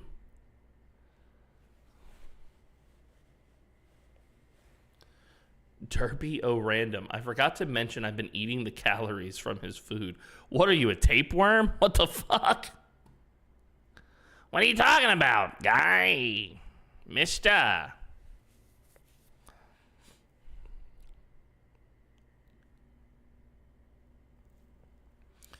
Why are you censoring me? I didn't say anything about Palestine. Okay, here we go. Let's see around it. There we go. Forgive me.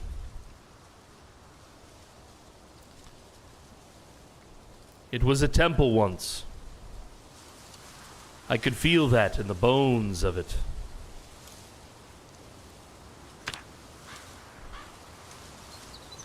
A place built to hold onto something holy. But it had been twisted.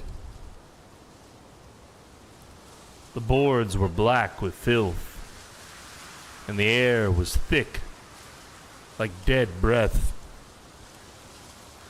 And there, at the center, stood a thing. Not a man or beast, Something older. I could not see its face, only its weight. And it felt familiar. But deep inside, behind all of the rot and corruption, there was a light. Faint and flickering, but still there. And I reached for it. Then I saw myself, blade in hand, but not that machete, lying on the table. Not a blade of war, but one of purpose. I cut my palm, and I bled onto the floor. And when the blood fell and touched the floor beneath me, it steamed as it touched the wood. It turned to vapor. And the temple, the very planks that composed its walls, bent and turned and recoiled, as if it were afraid.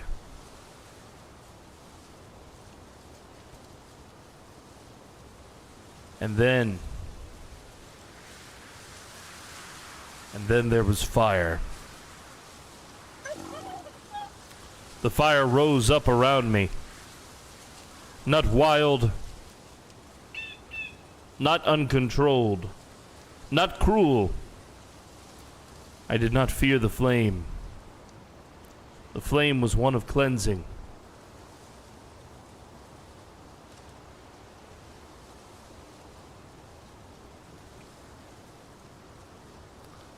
It burned the temple to the ground.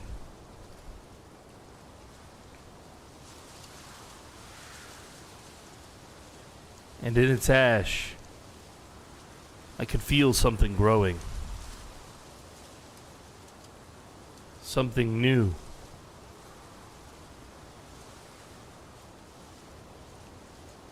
It made me think of my old family.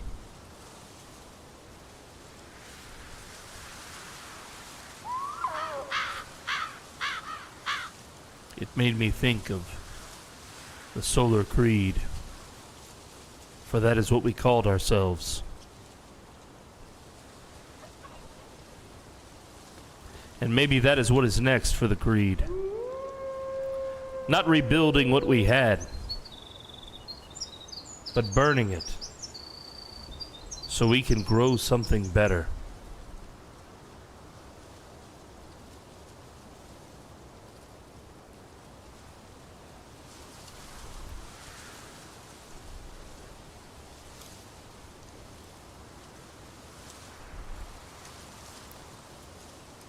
I have to spend more time interpreting this vision. Its meaning will not come to me overnight.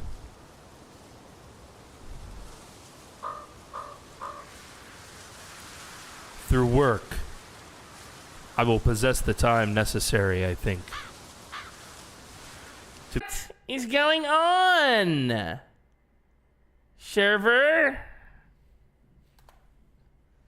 What is going on? I'm trying to do a scene here.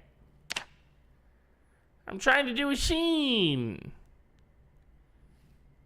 Fucking rip. Did the whole server go down? What's happening? Did the stream go down? Hello?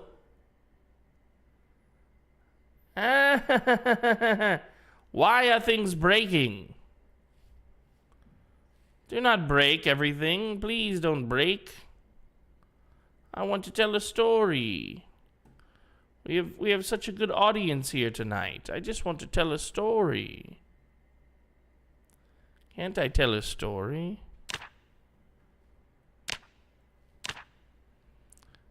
Come on now. Don't be this way. My internet is clearly fucking around, guys. This might be the end. If this happens again, this is usually a sign that, like, the power or something is about to go out. I do live in Southeast Asia, so from time to time, things like this happen. I hope it does not. I really wish that it wouldn't. So we shall see.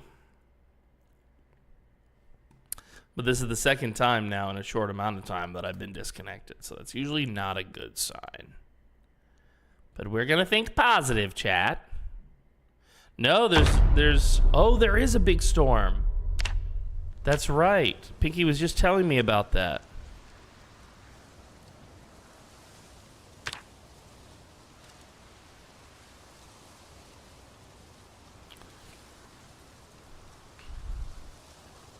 All right, let me meet. Yeah. You were not in my vision, Lana.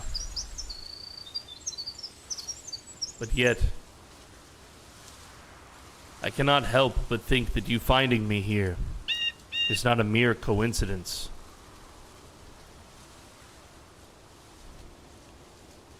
I guess not. No. If you're one of the type to believe in fate or destiny, I guess no. I am. I do not suppose to fully understand the world. Like my grandfather's wisdom, I recognize now that, admitting I do not have all the answers, that is true wisdom. Being open to what the future may share with me, without expecting anything of it.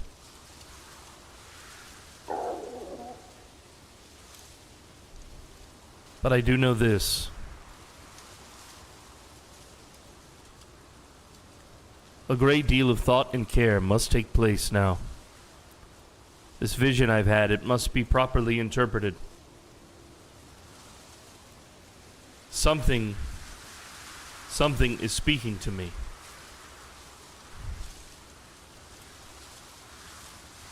Something pulled you here to me.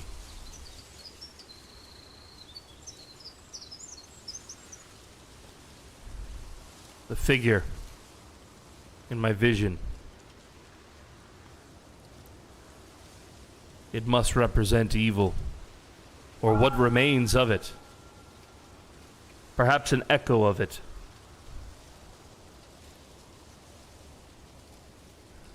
It is no longer in its full power, but its presence still clings to places like Campilation.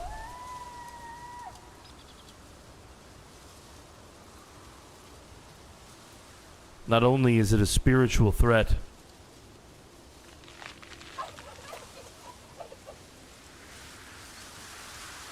it is also a sign of the lingering rot.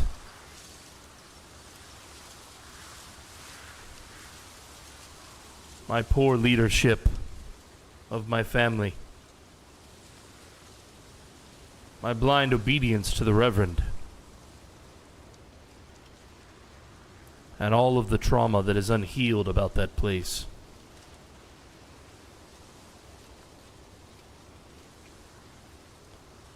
It is clear to me that the temple must mean Campilation itself. Once sacred, but now twisted. What began as a place of faith and refuge under the Reverend Maynard was corrupted by ritual, by secrecy, and by evil that wormed its way into the heart of the creed. I tried to cleanse it before. I tried to guide the others with patience and trust, but it failed. The community turned. My family turned, and the temple rotted from within.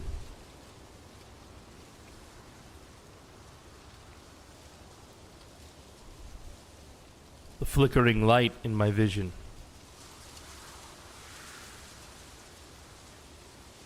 It reminds me of something my grandfather used to tell me.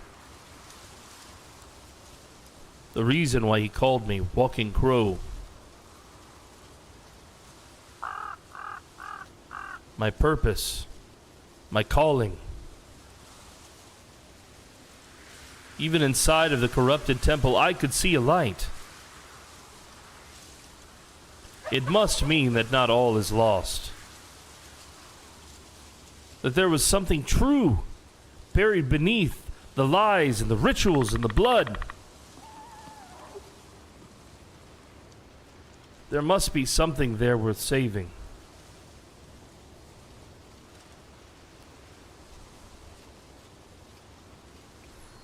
I still carry the fire. It is within me.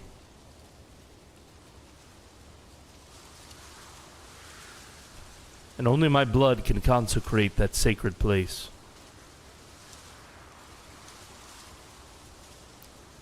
I have walked away from it all, but my vision is telling me that I cannot just walk away.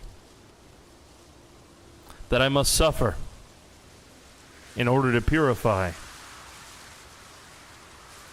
That my own very presence and sacrifice is a part of the solution.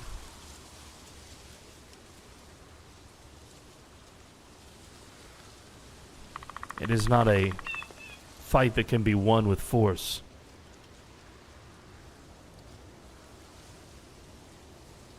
Or rage or punishment. It requires purification.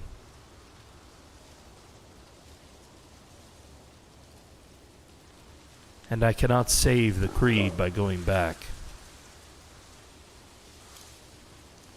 It must be burned. Fully and finally. So that something honest and uncorrupted can grow in its place.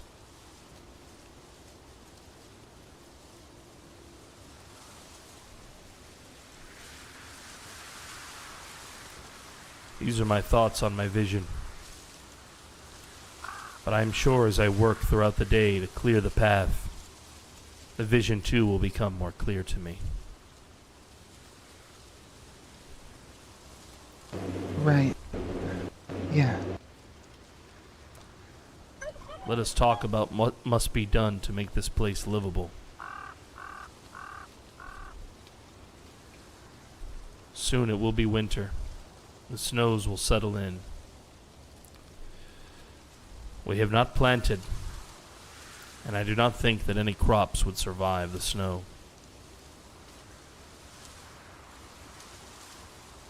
We have water. We have an abundance of food, but we lack meat.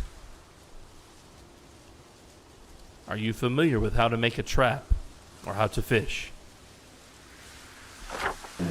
I have a little bit of hunting knowledge, and I can likely fish. I just need to learn how to make a pole and even spearfish. I can learn.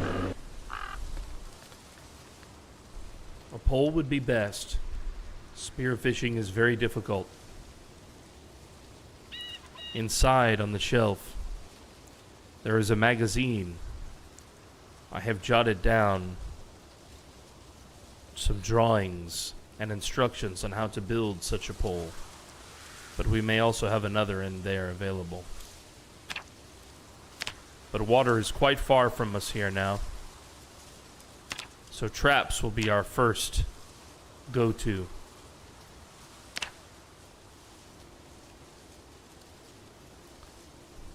We will need nails and planks, which we will have in abundance as I clear the trees. Sticks and twine would work as well. Planks, sticks, twine, and nails. These are the items that we must assemble. If you can find those items and bring them here, around this campfire, we will take inventory of what we have and we will begin to make some traps. Sure thing. I will rest my eyes for a moment, and then I will get to cutting the wood. All right.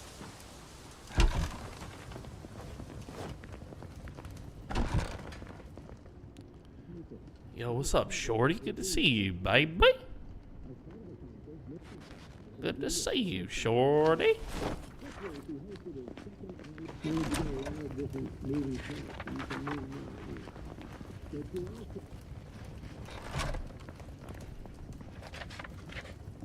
I was freezing out there. I'm just gonna rest for a moment. My eyes are...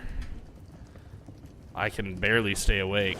It won't take but a minute, though, to make this go away. Still only a slight urge. And we're freezing despite the warmth of this interior here with the flame. Yo, I love that emote, Shorty. Where did you get that one? What is that? What is that? Whose emote is that? Artemis Fawn.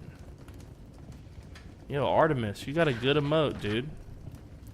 I love that emote. It kind of reminds me of this emote.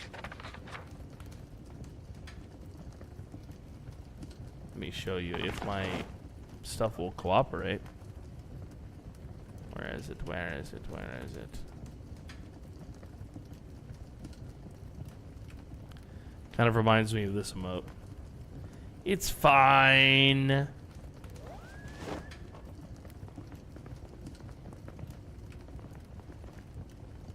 I'll give Artemis a follow. Check her out sometime. Thanks for sharing that emote with me.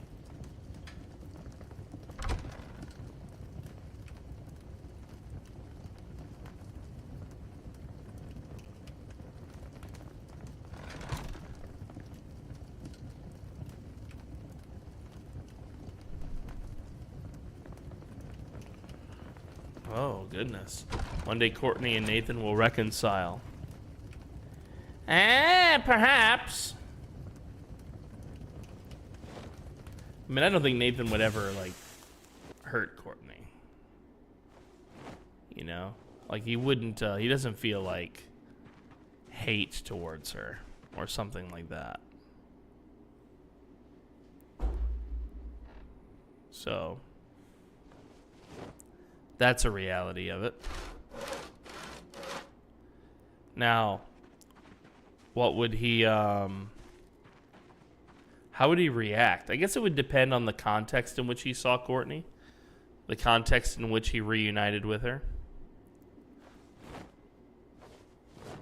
I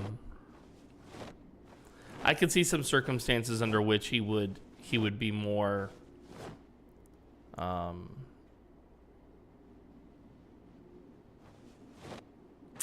willing to put it aside. But for how long, you know? I don't know. No, I don't think he would be hostile to Courtney. He probably...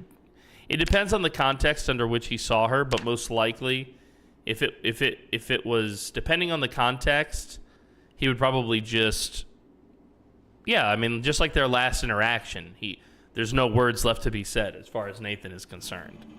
Like, it's the words... There's no further words, basically. The words are over. So I think, yeah, I don't know exactly what Nathan would do if he saw her, but probably walk away. But it just depends, I think, on, again, on the context.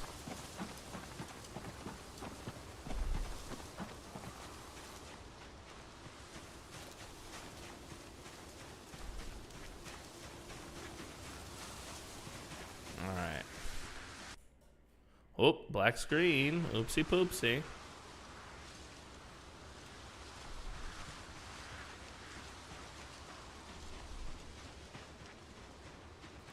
Yeah. Yeah, I mean, it would be interesting to say the least. You know? It would be interesting to see how they interact. I don't think Nathan would react in a hostile way to anyone... except potentially Jude, because it depends, actually. I even think Jude Nathan would probably not react in a hostile way. But there's, you know, there's like levels to this, right? There's friendly, unfriendly, there's hostile. I think Nathan would be unfriendly to a lot of people, but he wouldn't be hostile to a lot of them. I hope that makes sense.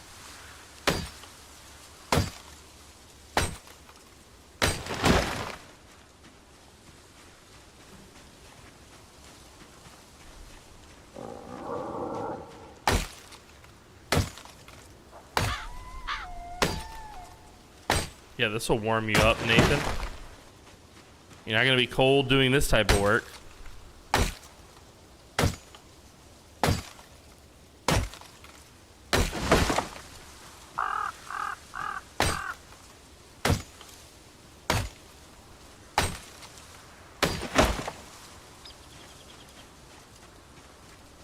We're gonna try and do a straight path so that we can make a road here. Only gonna try and clear trees that are in the way of this road. Let it be known that Courtney broke Sammy's other leg by driving. Oh damn, she got 2 broken legs.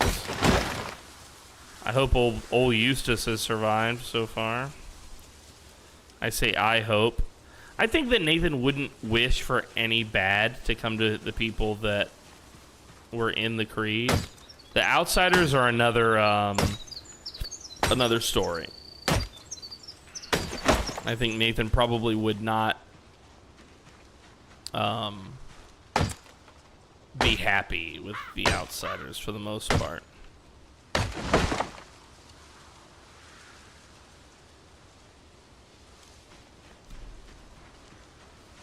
But the Creed, I mean, that's his family, you know, and Nathan truly does believe that, like, you can only get so mad at family, you know, at the end of the day.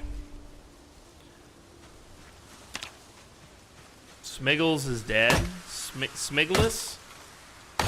Did Smiggles die? How come he dies in every RP you guys do with him? Huh? I started it. I killed him as Rex, and that started it.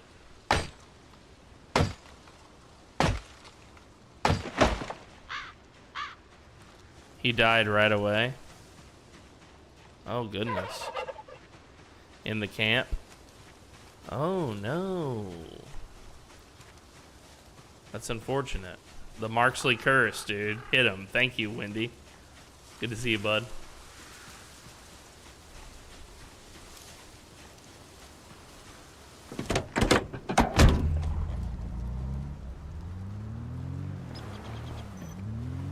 Well, shit, we got a rogue Smiggles somewhere.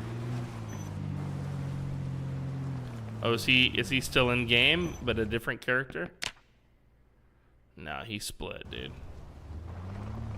He's like, God damn it.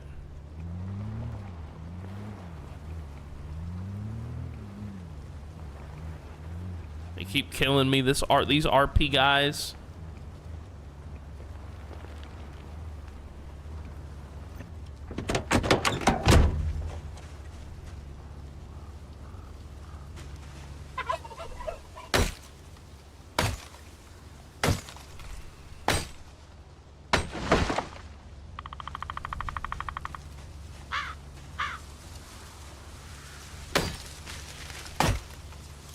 Nah, he's done.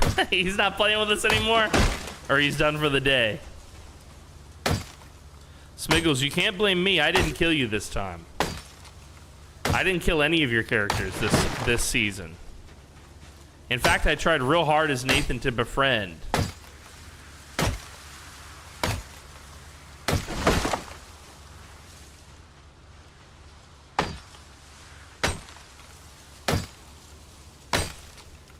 Oh, very nice, very nice. Well, we'll see him when we see him.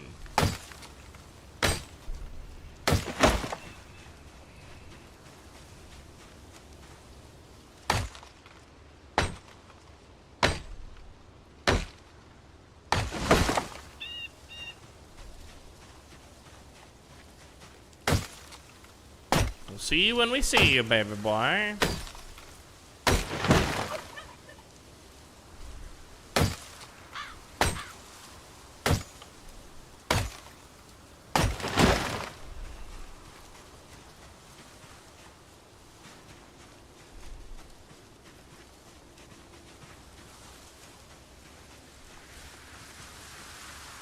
Nathan's making a road through the forest so the cars can be brought right up to the cabin. Rogue Smiggles seems to make things interesting. You guys have killed him too many times. There's no more room for a Rogue Smiggles. Ugh! That actually hurt. Alright, well. Good job. That was my bad this time. Did you kill him this time, Yerky?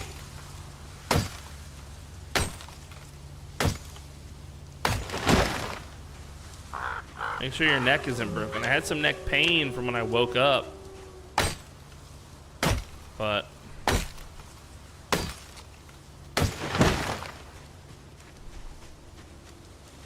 no broken neck. Totally unintentionally. Oh shit, so he died in PvP again? Bro, Smiggles.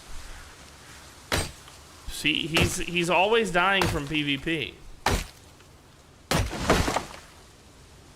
The boy, you guys keep killing the boy. He got the Marksley curse and now he's always PvP.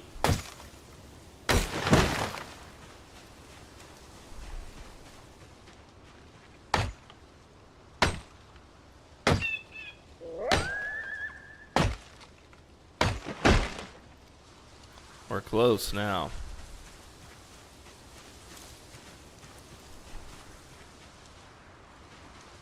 Nathan is worn out.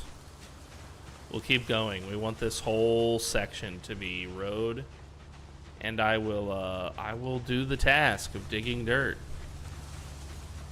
We were walking together and he tripped on me. Oh no!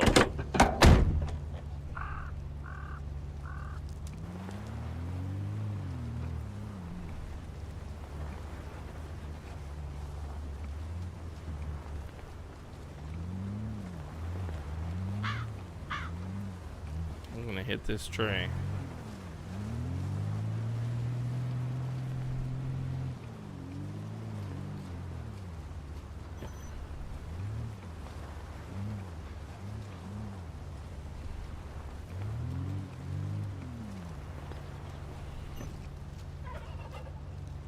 Let's see. Let's rest for a little bit. He's just paying it forward from when Valentine shot him in the throat. Yeah, dude. You know, they were talking, Wendy, about how different my characters are and my reaction to stuff. You shoot Rex in the throat, he freaked out when he was near death. Nathan, you get him near death, hope. Like, like, so calm. It's actually a struggle to play characters that are so drastically different.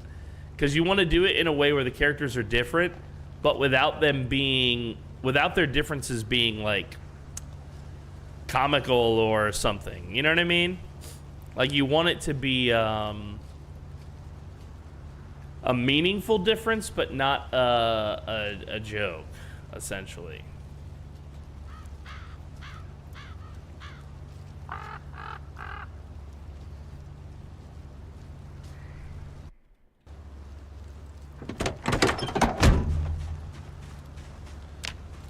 So I try really hard, actually, for each season for my tunes to be really different kind of characters. I think that's like an important part of making sure each season feels unique to the viewer, too. Nathan is such a different character from Rex.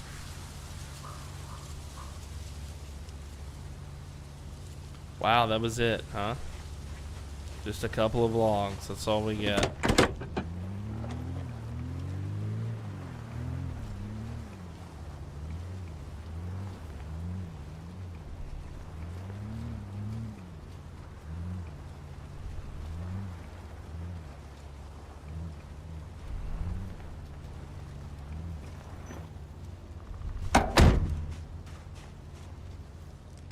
I'm getting close.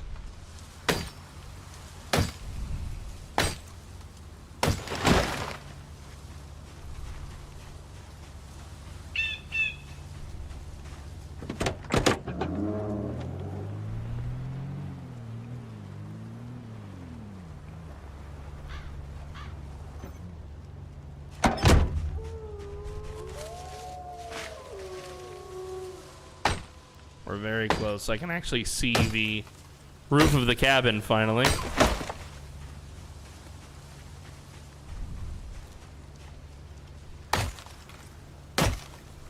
I'll come back through here with the sacks and the dirt. Continue the dirt road as well. So this part of the episode is a little bit of base maintenance. But it's going to be worth it because we're going to be able to bring the car right up to the house.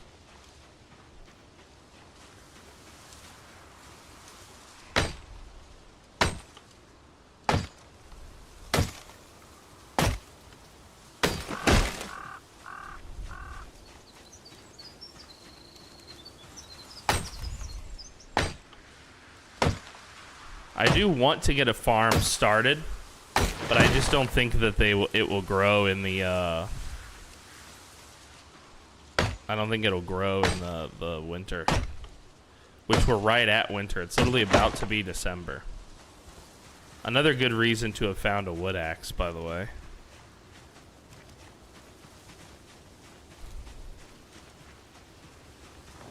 I think we're done. And I eat the trees, says Derpy. Are you a termite? If so, boy, do we have a job for you.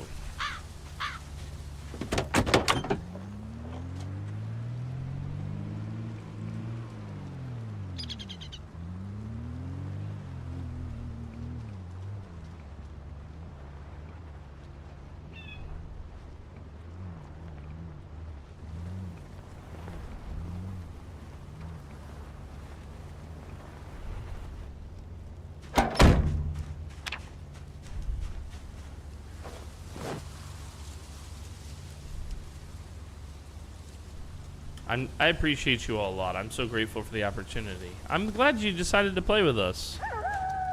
You know, I mean, I wasn't going to try and make anybody feel bad if they didn't want to play in the new chapter of this season.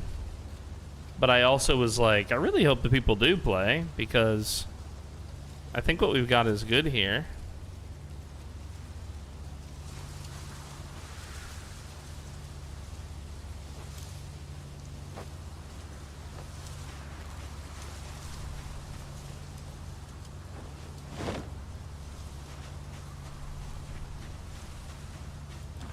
We got a ton of twine, bro.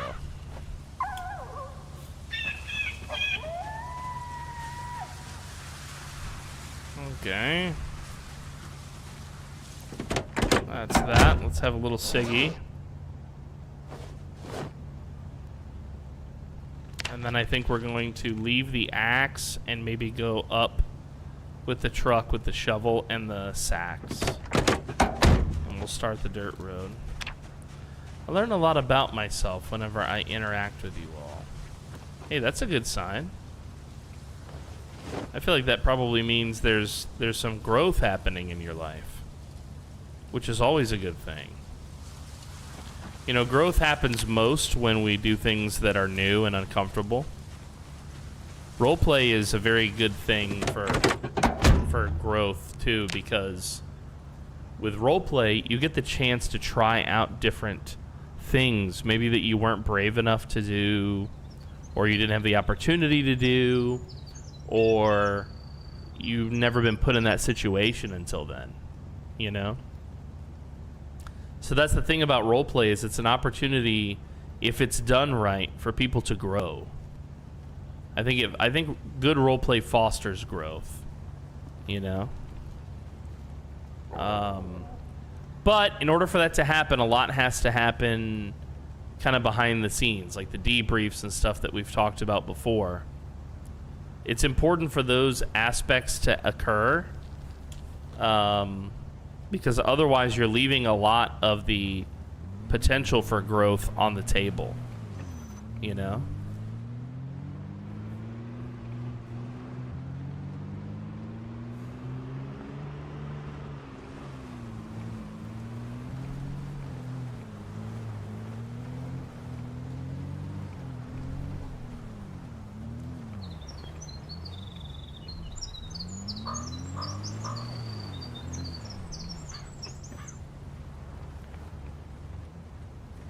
Did I leave the axe? I did. Okay. That's fine.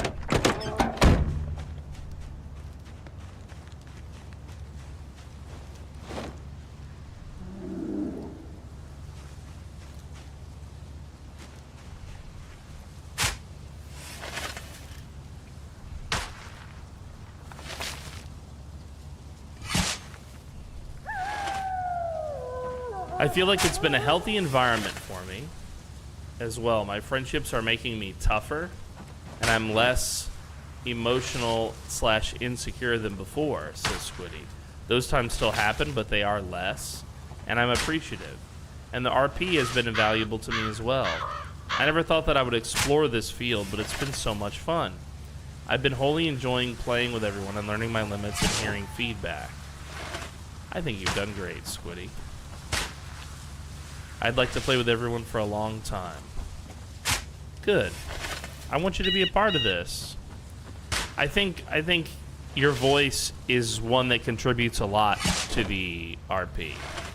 You know? At least that's my vibe. You know, you're patient and you're willing to take a risk and explore, you know, a character that, you know, take chances basically and play a character that isn't fully you. I think a lot of people fall into, they only play themselves, or they have one character that they consistently go back to. I've noticed that a lot, like in D&D games and tabletop, where you'll play with somebody and they're like, hey, I've played this character in 5 other campaigns. I can usually tell when somebody's like that I'm like, yeah, you're probably not going to enjoy my table. And I'm not going to enjoy your style of RP.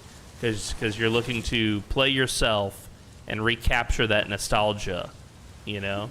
I really like in roleplay when people are challenging themselves and the people around you.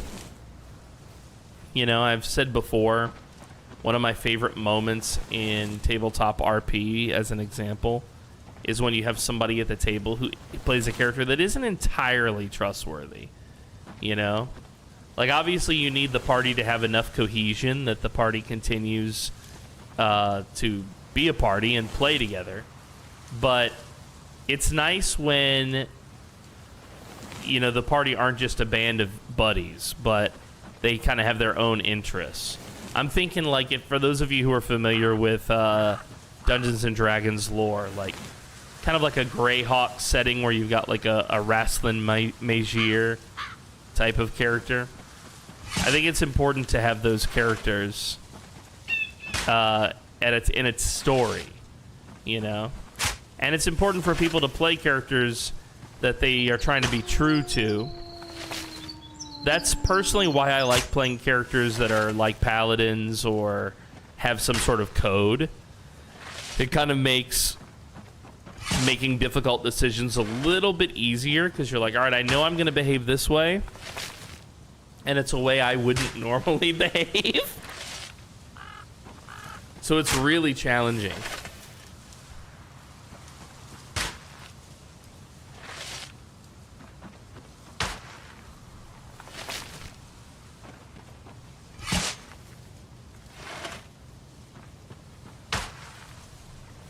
We're just making a road, we're making a path down through the forest to the house so that it's clear where the house is to us.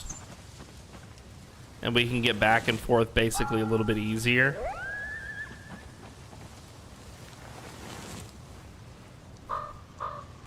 On a long enough timeline, I'd like this whole path to be gravel, because then it won't overgrow.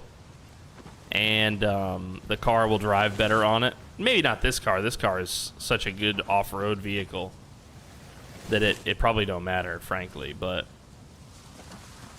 I'll probably just do the 2 tire treads as gravel. And then the middle will stay dirt. For that reason, I will dig the middle last. We're getting close. I've been thinking about role-playing a character who worked at a secret lab, says Wendy. But like a janitor or a security guard. They don't know sensitive info, but they can talk about working there. Hey, that would be incredible. Yeah, I think it's good to play characters like that who have a little bit of knowledge, but kind of subvert expectations. You know?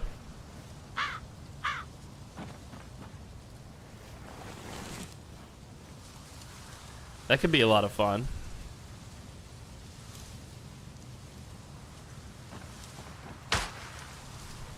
Last game of D&D we had, says Vertigris, someone was trying to be an untrustworthy character and it didn't go well. Yeah. Well, it can also end horribly, right? It can also end horribly to have somebody in the party who's not trustworthy. And kind of like we were talking before, Vertigris, like, if you've got a paladin in the party, you can't have a necromancer. Someone's going to have to kill the other or leave, you know, on a long enough timeline, basically. So there is some of that, you know, not to ignore that, basically. But I think there is a way to play a untrustworthy character in a D&D table in a way where the party can continue. Now, it's probably less possible in D&D than it is Pendragon, which is my preferred tabletop RPG. I prefer King Arthur Pendragon, personally. Kill the pally, have the necro raise him. Yep. Precisely. Yeah, that's kind of how I framed Nathan's story. Is I know he's like an outdoorsman, so you might think he'd be more of like a druid or a ranger. But I've always seen Nathan as a paladin. You know, so like the conflict was with MaulCop's new character was, you know, he's kind of like a necromancer or a warlock or something. And how's my pally gonna stick around with this guy here? You know? And there was actually like that scene that you probably had in D&D games too, where my paladin confronted his necromancer and the party was basically like, no, don't kill him.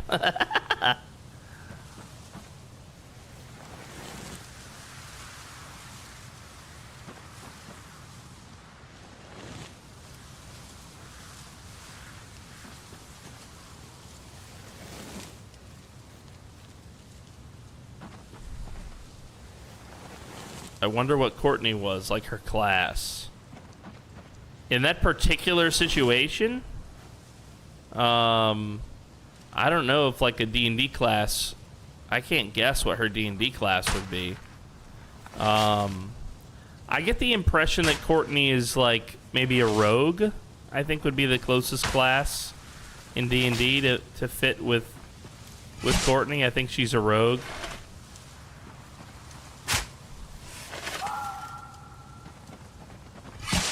Because she's obviously not like a fighter or a cleric. She's not one of the spiritual classes. She's also not weak physically, like a mage would be or something. And she doesn't relish in esoteric knowledge, you know.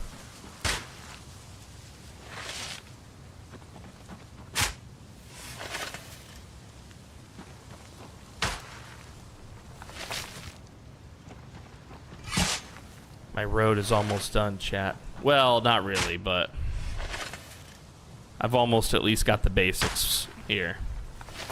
Yeah, I think rogue is probably most fitting for Courtney's D&D class if we were making her in D&D. But, you know, the thing about it is the classes in D&D, they're good descriptors in a way, but in other ways it's a little bit antiquated. My favorite tabletop RPG, which is called King Arthur Pendragon, doesn't have classes. Then again, everybody is essentially a knight in the story. A landowning you're basically like, you're one half cop, one half landlord, one half soldier. So you wear many hats in that game. It's a great game. I miss it. On a long enough timeline, I would like to get back to doing King Arthur Pendragon. But... Hey, what's up, Fox Major? What's up, Cookie Chris? Good to see you, Cookie. Fox says, yo, I tried living in Echo Creek gas station, but it's too big for a single player. Fox, I had a character that lived very close to you at the cult compound in Echo Creek in single player, Jeremiah. I had a lot of fun with Jeremiah, actually. I wish I could get back to him. All right, Harold. Okay, okay.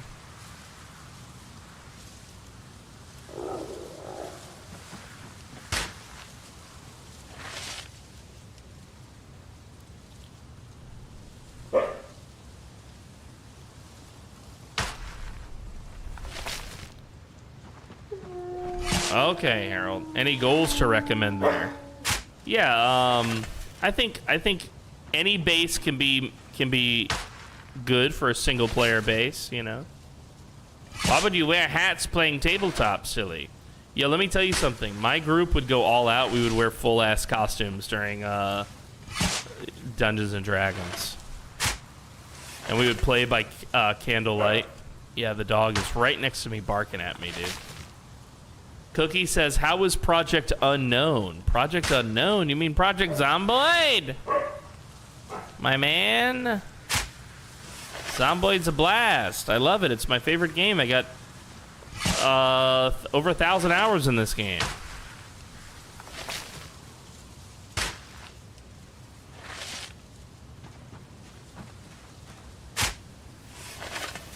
This is my favorite game on the Citadel. What build is this? This is build 41. This is a multiplayer roleplay situation, Ranger. So there's other players. My character has kind of gone off solo for a little while, so that's why you're not seeing a lot of other people with me. But yeah, unfortunately there's no multiplayer yet in B42. Well, there is, but it's co-op, and somebody has to use a controller. And I can tell you from experience that the controllers in Zomboid are not that great. Maybe you disagree, chat. Maybe you're knowledgeable on controllers and you think controllers in Zomboid are the bee's knees. I do not, so we disagree there. Sorry about that.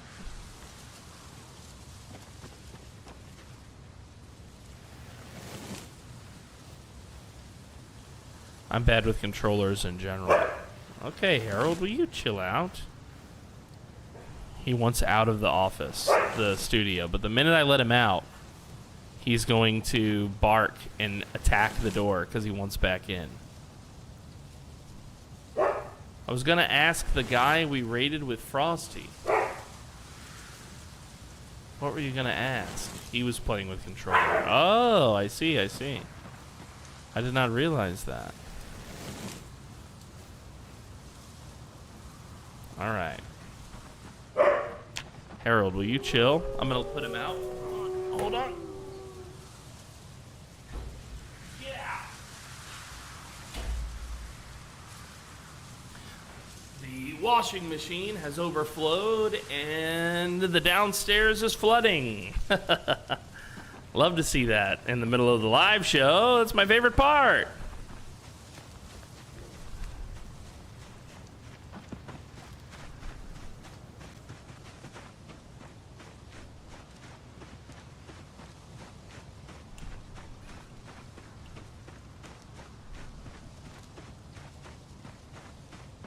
It's a full moon tonight. The strawberry moon. You're a strawberry.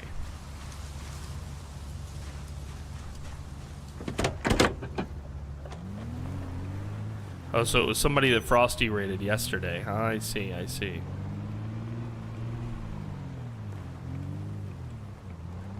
If we keep one tire on this track, it'll get us home. But of course, there are trees on this dirt path. 1, 2.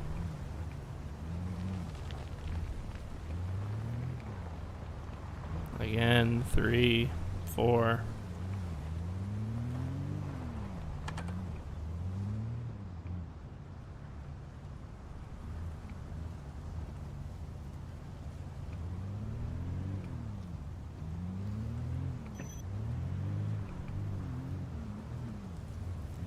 Who did we raid yesterday? You raided. Who did I raid yesterday? I don't remember his name. By the way, our group found Fox's note that he left for people looking for him. Oh, wow. Saying he didn't poison the children. Oh, wow. Interesting.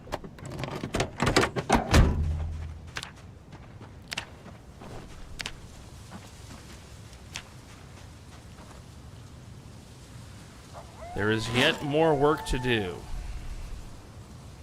but at least we are close.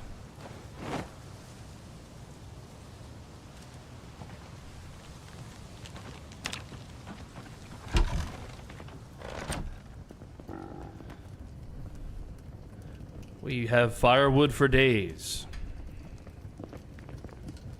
That's good. I'm making something that I've been kind of craving for a bit when we got that pancake mix.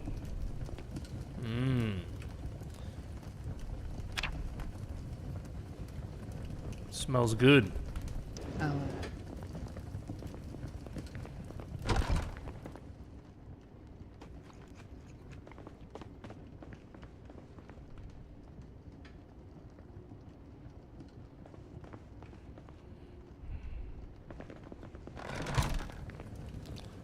There's toilet paper somewhere, chat.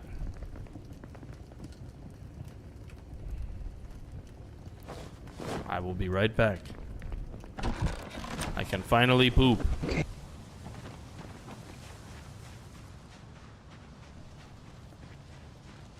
Streisand with the raid, buddy. Welcome. Were you hell diving again, bud? Streisand, don't look. I have to poop in my on the floor. You're addicted to some hell divers, dude. Streisand, you need to be in touch with Vognarvik. I bet the two of you would get along great.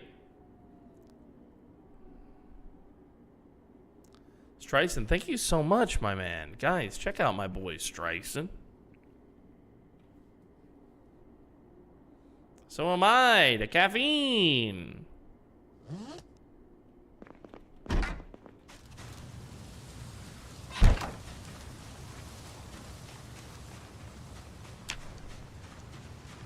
What's up, Grizzly? Good to see you, baby.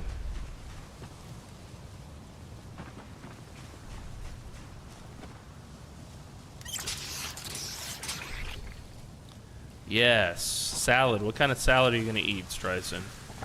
Are we talking like meat salad?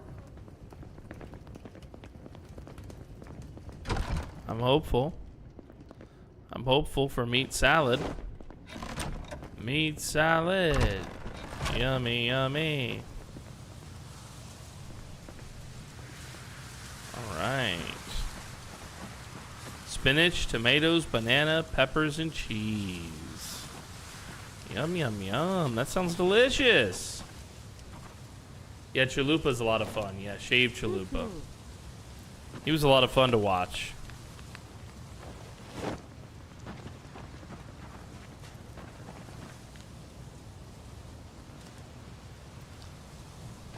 Yeah, he's a lot of fun.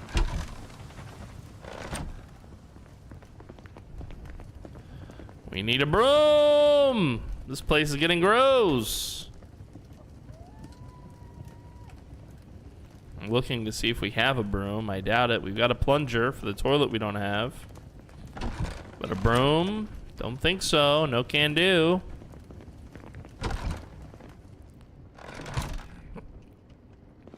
Just double checking that we don't have a broom hidden somewhere. No hidden brooms, sad to say. Yeah, oh, I didn't realize he was playing with a controller yesterday. That's news to me.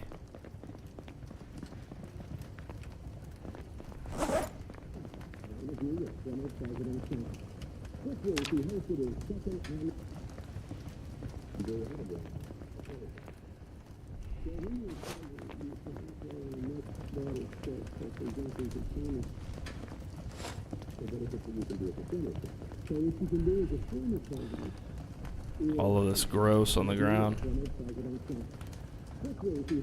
All right. An old recipe my grandma made, and a drink to go with.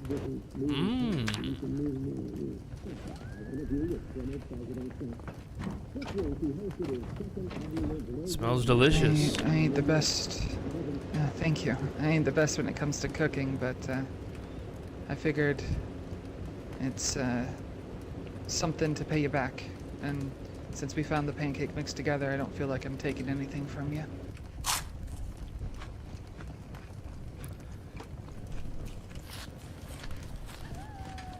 What we have here is plenty for two,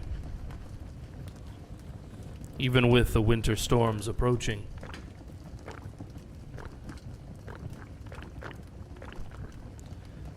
And there is more we must do. Now that we have easy access to bring the vehicles to the cabin, it'll be easier to move materials to and from. Some materials I have left at the nearby homes, half scavenged. Others further afield will be easier to return here.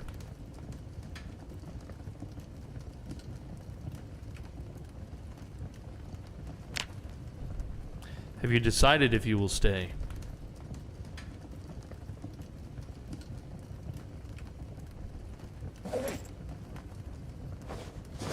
I think I will, for a time at least.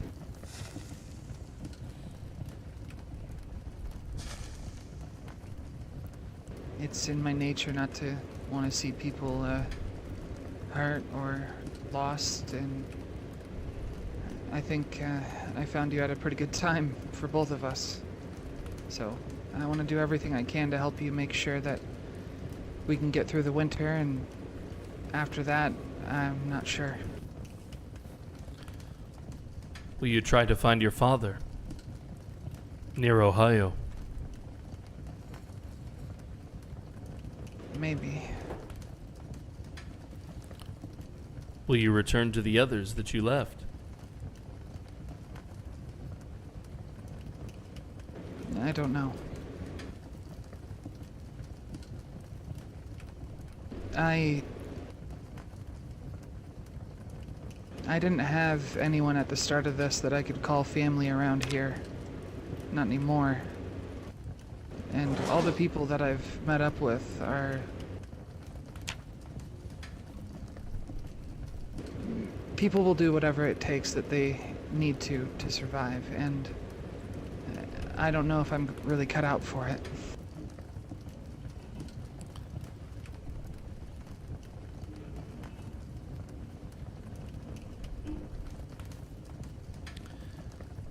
Your being here is a blessing to me.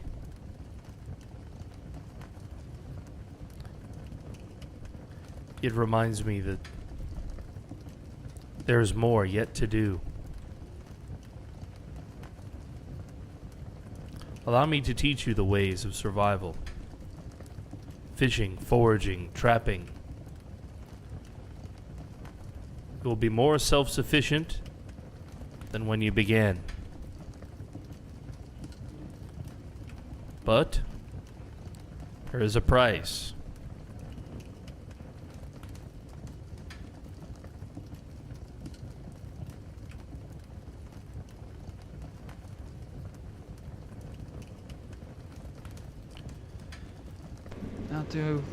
I'll do anything that you need.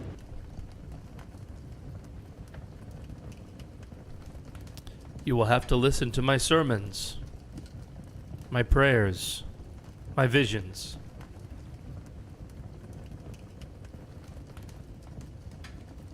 I won't mind. It's soothing in a way. So, yeah, I will.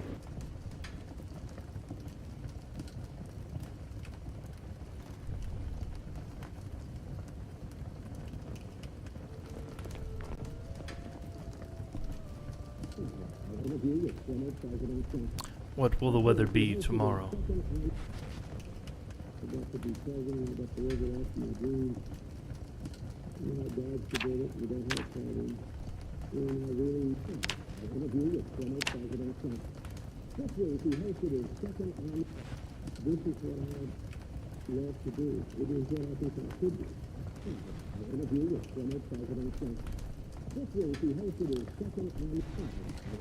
Fog and clouds, another day of it. But no rain, thankfully.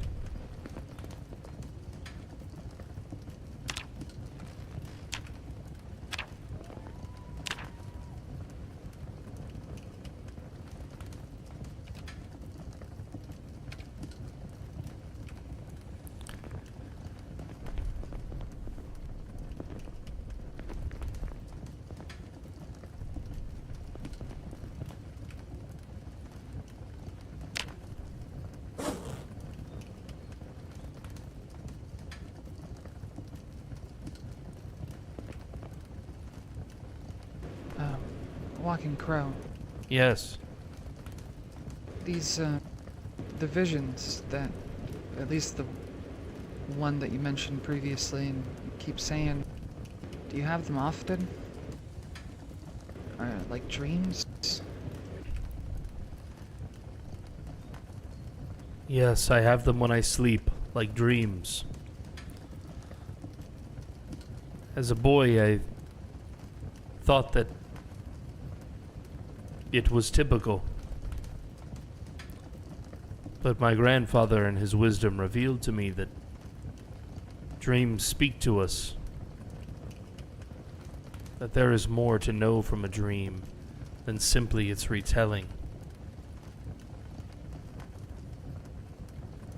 Sometimes our dreams are ways for us to speak to ourselves about things that we've ignored because we've been too busy with our focus. But other times, dreams are another world speaking to us. Forces of nature,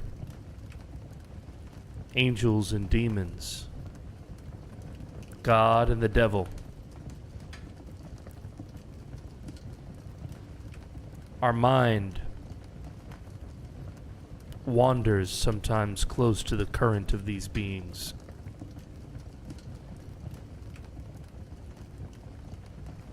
And like a flag waving in the wind, our minds and our dreams can be caught up in that cacophony. It can be hard to understand when it happens, what it means. Why us? Most people ignore such dreams, or because they unsettle the person, they move past it quickly.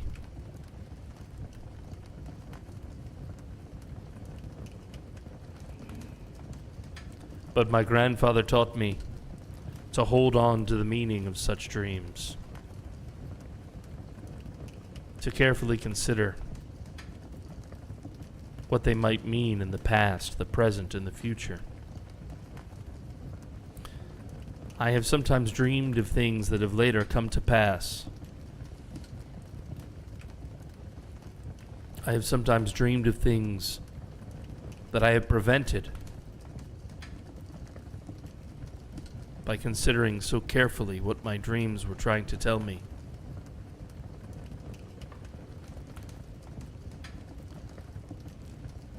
I have known one other who has dreamed like me. He was a wise man, but a sickness overtook him, a cancer of the brain, and as a result, he became susceptible You see, when the demon speaks to us, when we hear the angels sing,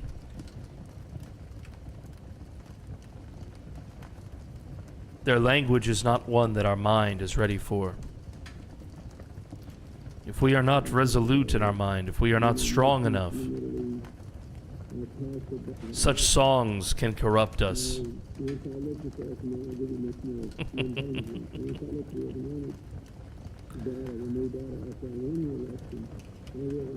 And they did corrupt this wise man that I cared about. I see. He is dead now, and it is up to me to carry on his dream. A dream that we shared mutually.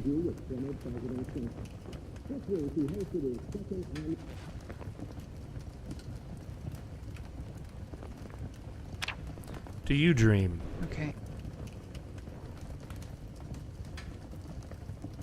Sometimes.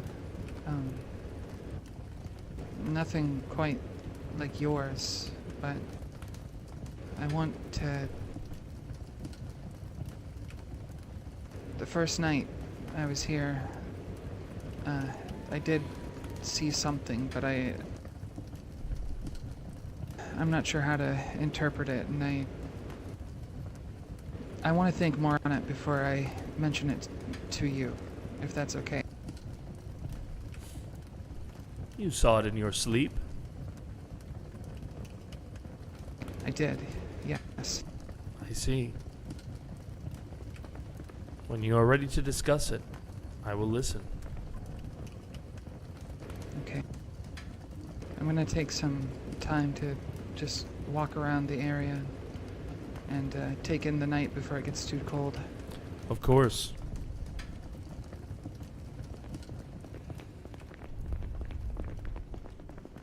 I'll be back.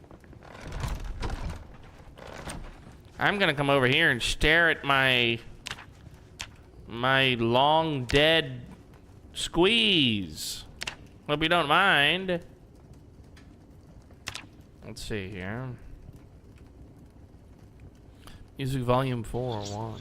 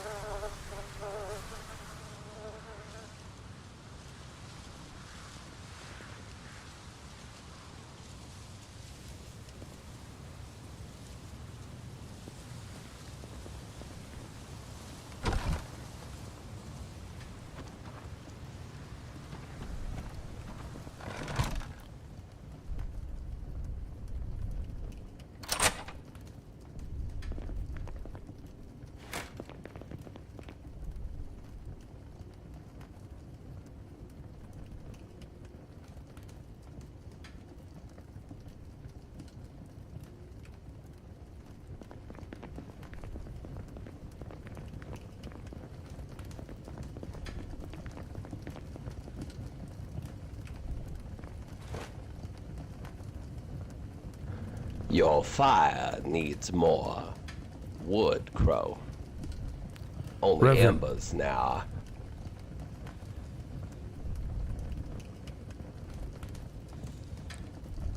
I see you've been making a mess of things.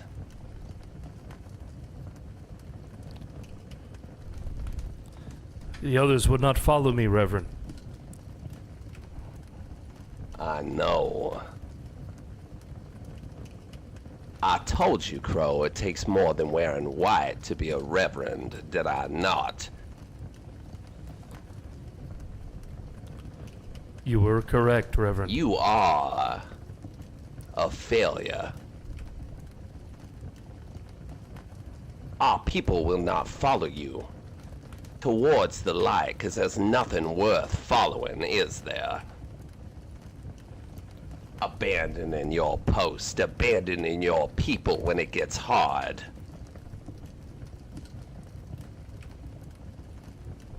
You ain't better than those rat fucker cops now, are ya? Face a little adversity, you crumble. You ain't nothing. Now, tell me, Crow, what were you gonna do out here? Survive your days here, living off of rats, squirrels, vermin, sing kumbaya? Is that our plan? Solar Creed needs a leader. Solar Creed needs to live on. What is the Solar Creed? You? You ain't the Solar Creed. You ain't nothing. Now tell me, what's your master plan, Crow? What is it that we are doing here?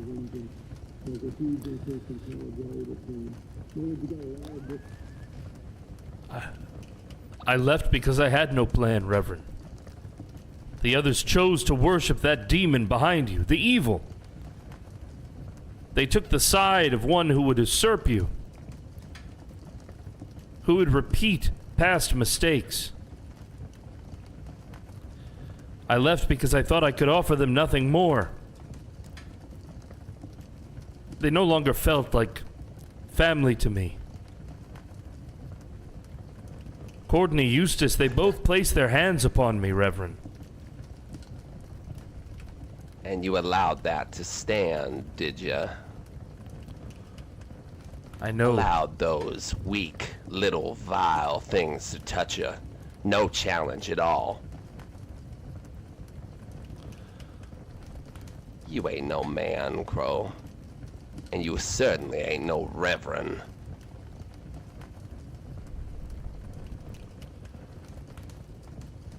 I have hope for the future, Now. Reverend. I think I can correct what has gone wrong. But Do you now, Crow? Tell me, how is it that you're going to correct what's gone wrong? How are you gonna reunite our brothers and sisters, carry the torch, walk forward? You of little mind, little integrity, little faith. How is it that you are going to resolve this conflict? Tell me. I'm curious to hear your thoughts. I cannot do it Weak, alone, Reverend. Pathetic thing. Reverend, I cannot do it alone. I need you. And there is one here now who has joined me. If I could induct her into the creed, then I could show the others that sometimes there is hope for the outsiders.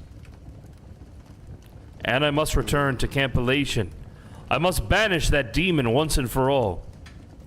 I have seen it in a vision, Reverend. My own blood must be used.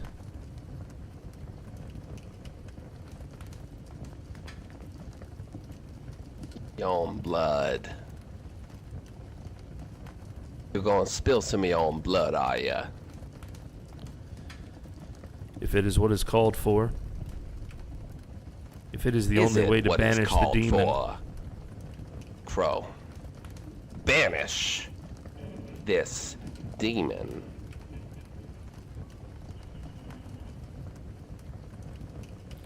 Advise me, Reverend. What would you have me do? Oh, you want my help now, do you? Want me to come on through and grab you by the hand and show you the way? Brother Crow, I've shown you the way. You just weren't listening.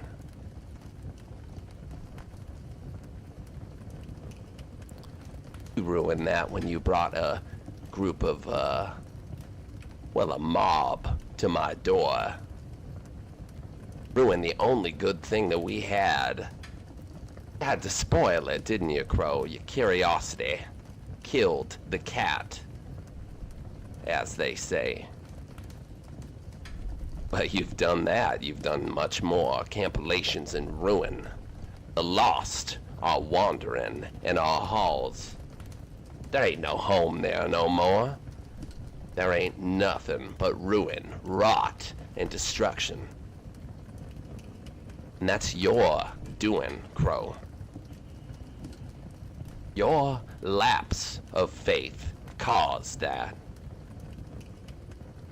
You speak of the one that was a usurper, one that was unworthy, that came through. Are you any better than him, Crow? I know you didn't call for violence. I understand that, but you only didn't call for violence because you're weak. You couldn't take something that you wanted, and when you got it, you didn't deserve it.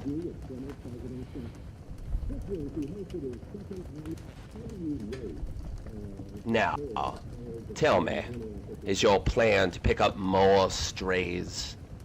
Like you had from those from Brandenburg? Is that your plan? Pick up more strays, see which ones stick.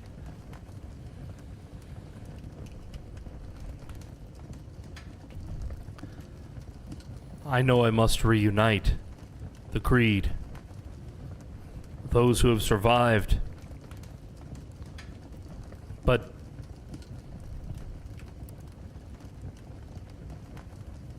I am not the worthy leader that they desire, that they need. No, you're not. But you're what they have now. You need to make things right, Crow. Enough about banishing this, what you call, demon. Stop meddling in things that you do not understand. You need to make things right. You need to kill the imposter that took your place, took my place, the unworthy that does not understand what it is we are doing here. And the death that you prevented, the divider. Well, you need to make that right, don't you? You understand your mistake now. As I said before, she is a poison, and she has poisoned you, poisoned your mind, and poisoned the Creed. You have to put an end to that now, Crow.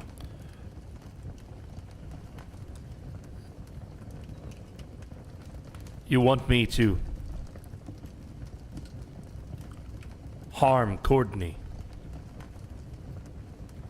I want you to kill Courtney. It's the only redeemable act that it is that you have left, and then you might have some semblance of a way forward. Has she not divided, diversified the Creed at every single turn that she's been allowed to draw breath?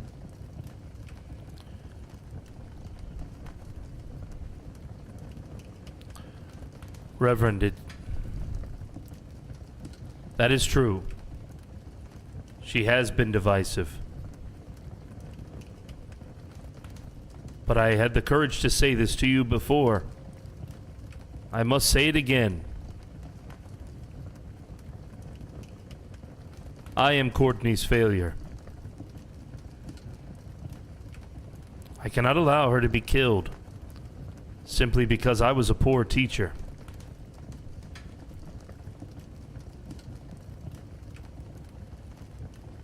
If that's the way you feel, Crow, then there's only one appropriate road forward.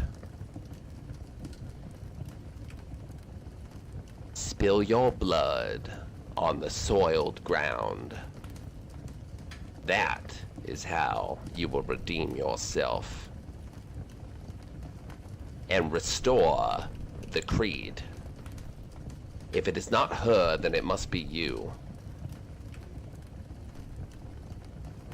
I say again, Crow, you are a fool with a big heart, no wits. It should be clear to you now why everything fell apart.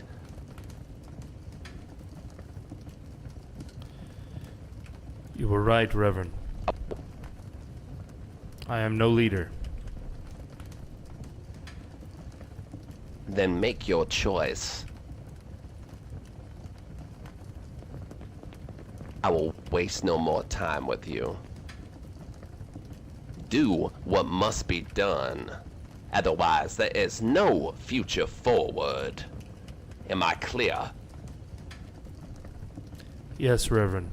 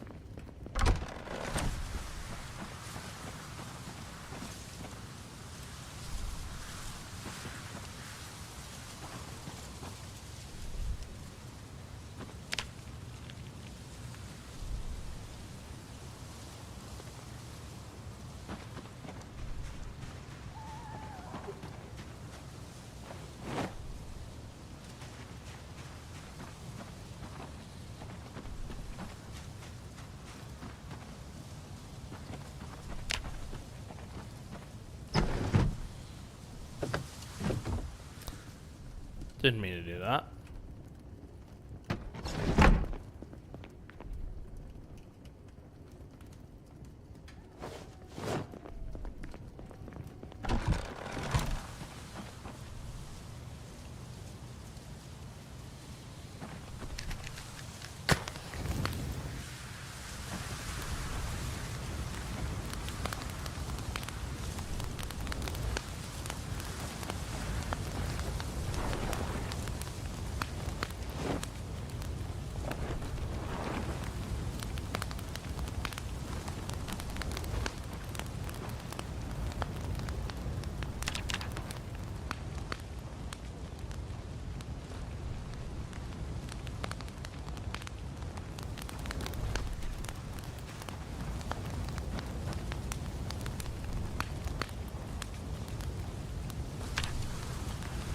Well,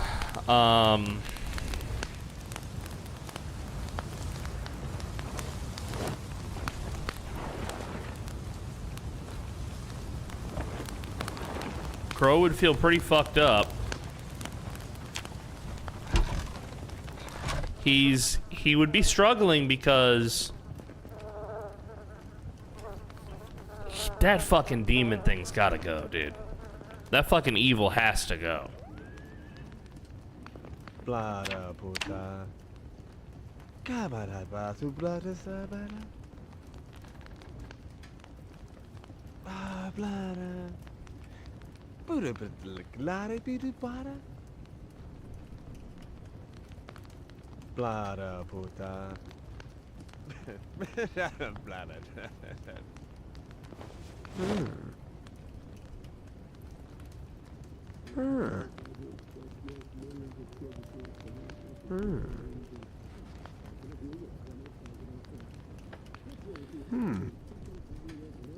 Crow knows that the evil has to go. And there's just no way that he's going to sacrifice Courtney in order to make that happen.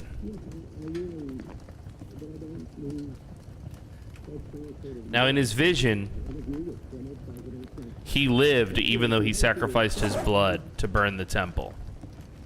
And the temple was afraid of his blood.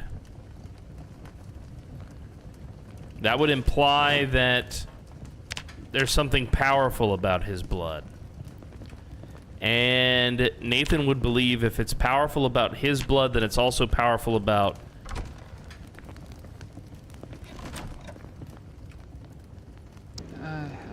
I'm home.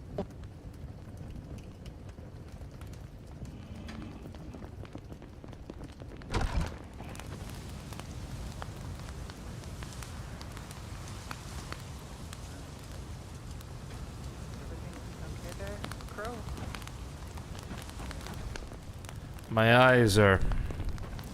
I must be tired. I cannot see you.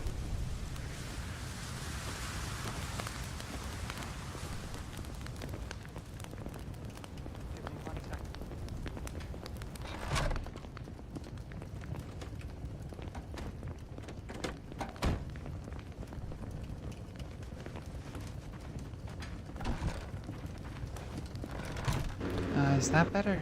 Yes. I'm glad you're back. I was just going to go look for you. Yeah, I wanted to go check to make sure that I set up the traps all right. I just forgot to put bait in them.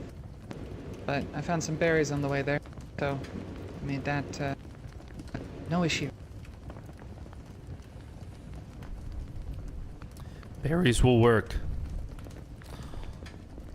Berries will attract squirrels. Let's see, do we have peanut butter? No, we do not. Peanut butter would be good for attracting some of the larger game as well.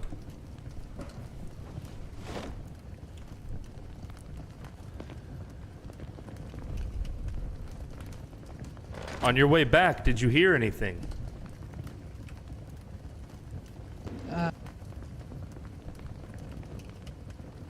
Sounded like someone was talking to themselves, but I looked around and there wasn't anyone there. What do you mean? Like whispers? Something like that.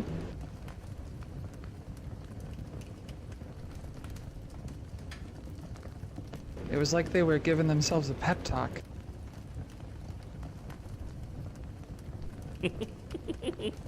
Yeah, that was me. Hello, trying to make myself feel better after running into the Reverend again. Oopsie poopsie.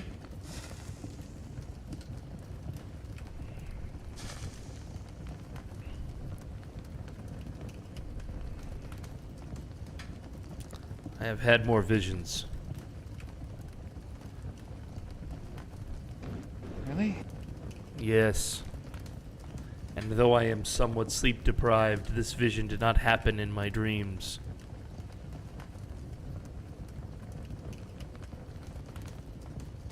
Okay. It happened in my waking hours.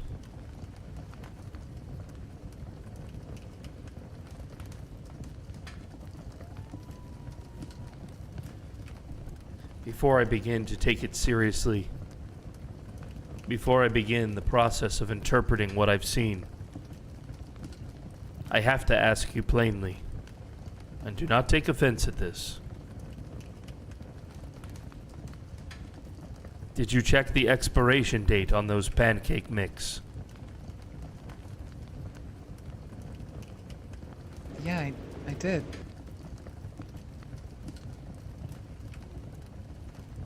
It was not expired? No, I ate the same batch as you.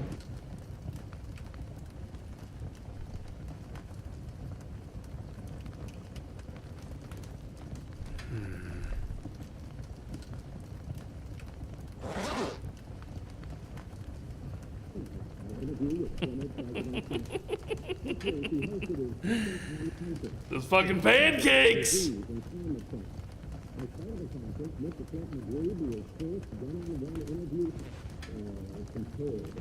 Could have been the secret ingredient. Just pineapples. They were fresh from the can, so I didn't think that they would be bad.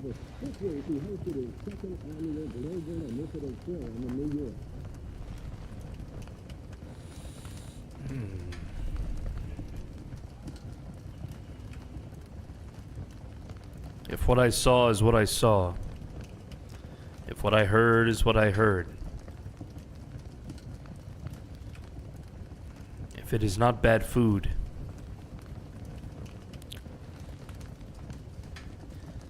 then I am concerned that people that I still care about are in danger.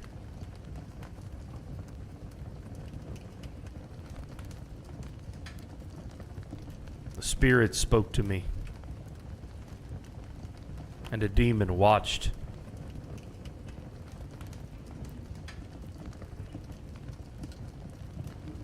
It is not clear to me if the demon is in control,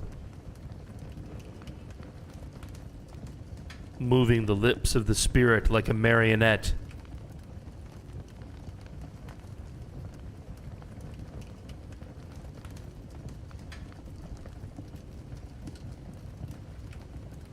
Or if what the spirit had to say to me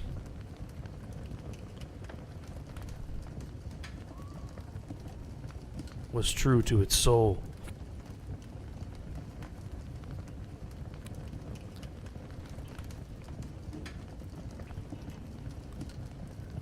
And it is concerning because the spirit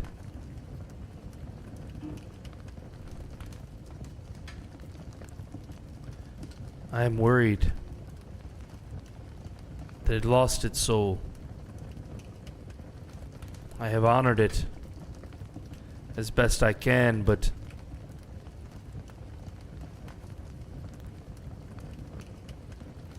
I am just not sure. I am not sure if I can trust what I know. But I can feel in my heart the spirit called on me to do violence. And I know if the spirit were still alive, it would do violence. It once tried to kill someone. I protected them. I stood in the way as a gun was placed at my eyes and my face. I prepared myself in that moment for my own death. But it did not come.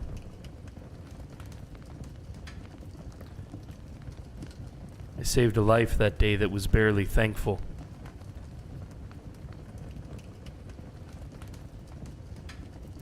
A life that later turned its loyalty on me to defend a devil worshipper.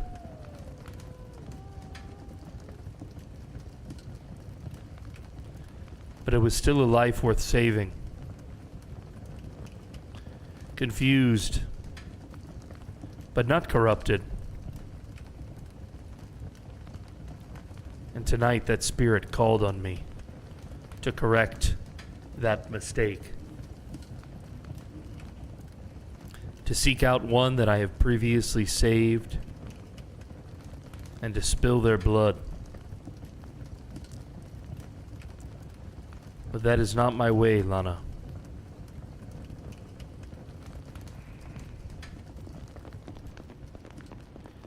And it is not what Layla would want of me. She would want better of me than to harm others. She was not afraid of conflict, she was a warrior. But yet still, she did not spoil for a fight, and she did not harm the innocent. And Courtney is innocent. For all of her flaws. For all of her divisiveness. She is still a person. Uncorrupted and untouched by the evil. I cannot find her and hurt her. But if I will not do it, the spirit will find someone else to do so. Which means that she is in danger now. There is someone else the spirit wanted me to harm. And if I cannot be controlled by the demon, I think the spirit will seek out this other person. To try and get them to harm Courtney.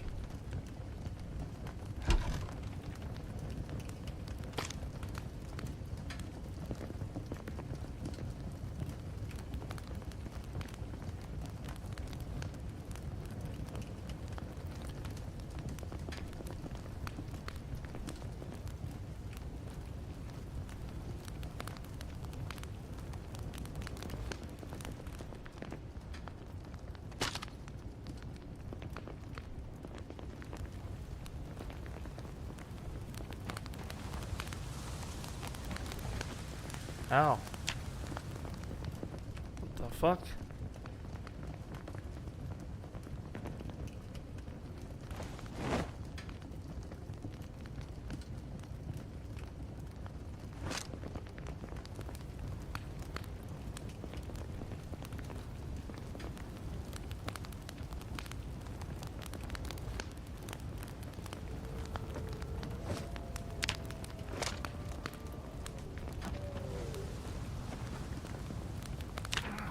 Fuck.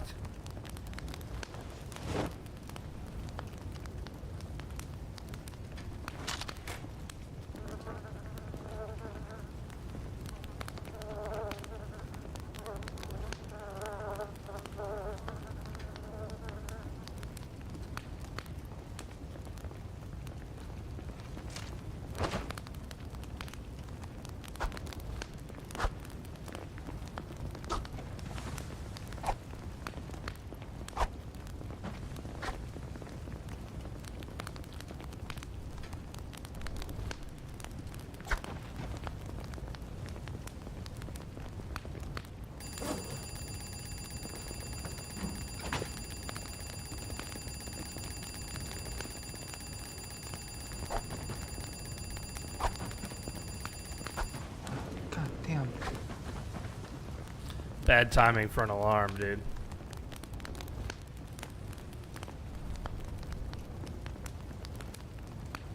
If you don't seem the type to make things like this up, so if it is true, I think it's just taunting you at this point. This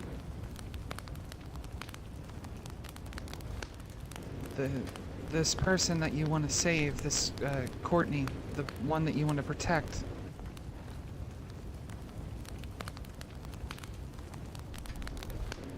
I'll help you. I can't hurt people, but I'll help protect people if needed. I don't see the things that you see, but you don't seem the type to, well, I don't think that you take after my dad by any means, so I'll trust you in this.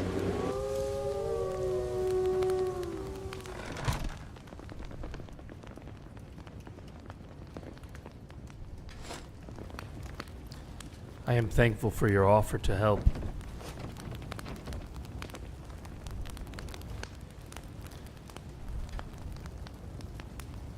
I want to do anything to pay you back. You could have easily just killed me when I walked in through that door, but you didn't. I put trust in you, and it...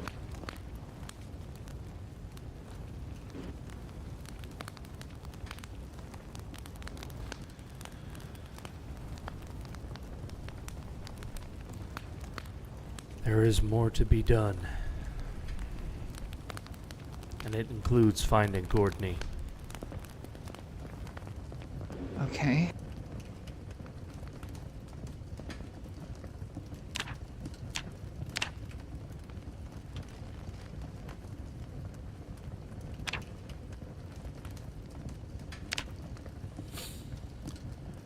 What the? Ow! Ow! Fuck! Nathan, stop! What? Stop! Stop what? You just cut me. You... What was that? Fuck! What do you mean I cut you? My arm. Are you okay? My arm! It's bleeding! You just cut me! No. I was messing with the radio. But I know of what you're experiencing. Then... Your knife, Nathan. I saw you take it out and... No. Stay back. I wanna help you, but you have to stay back right now. I would not harm you. The pain you're experiencing, that wound. It is from a phantom. It is stigmata. It's... What? I have felt the same. When the door opened and I stepped outside the threshold of this cabin, both on my forearm and my neck, I have been sliced, cut, scratched. I would not harm you. And why now would I do such a thing? After you have offered to assist me. Is it just messing with both of us now? I watched you cut yourself, Nathan. In the doorway, I saw you... I wasn't going to question you at the time. I wanted to just support you, but...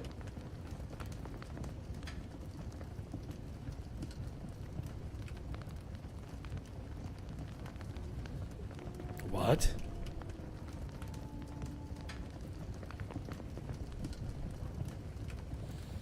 It is playing with our minds, because I have refused its command to harm Courtney.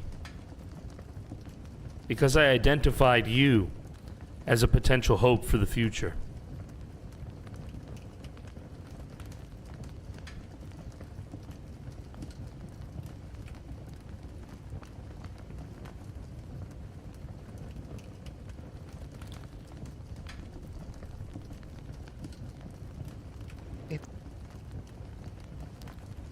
If it's even real, it could be using you, Nathan.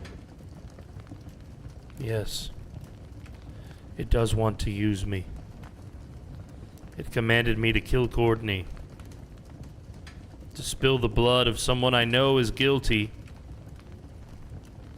But to spill their blood would only serve its purposes. I am no killer. I'm no murderer. I reject the commands of such evil. I will not fall into the same trap as the Reverend. This is why I must stay strong. This evil was brought back. It is something that I had defeated once before. I banished it, Lana.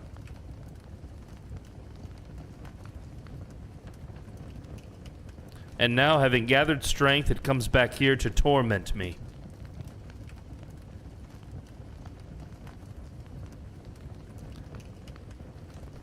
And it torments you to get to me.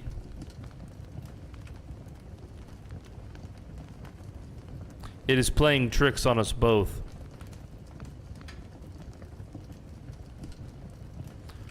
But you have my word that I would not harm you.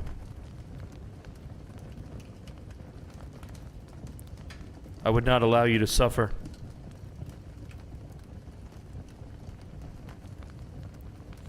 If there is anyone to suffer, demon, it will be me. I will not sacrifice others at your twisted command.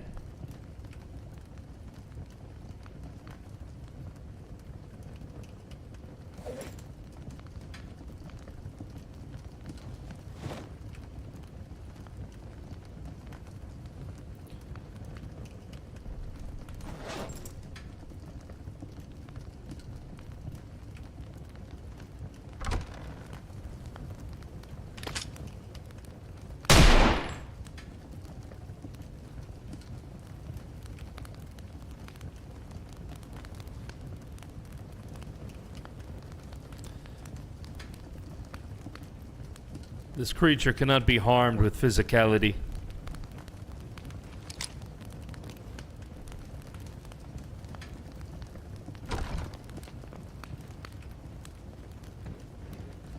Nathan, you have to give me your weapons. You have to put your weapons down.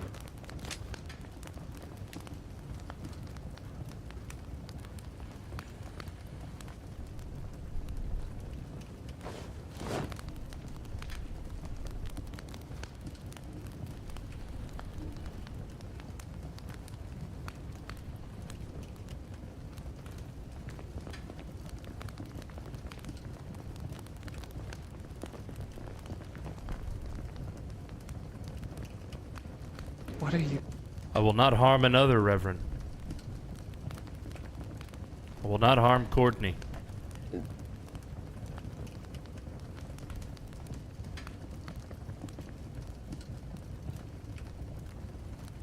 I don't want you to harm Courtney.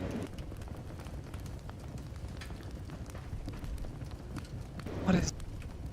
My weapons are on the ground, Lana. I am unarmed. It is not me you must fear. Do not pass the threshold of that door. My blood has been spilt in this place. This place is consecrated against this evil. As in my dream.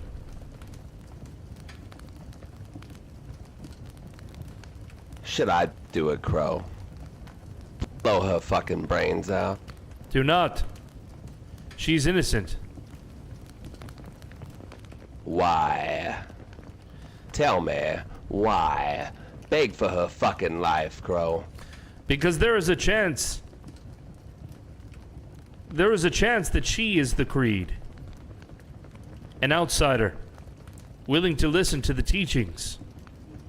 To consider her future and ours. Linked.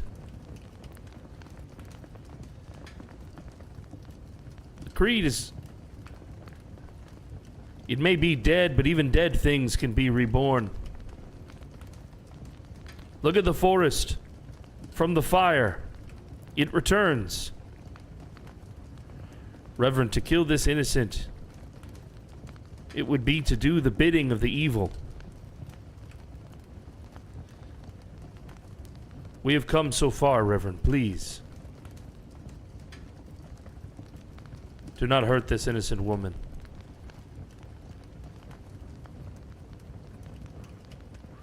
Tell me, what would you give for me not to blow her brains out, Crow?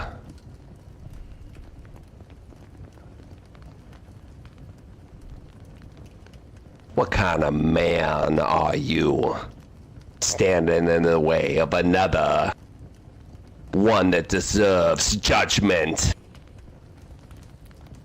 Why does she deserve judgment, Reverend? She is not guilty of Courtney's crimes. And Courtney does not deserve death. She does not walk the path.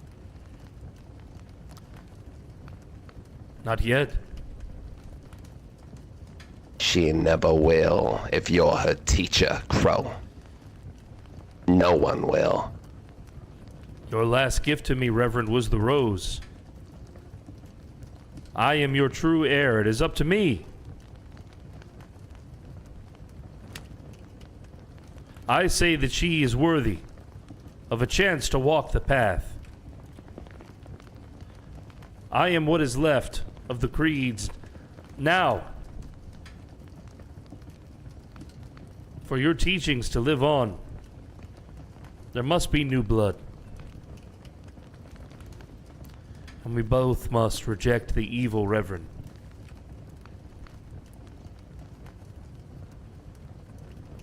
Please, don't do this.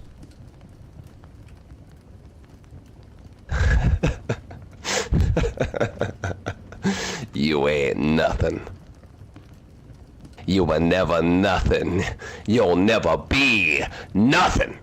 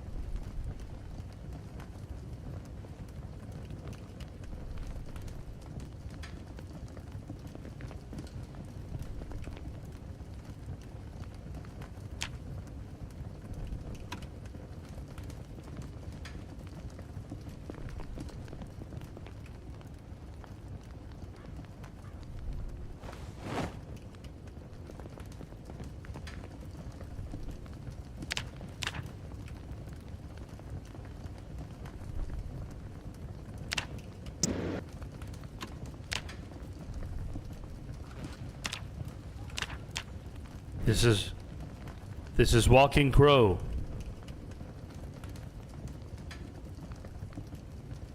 If you're out there, Courtney, you are in danger. You must seek to your own defense. You cannot tell me how to find you over the radio. I am not the only one who will be seeking you.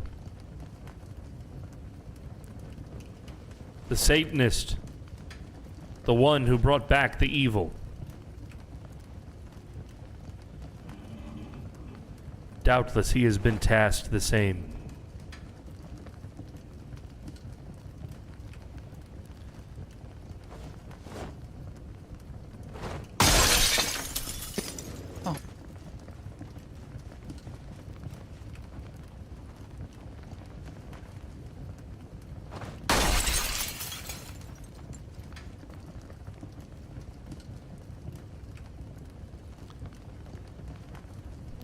Courtney,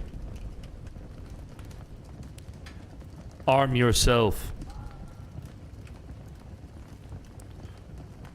with weapons to face the physical and clarity to face the spiritual.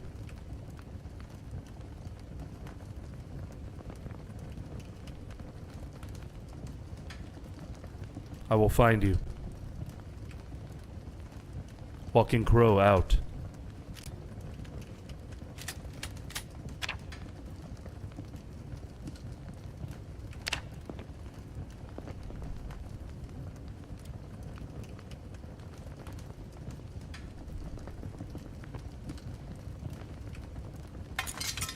I'm sorry for the mess.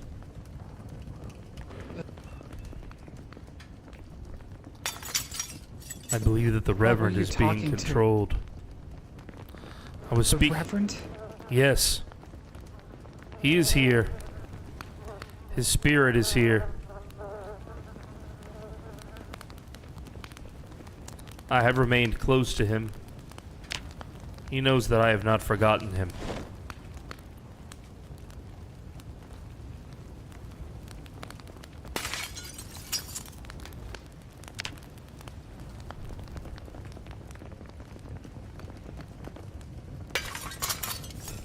I told you before that there is evil in this world.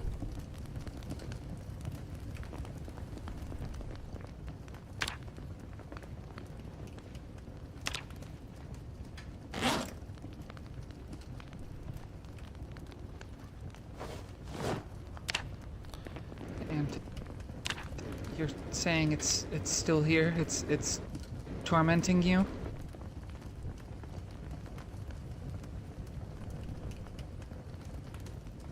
And now me? I do not see it at this moment. But I suppose it is not left. Evil does not like to be told no, Lana. I have refused its commands to kill. Now it seeks to punish me.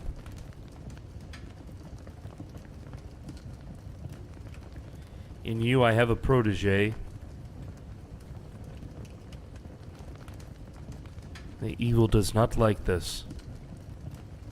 It does not want me to have the chance to make things right. It tries to convince me to do wrong. It's more clear to me than ever now that it is using the Reverend.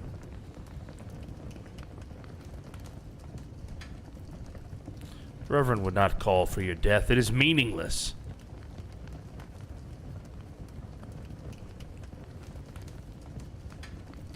It twists him.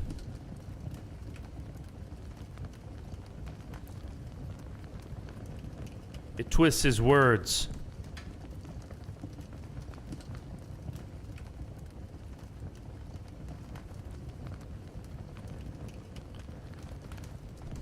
I know that all of this must be terrifying. You barely know me.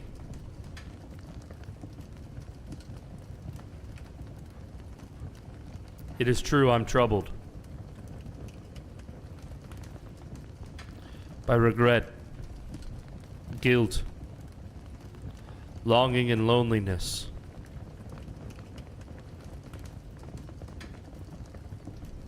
But what I am telling you I am seeing and experiencing with the evil is none of that. This spirit, it is ancient. And there are more answers that I will need if I am to fight it. It wants me to kill Courtney, but my vision showed me cutting myself inside the temple, consecrating that ground. It did not show me harming Courtney. I believe my vision. It is more clear. And it aligns with my principles.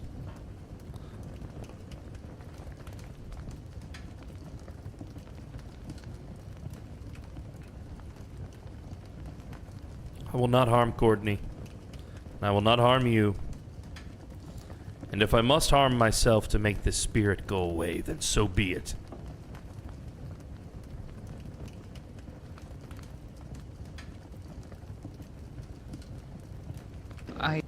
I want to believe you, and I want to trust you, but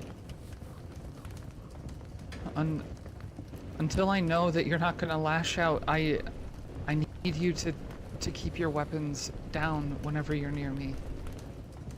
Yes. Look here. I too suffered wounds in that. I do not know what the demon made you see. But I am not the type to harm myself needlessly. Kill her. Kill her. Harm her. Strangle her, Crow. Do it. Practice for Courtney. I will not harm her, Reverend. Get away from me, Crow. Then you're a damn fool. You must carry the torch. We have to walk forward, Crow. What are you doing? Don't hesitate. Kill her. Kill her. She's innocent. Much like Courtney. Kill her. It takes more than wearing white to be a reverend, Crow.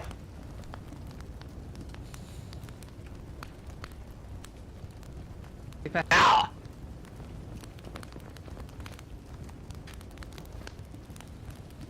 Please place your gun down.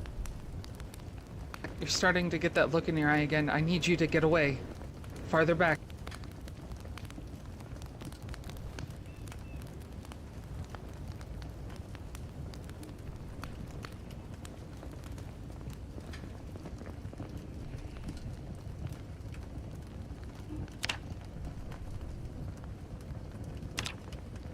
An angel of the Lord came unto me, snatching me up from my place of slumber, and he took me on high and higher still, until we flew over our great plains of Kentucky. And we soared through the sky, and cries of impending doom rose from the soil. I saw it. The sickness, the infection, the plague. And I knew in my heart that us as the Solar Creed would survive. All of us here together, walking forward hand in hand towards the light. We are what remains. Kill her.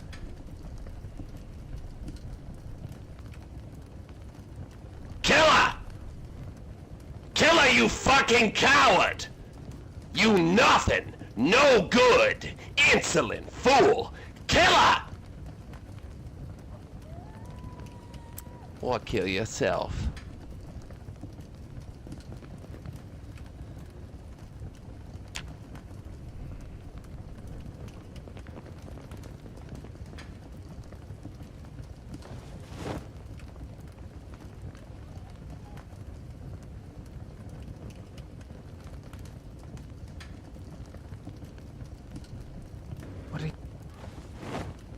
What are you doing?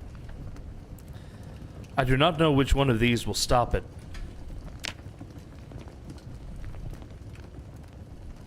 But perhaps one of them will help me steel against the creature. The Reverend is not a puppet to be used. Crow. Crow. Brother Crow. Walking Crow. You ain't nothing. Remember that. You ain't nothing.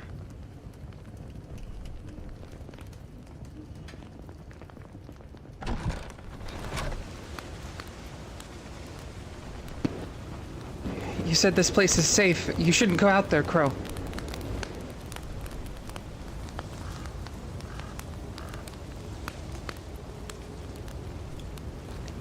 Kill her. Kill her. Strangle her. She's defenseless. She ain't nothing. She's a maggot of the old world. Rot. Nothing. Kill her.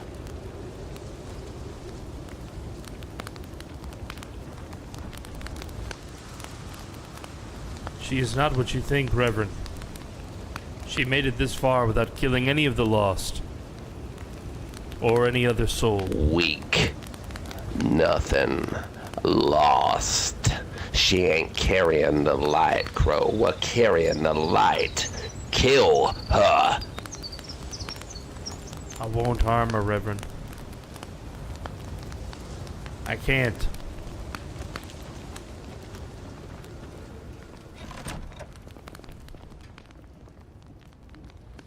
I need something to distract me.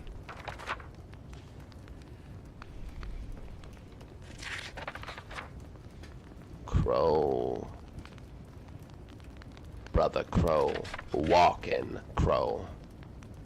Nathan. Nathan. Go away, Reverend. Brother. Walk with me, brother. Walk with me. Tell me about your dream, Crow. I'd love to hear. Decipher it for you. Maybe I can give you some insight on, too, what it means or the path forward. Walking towards the light, hand in hand, together, as we were always meant to. Crow. Brother. Bro. Walking Crow. Follow me, brother. Walk with me.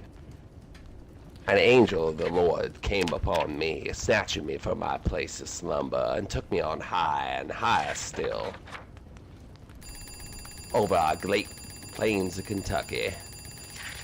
And cries of impending doom rose from the ground below.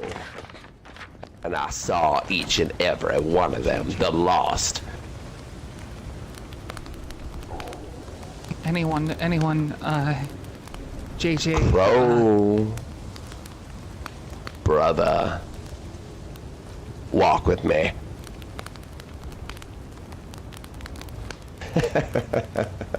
It takes more than wearing white to be a reverend, Crow. Georgia, anyone, no one even. It takes more than wearing white to be a reverend, Crow. Hard decisions. Ones that you are unwilling or incapable to make. Walk with me, Crow. Brother. Brother. Walk with me.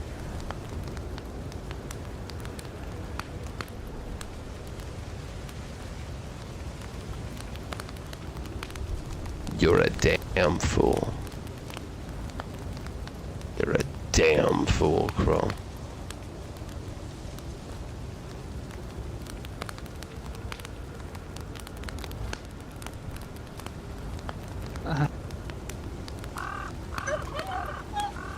JJ, Noah, anyone, it's Lana. I don't know what to do. I need help. I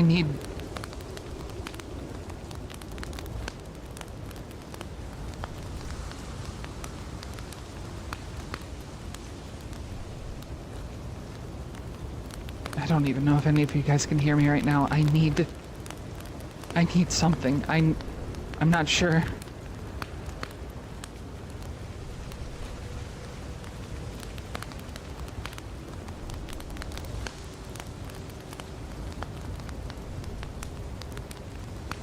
It might be fine.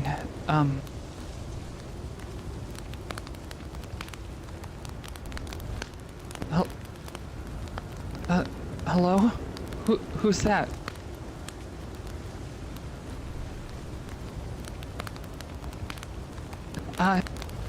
I don't know. This is Lana? Millard? Get away, Crow. Which one are you with?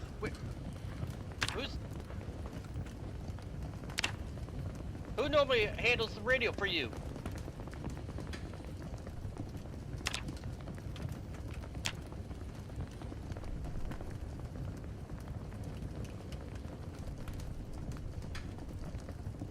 Why'd you do that, Crow?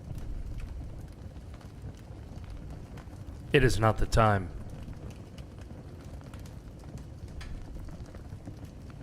You need more help than I can give you right now, Crow. Lana, I understand that you are afraid. But as you see, I am unarmed. I am in control of myself and my faculties.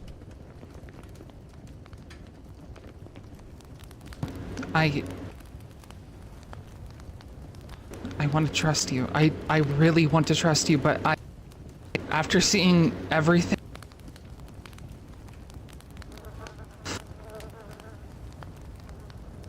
Seeing you lash out,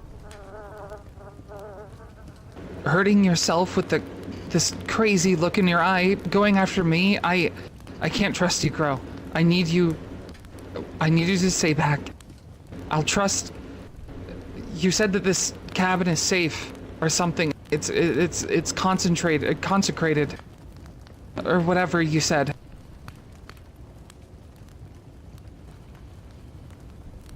So it can't hurt me if I'm in here, right? That is right.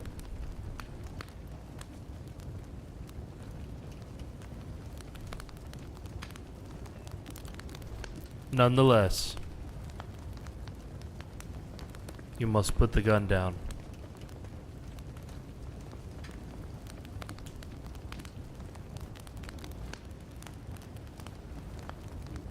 Violence would only serve its purposes. It desires suffering. It feeds on it. And fear.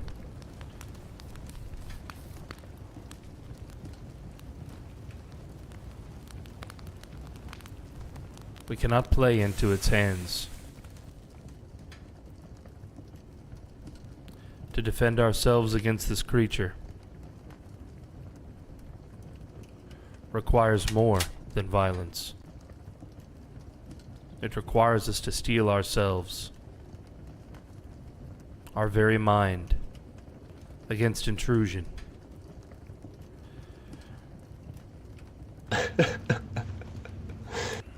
Kill him.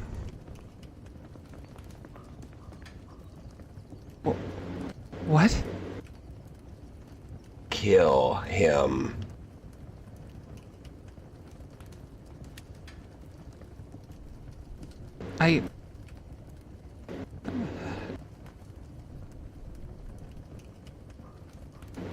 Why? Who are you? What do you, what do you want with me?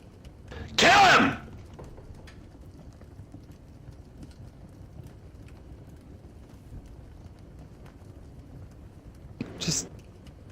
Just leave us both alone, please.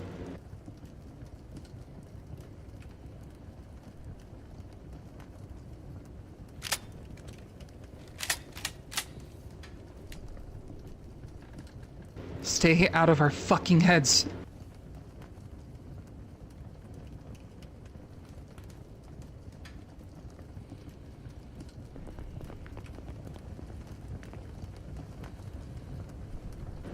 Don't move, Crow.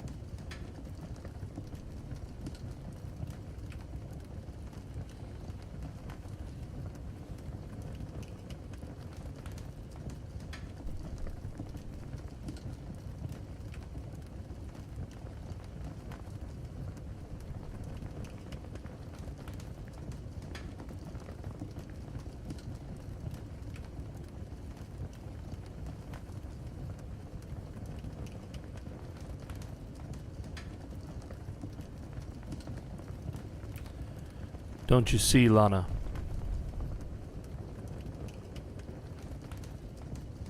It is trying to make us afraid because it is afraid. It is afraid that I know what to do, how to stop it. It is afraid that we have the courage to resist it.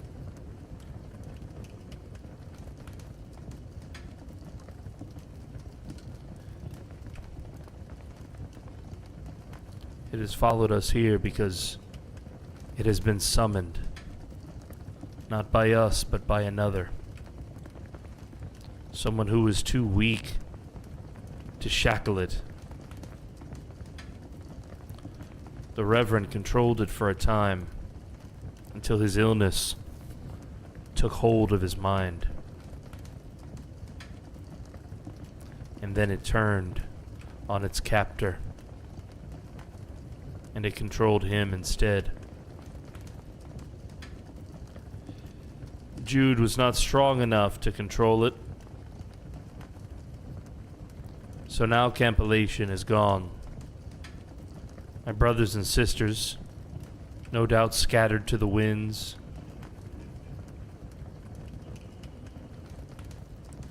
And the evil, free to roam and torment, has found us here. But it is like I said, Lana. There is no coincidence. The mere fact that you found me on your journey, here I am hidden, and there you were desperate. And what bond brought us together? Caring, a meal, not violence. You did not harm me, and I did not harm you.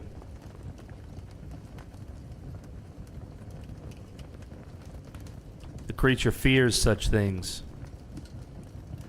It fears a world, a reality,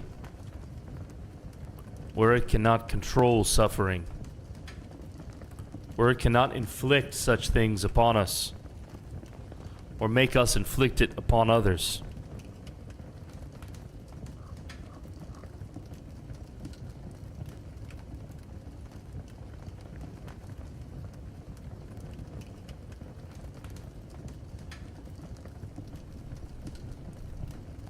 You should put the gun down on the bed.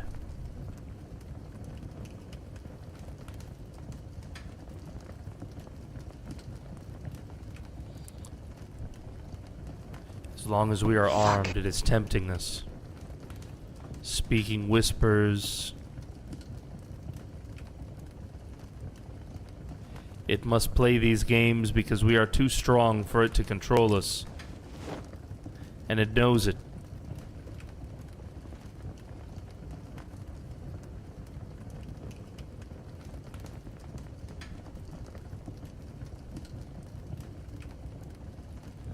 It fears us. Come on.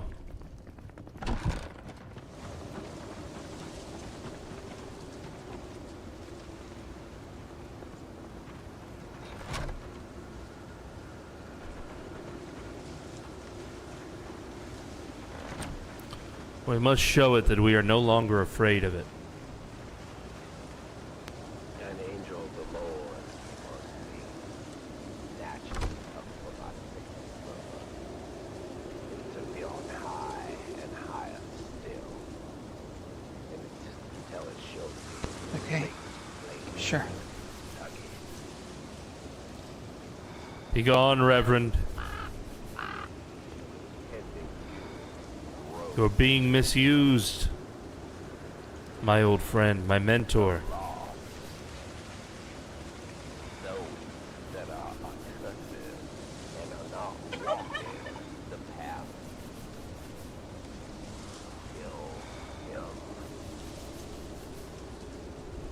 Kill him. There will be no violence here, Reverend. We are not afraid of the evil. Lana has resisted you, as have I.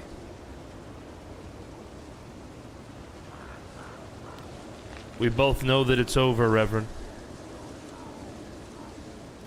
I will set it right. I will do what is necessary. I will return to Campylation. I will consecrate the temple. I will find Courtney and protect her from whatever assassin you have sent to claim her life.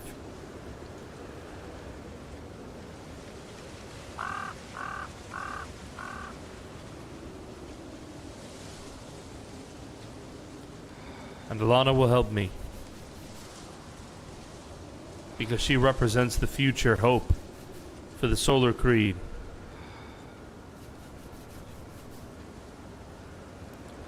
And there can be hope, Reverend. That was your message.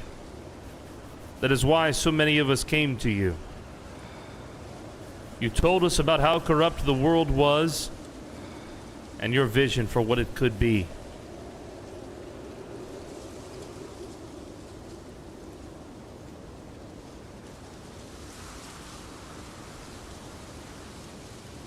And it will be.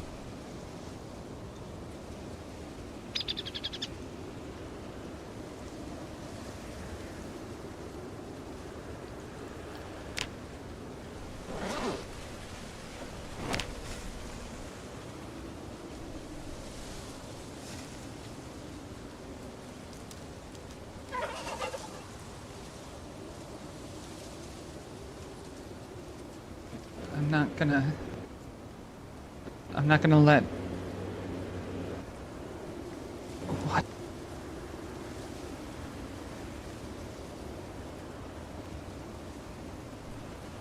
I'm not gonna let them force me to kill against my will. I want to help you. I want to trust you.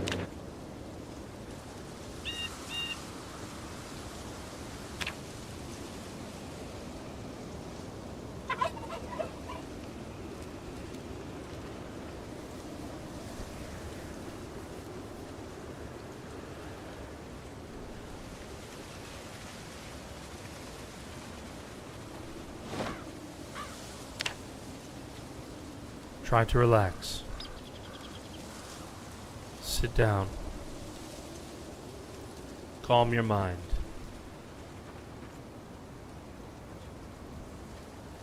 I wondered how long it would be before this spirit found me here again. I knew on Thanksgiving when that storm happened. I knew then. It was only a matter of time.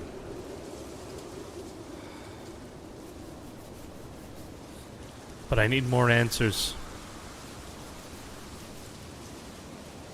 There is more to this story that I do not know. I know that I must return to the temple and consecrate it with my blood. But I still do not know how the Reverend summoned this creature. There may be a way to destroy it. I need more information. I need more time.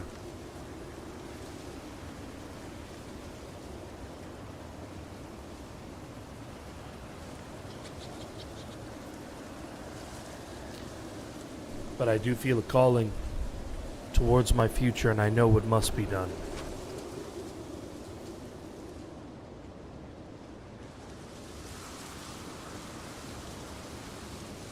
And we are stronger than this force. And I will not allow it to corrupt my memory of the Reverend. Meditate with me, Lana.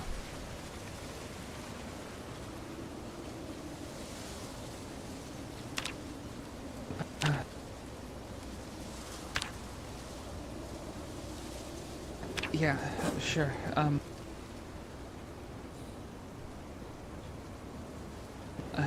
too bored right now. Seth, It's a very boring I situation. think these things are getting to my head a little bit too much. Oh shit, it put a gun here?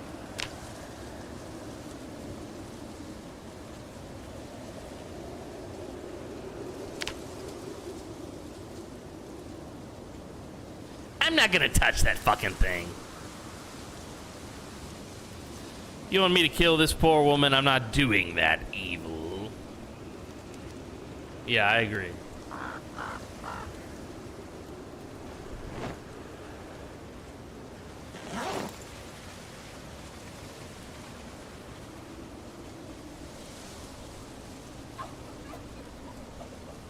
Okay.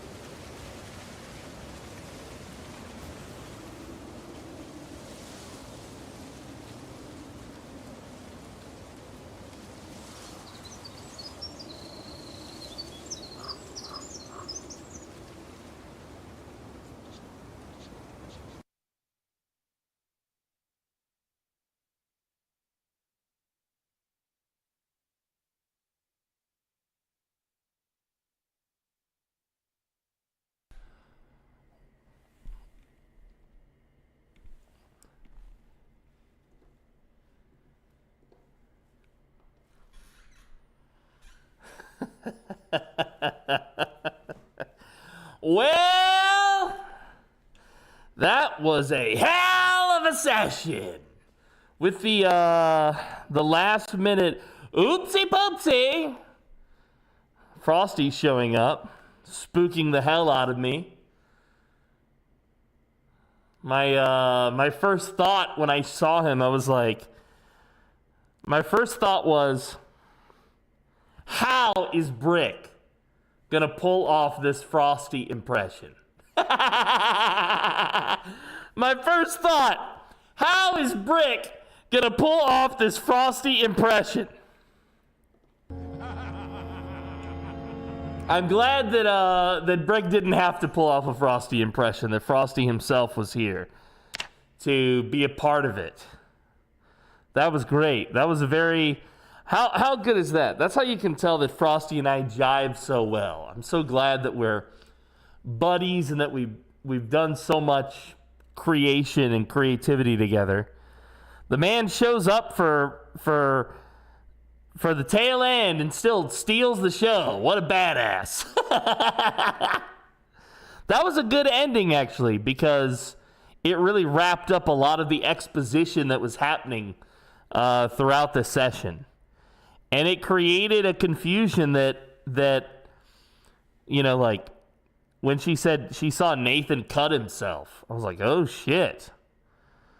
Oh, shit. You know? And they really played into it really well, the two of them, the way that, you know, big shout out to JoJo, big shout out to Brick, shout out to Frosty. You guys did excellent. That was a hell of a wrap up to the 11th session of our wonderful Dead Die Here Season 2. Did you guys have fun? Did you guys have fun?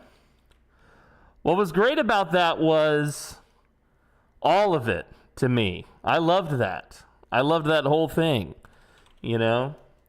I didn't mind the single player vibes of Zomboid being there, you know. I don't mind that. That was okay. And I thought that we interspersed the Zomboid loop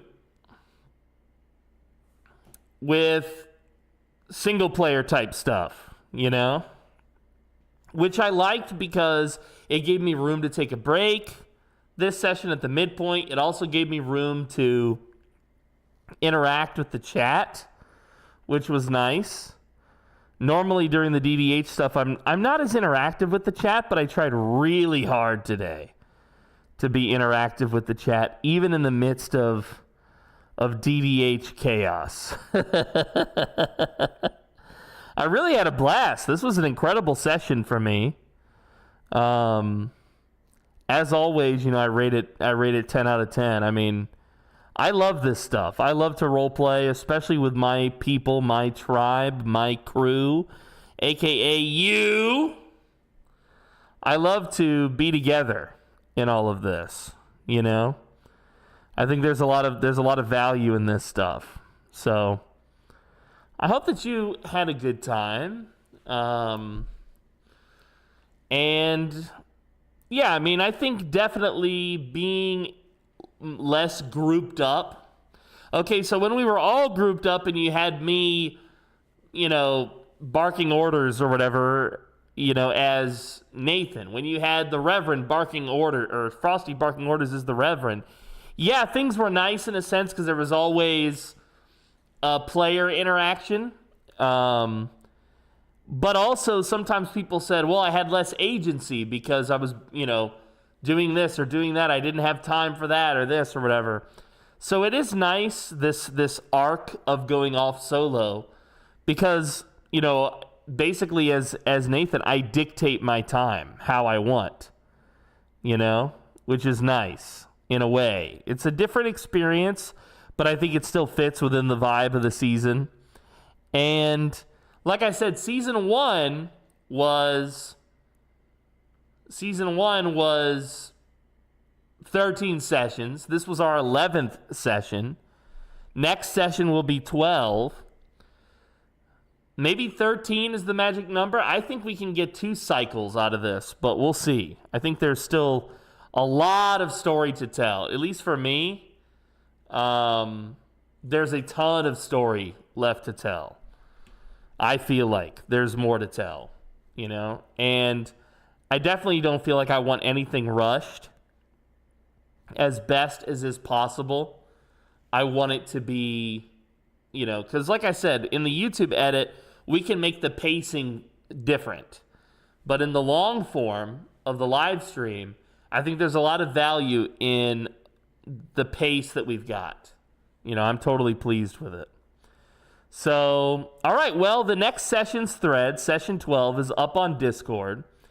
If you are the type of person who liked what you watched today and you want to be a part of it, this link that is about to go in my chat, both YouTube and Twitch, this link is for you. It's going to bring you to a DDH section of my website that's going to tell you all sorts of stuff about DDH, and if you want to be involved, this is basically your shortcut to getting involved. This is season 2 of the DDH. It was a pleasure to have you guys here. Special thanks to the plot team, but also special thanks to everybody who broadcast this today. We had a lot of different people. I know some people left early, and that actually, typically at the halfway point in my stream, a lot of people do split anyway. That's pretty typical in my experience. So I don't think that's too unusual. But obviously some unusual things are happening in the story where we're all in different groups. Gumbychu, thank you for the raid today, and thank you for streaming. Lenaria Del Rey, thank you for the 3 months. Oh, I never did hit you guys with one of these today. I know you're gonna miss it. Got another sub today. I appreciate you all the way. Without subs, I'd be real broke. Thank you every single day. Another sub, hip hip hooray. It means the most to me, okay? And it means that I still matter. I appreciate you all the way. Thank you, Luna, for that resub. Appreciate you. MaulCop, thank you for streaming. Stay Frosty, thank you for showing up at the end there and making an incredible performance. The show stealer, the show stopper, the badass that you are. 32 months as a disciple of the dead with the Prime. Thank you so much, Frosty. Appreciate that, baby. Ay. Give him some Kool-Aid, some meat bags, some Carl Smiles. Tater Chaos, I didn't get to interact with you today, but thank you for streaming. Vognarvik Gaming, thank you. Now, guys, I'll be back tomorrow for some more live streams. Tomorrow we'll be playing Solaris with Trundle, provided that his computer works. Apparently, he has to jump through hoops to run any programs right now, so we'll see. Maybe he's going to cancel on me. We'll see. But I would love to play Solaris tomorrow, which is what my schedule is. And I've already got my schedule for the next few weeks posted on Discord as well. But meatbags, I think you know what time it is. I'm dead tired. I need to stop for a bit and go dig up some old friends. So finish your homework. Be in by 9. But most importantly, and this goes out tonight especially to Wendy, tell your mothers I said hello. Auf Wiedersehen, ihr Lieben. I will see you all again tomorrow. Thank you to each and every fan of the show. We appreciate your loyalty, your commitment, and your generosity. Thank you to our most loyal disciples of the dead today, Stay Frosty Gaming and Lenaria Del Rey. Thank you to Hearth and Harmony for the raid, Gumbychu for the raid, Streisand for the raid, Brick with the 71-month resub. You guys are all awesome. Who should we send it forward to today? Brick had a suggestion. Let me see here. I just want to scroll up a little bit. I need to find it. I need to find it. I need to find it. I saw a redemption. Now I can't find it. Hold on, hold on, hold on, hold on, hold on, hold on, hold on. I'm gonna find it. He suggested someone. Yeah, K-Bizzle4. K-Bizzle4. Let's go see K-Bizzle4. Huh, guys? Good suggestion from Brick. Am I familiar with K-Bizzle? Have I rated you before, K-Bizzle? I don't think so, because I'm not following you, bud. But here we go. I'm gonna hit that follow button on you. Let's throw it over to K-Bizzle, guys. Let's hit him with the raid. Thank you all for watching. Remember, my VODs are always available to you on YouTube. So if you want to go back and watch this session or any other, you can always go there and check it out. All right, guys, let's send it over to K-Bizzle. I want everybody to say, "Hail from the Cult of the Dead," and give Kool-Aid, Meatbags, or Carl Smiles as a way to show some love and support, okay? Help me introduce myself to somebody new and show some love and support for another Zomboid creator. See you later, mates.